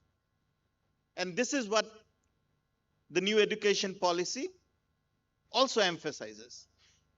You learn for life, you are a learner for life, you keep on upscaling, and you keep on rescaling yourself. Reskill, upskill is something that is emphasized today. And most of the stuff that we talk of in our curriculum is about things that we have been discussing from the morning: microcredits, reskilling, upskilling. And this is in line with the national education policy. Now, coming to how generative AI is used in school education or in imparting education today, you would be surprised to know that in many of the courses that are taught in IIT Guwahati, people allow use of AI. And it's not only IIT Delhi, we allow use of AI in not only deciding how things work out, but also looking at how newer things could evolve. Like Pat Muga design on Mekhela Sador is something very complex, which is restricted to one geological area of the state. People have used generative AI and looked at how newer designs, newer stuff could be brought up. And this is where I think integrating newer concepts from AI into education would push our boundaries. Many of you may be already aware and must have heard of AlphaFold, right? How many of you know what is AlphaFold? Haven't you heard of AlphaFold or AlphaFold 2? Okay, AlphaFold is a program, an AI program that could find out protein structures from protein sequences. And that was done in a university classroom with Google DeepMind as a collaborator. And that led to the 2024 Nobel Prize in Chemistry. So this is the type of opportunities that AI opened up for embracing it into the classroom curriculum. And that is something that the new education policy allows you to do. And that is something that IITs are embracing in great numbers into their classroom education. And I think that gives you some perspective of how we are integrating AI and NEP into our curriculum. May I just add? I'd just like to add with Professor Hazarika that yes, it gives us a tool, a very interesting tool, which we can intelligently utilize in our teaching. You can think of as if an invisible robot or something, an agent, is there, where it is assessing the students' receptions and is also pointing out to you that at this point, for these students, you have to change your pedagogy. You have to go through example-based teaching. All those things can come to us using an assistant, which is AI. That is, so we can utilize, because the earlier question probably, it fits more with the earlier question, that we can have different ways of teaching. Our teaching can be much more enhanced if we can utilize this AI in a better way. Also, taking this example, probably we'll have to shift out from the sage on the stage model of teaching, of lecture classes, and go for more collaborative teaching, in which the students will be learning by doing. And there, these AI assistants will be tremendously helpful. That's why this, once again, I reiterate, these AI agents and these AI helps should be ubiquitously available. And with that, we can really have a different flavor of teaching, learning, which is in consonance with what NEP has envisaged. Firstly, I was in an IIT 15 years ago, and this is making me jealous. I should enroll again.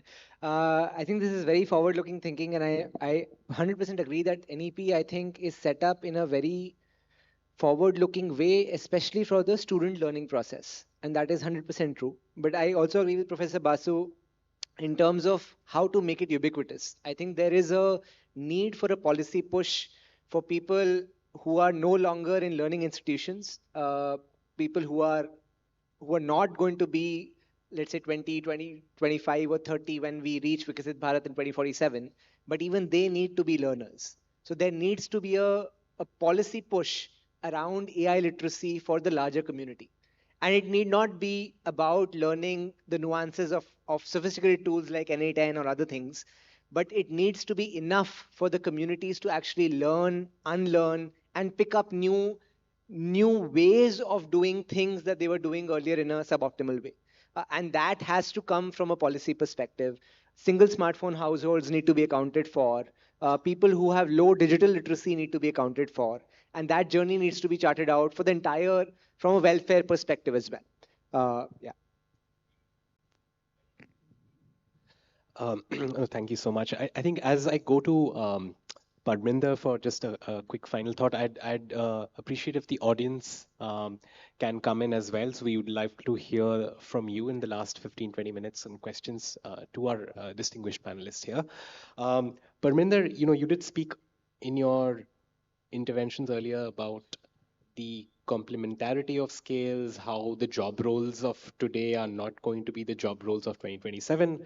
So from your perspective, from an employer's perspective, what new signals or what triangulation you would look for beyond degrees or certifications, and as we've spoken about microcredits as well, for learners to remain having a holistic skill set and for their systems to remain credible in terms of hiring and what hiring and workforce development would look like 2-3 years from now, where the fundamentals of these job roles are shifting, the fundamentals of the complementary soft skills are evolving. How do you see sort of those new signals or new skills emerging ahead? Sure. Thank you.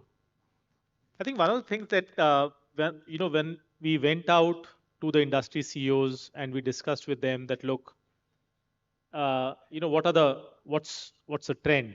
What's the truth emerging? And one of the interesting observations that CEOs came back was the workforce trust in AI. And what do we mean by that? So if we get a sample in this room, so there'll be certain people who'll be very fearful of, look, AI is taking over jobs. So AI is a bad thing. I don't know AI. What do I do with it? Oh my God. So that's one set. There's another set of people who would have, let's say, had a tryst with AI, maybe ChatGPT, and say, oh, I've figured it out. Great. I can just punch in, I get a response. That's great. The third set of people, who are, let's say they've done some work with ChatGPT. Now they're going to Llama and they're saying, oh, well, I've done this. Can you point out what's next for me? What's the gap for me? And then they develop, the learning over there. And then they go to another skill. And then they say, look, how do I develop? So what we've realized and what we observed was one key part is the culture of organizations, the culture in educational institutes of adaptability. I think right now there's this big pipeline that we've produced over the last couple of years to produce job-ready graduates. I think rather than job-ready graduates, given AI is there, we got to have, I think it was spoken, adaptability as a key trait, so that one can be future ready, and future ready 1 year from now, future ready 3 years from now, future ready 5 years from now. And what we've seen this in organizations is, rather than inculcating this fear that, look, you're going to be obsolete, everybody's going to be obsolete. That's a fact. Whatever we know about technology, whatever we know about knowledge systems is not going to be relevant in a couple of months, years. So rather than that, I think what we are emphasizing, and one of the things that we have seen is that really works is emphasizing a goal to say, where do you want to reach? What are the skills that you want to have 4 years from now, 3 years from now, 2 years from now, 1 year from now? And a lot has been said about national education policy. I think it does provide a framework for that. But I think in educational institutes, if we can say that, what are the skills that the student currently has? Whatever, it could be 20%, 30%, 40%, 50%. But what are those skills that the student today has? And if the student, let's say, needs to reach to an X inventory, an X percentage of skills, then what's the pathway for the student? I think that is a very interesting aspect where AI can really bring in a very personalized learning approach. Right now, it's a classroom-based learning. Okay, you spray it out, somebody gets it, somebody doesn't get it. So, but then if that level of granularity can be built, and I think that level of openness can be there from students, as students, that look, okay, fair enough, I may be knowing 10% of AI today. But my goal is, I want to reach, let's say, 60%. I want to reach 80% in, let's say, a 12 months time frame. And then here is a pathway for me to reach there. And once you're there, because a lot of things have become obsolete, you're again maybe at about 30% of what the future holds for you. So then again, you create another pathway for next 12 months. I think that future proofing is very much required. That's something that as organizations we are developing in the workforce, that educational institutes can take a cue from. Thank you.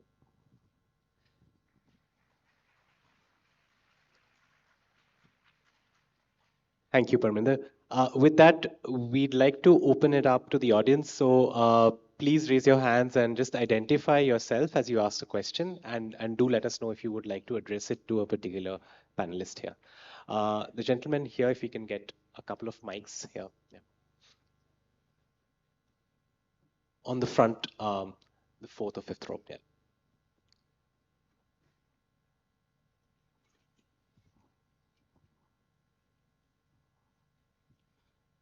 Hello. Good afternoon. This is Ronnie Chaudhary from Guwahati University, Department of IT. Since morning, I find myself in agreement with most of the things that have been discussed in the panel discussions, in the keynotes. But I feel the recurring theme that is being discussed is the location of AI in this like homocentric enterprise of like that we have built, right? And the general answer that I find that many of experts and academics have given is using AI as a tool. Although I think that's quite a good ideal, but I feel in ground reality it's not so the case, especially in education, because as much as I concede with a point that in higher educations, like for example in IITs or in research, AI can be very helpful, and also in the primary education, AI can be very helpful in the granularity and stuff like that. But in that middle section, for example, in +2 undergraduation, where AI now can give just the answer. If you just ask it, you don't have to like, then what happens to the cognitive development of the student? Meaning that if you can just type the question, there is no prompt engineering needed, nothing, you just type the question and AI can just give you the answer. Then how will a student develop their cognitive ability, like knowing the fundamentals, right? And second of all, one thing I don't exactly remember who said, but talked about how the students now pull out if things get boring. And I feel, and it is being talked about how AI is being like used to make contents more engaging. My question is that what are we striving for by making content like education engaging? Are we trying to make entertainment out of education, or is it like we are just doing some kind of edtech biz and trying to compete with like the instant gratification stuff that has been going on and has destroyed the attention span and everything with like emergence of short video content and stuff like that? So I believe those are a lot of questions. I'm sorry about it, but yeah, those are my concerns, and I like honest doubts about it. Thank you. Professor Hazarika, if you want to take that, yeah.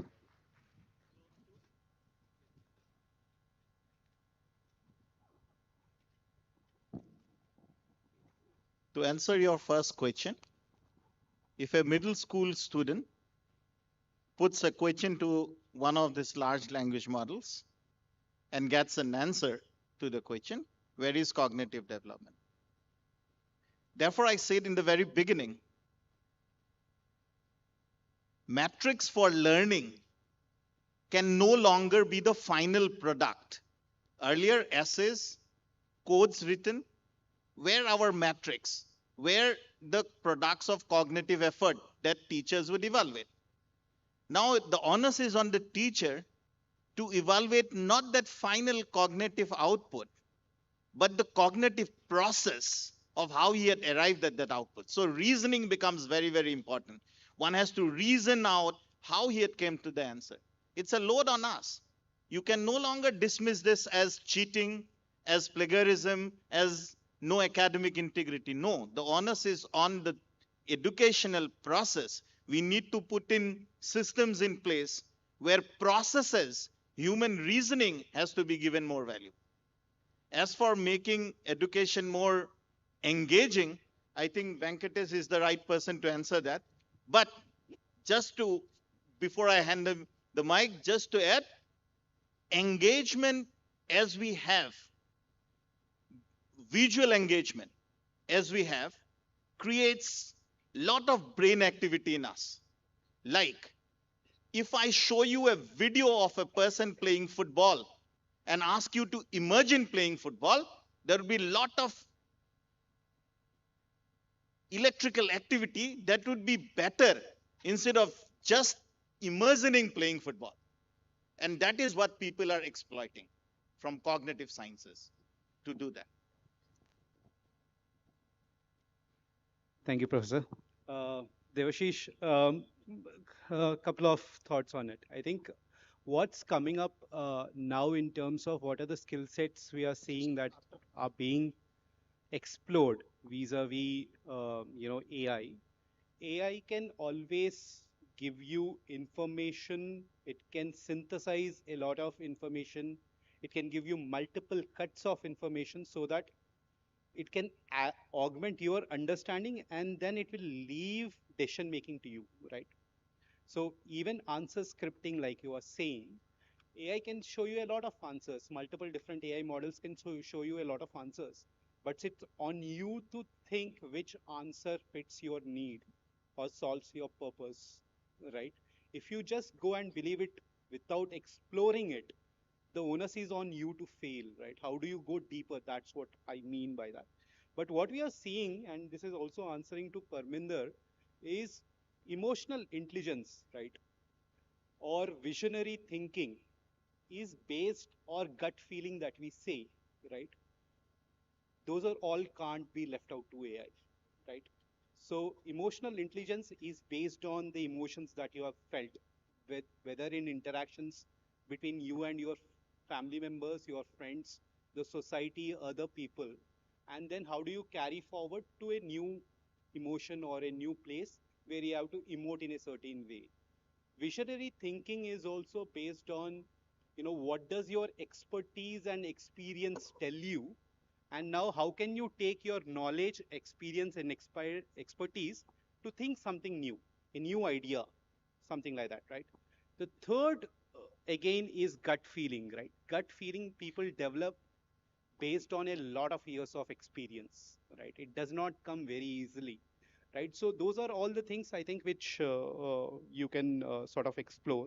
The third part about entertainment or engagement of learning, the content which we don't want to replace everything and make it entertaining, right? There will always, so there will always be concepts which some people understand very easily. Some people will have difficulty in understanding either by nature of how the content is designed, the difficulty level at which the content is designed, and also how it is imparted, right? Now, when we are trying to create engaging content, we are not making it standardized. यानी जो मैं videos दिखा रहा हूँ वो सबको एक ही video दिखेगा. We are not designing in that way, right? We want to devise a content strategy where उस बंदे को समझने के लिए जो आसानी हो, whether it is engaging, whether it is through games, whether it is through videos, whether it is through interactive experiments that we can give him prompts or nudges saying that आप जाके maths का ये concept समझना है, तो you pick up 5 stones and you take some other example and try and do these. So these are all things that we try and make the learning journey and learning pathway interesting for the child to understand a certain concept, right? But we don't want to, but we consciously, the edtech agencies are not saying कि यार सारा textbook content हटाओ और सब कुछ videos डाल दो इसमें बहुत आसान है, right? So that's not the intent or the outcome of it. I also wouldn't hang the. Sorry, go ahead.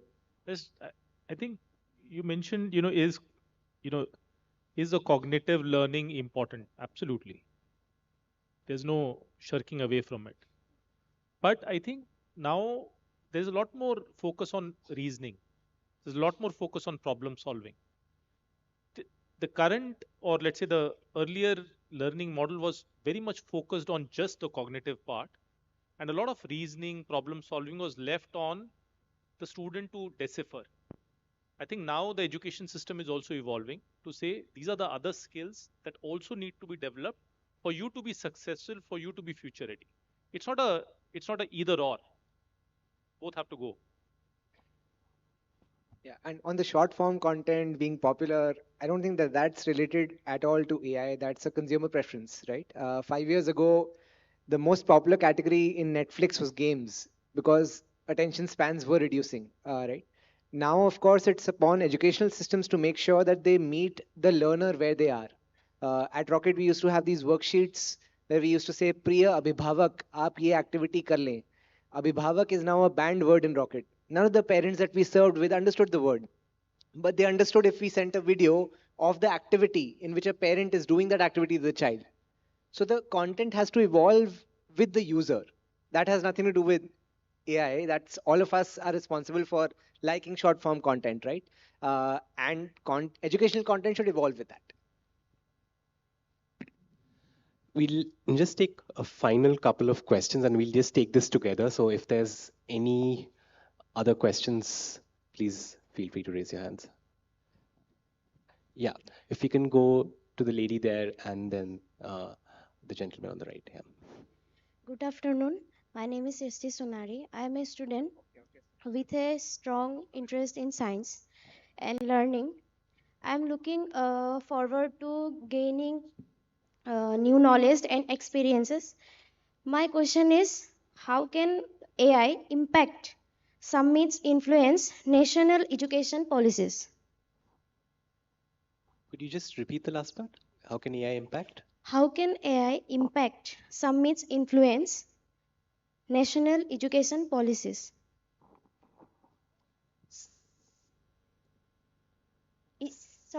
Education policies.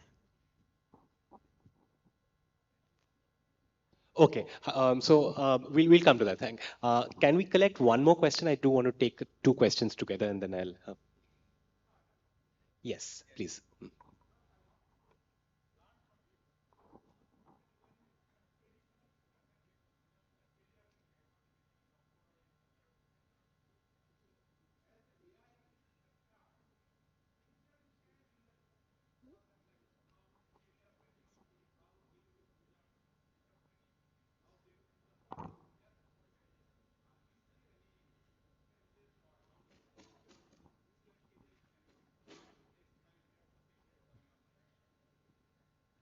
So I'll just quickly summarize both. So the question, the latter question was more on career counseling. And if I understood the earlier question, what role can the AI summit play as far as reshaping the conversation on the impact of AI on NEP is concerned, and what we should look at maybe beyond February 2026 when the summit is done. So yeah, final thoughts from the speakers on this. Yeah. Okay, we can take one more question if there was someone, and then we'll kind of stop it at that. Yeah, sure. Yeah. I mean, yours is a very simple. She's not listening.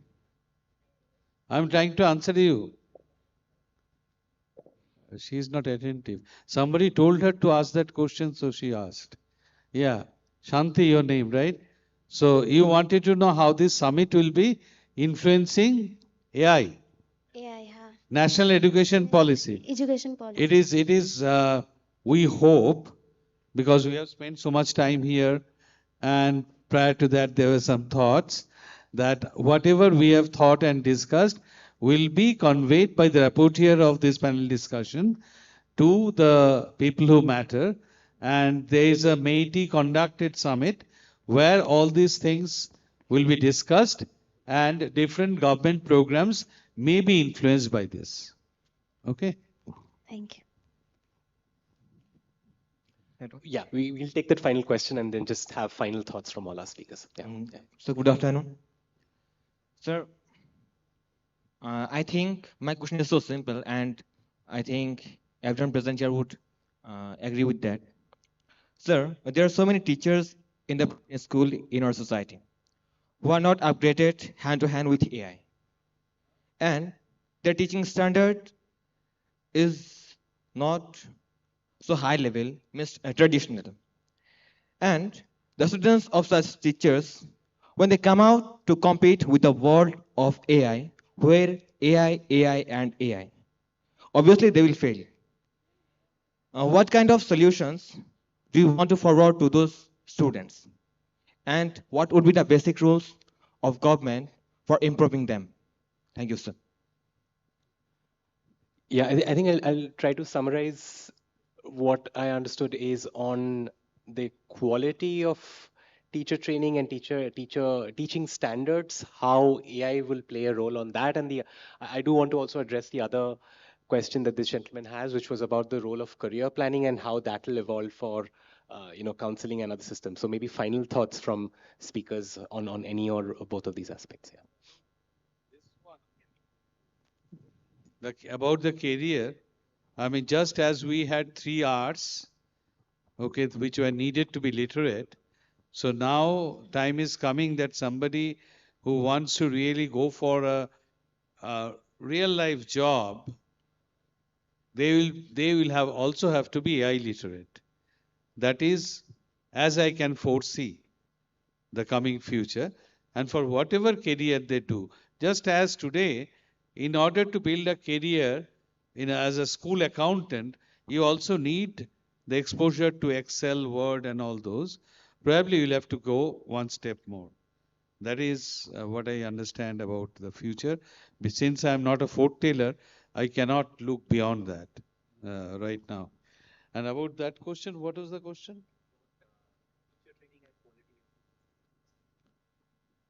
I couldn't get the question. Yeah. All right. I'll just try answer my thoughts on both.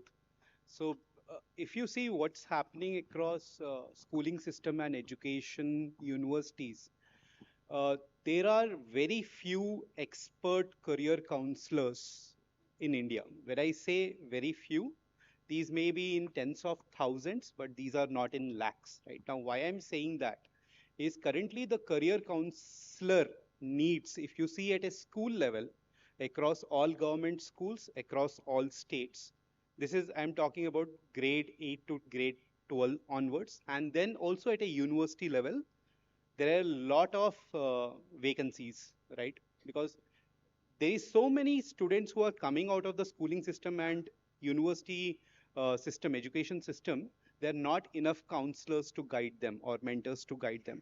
So when AI systems will, the current AI solutioning development which is happening is how to cater to the standard or most common career counseling needs of students, right? So there are already providers who are providing generic career counseling advices for the most important sectoral or industry jobs that you find. For example, IT industry. So with the prevalence of IT, you have access to advisory which is being provided by AI. But whenever there is specificity which is needed, right, or expertise which is needed in a certain field, that's where you need the higher order expert being available. And that too can be sort of integrated within the AI solution development, right? So let's say there are 100, imagine a system where there are 100,000 students trying to get career counseling advice. And these are going into various industries, right? Now, the most common industries of them, whether it can be any industry, IT industry, or any other industry where process-oriented skilling is sort of the norm, that career counseling can be provided sort of by AI, right? Where nurturing, care, human capacity involvement, or other expertise solutions, for example, building rockets or missiles, etc., where very specific kind of career counseling are needed. There, I think we'll still find we are not moving towards AI systems, but we are actually moving towards individuals who have expertise and experience into that field.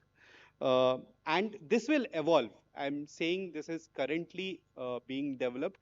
This will evolve over the next 3 to 5 years. Like currently you are seeing Byju's, EdTech, there will be organizations which will succeed in solving some generic problems. There will be some organizations which will fail.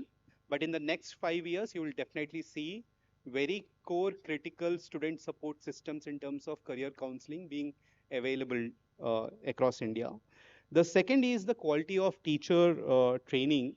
So the national standards for teacher professional development have already been finalized by NCTE and Ministry of Education, right? So we already know what kind of teachers, what kind of capacities, and how should teacher training be given to each of the teachers who are doing B.Eds, M.Eds, senior teachers in schools or colleges, what we want to move towards is, can I have at need or at demand, on demand, professional development happening on my mobile phone, right? That is the future that we are moving towards.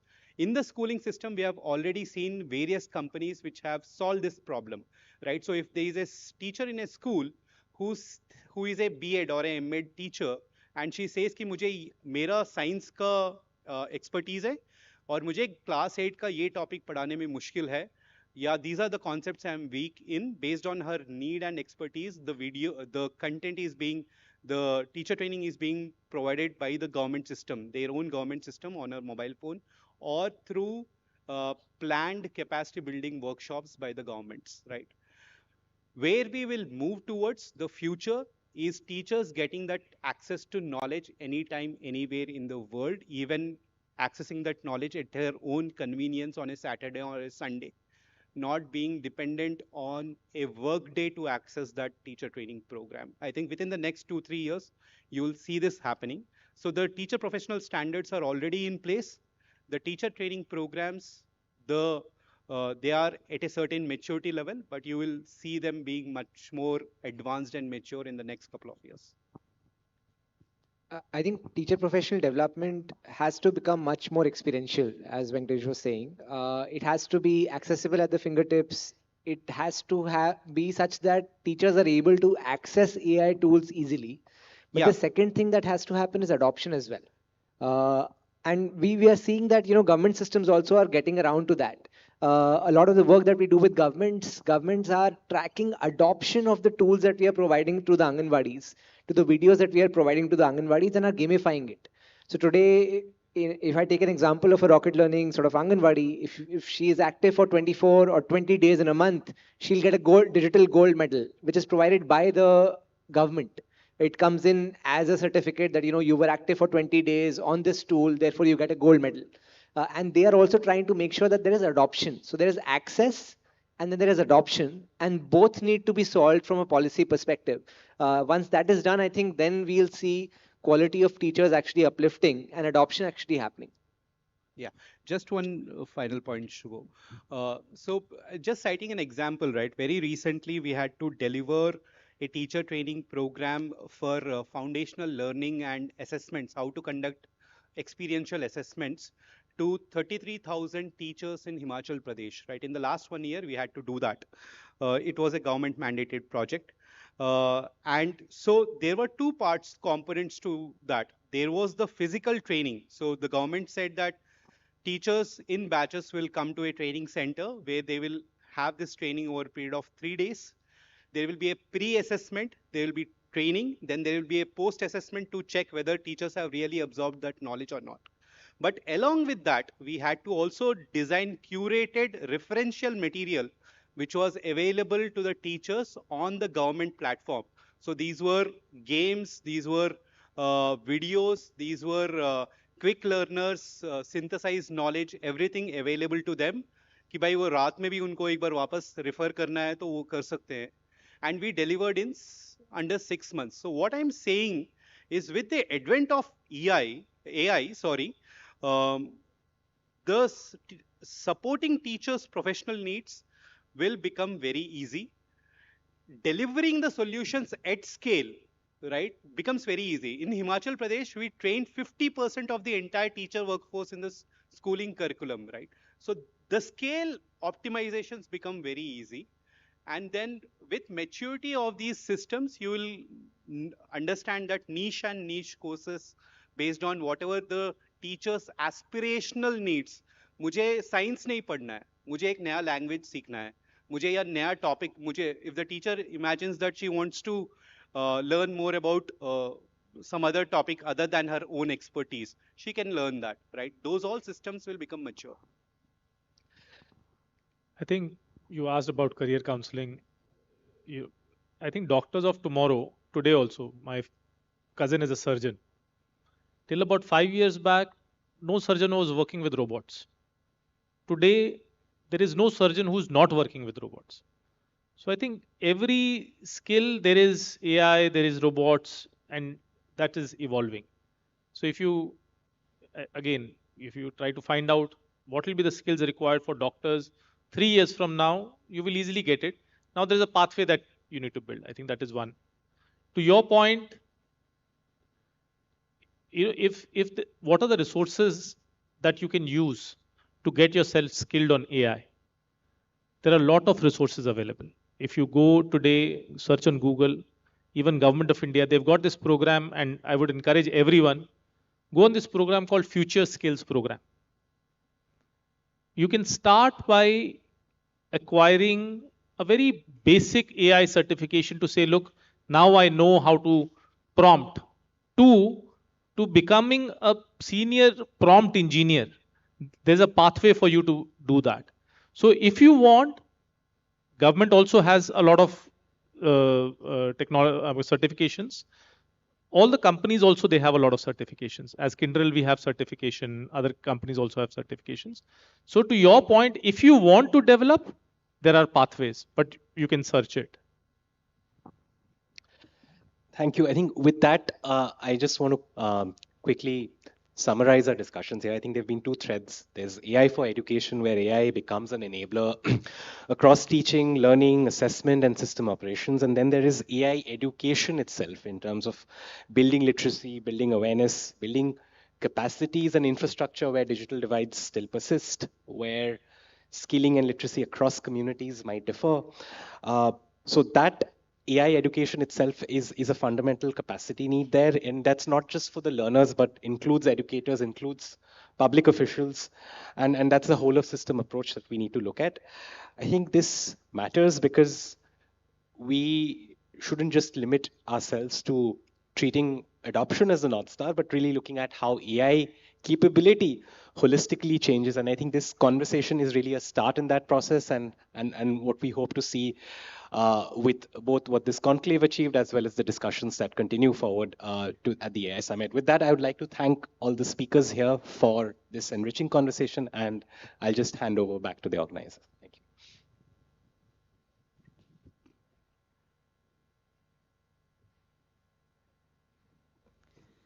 Thank you, panelists, for this special session on the role of AI in education. I now request Professor Vijay Saridhi, IIT Guwahati, to felicitate the panelists.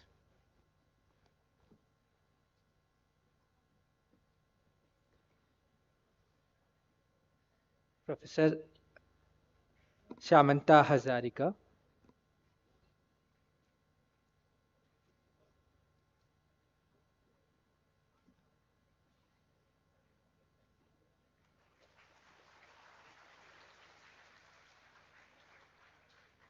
Professor Anupam Basu.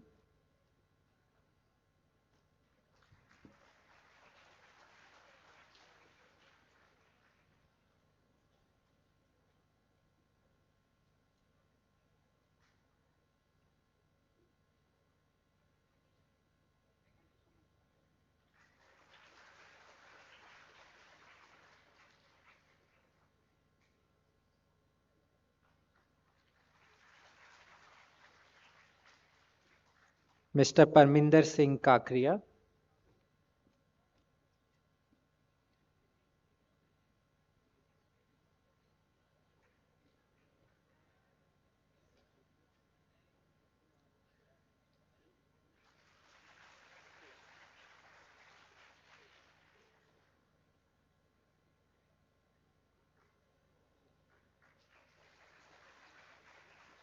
Mr. Venkatesh Reddy Mallapu Reddy.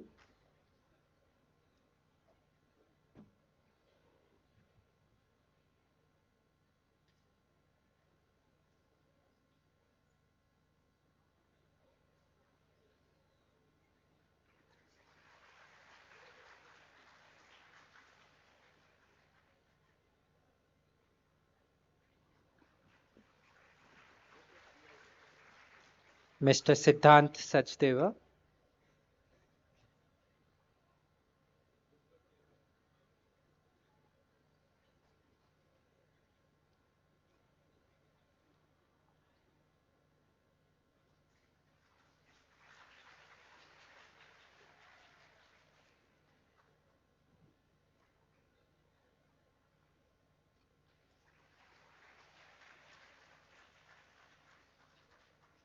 Finally, the moderator of the session, Mr. Subhadeep Jas.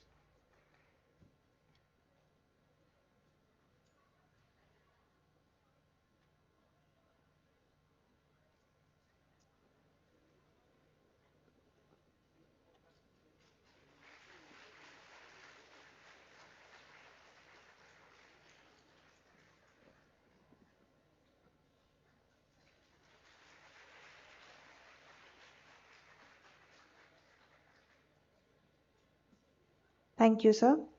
We now pause for networking tea. The tea will be followed by a closed-door hybrid meeting for working group members only. Thank you.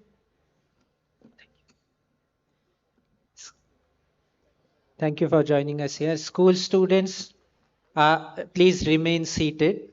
Your teachers will tell you where to go. School students, please remain seated.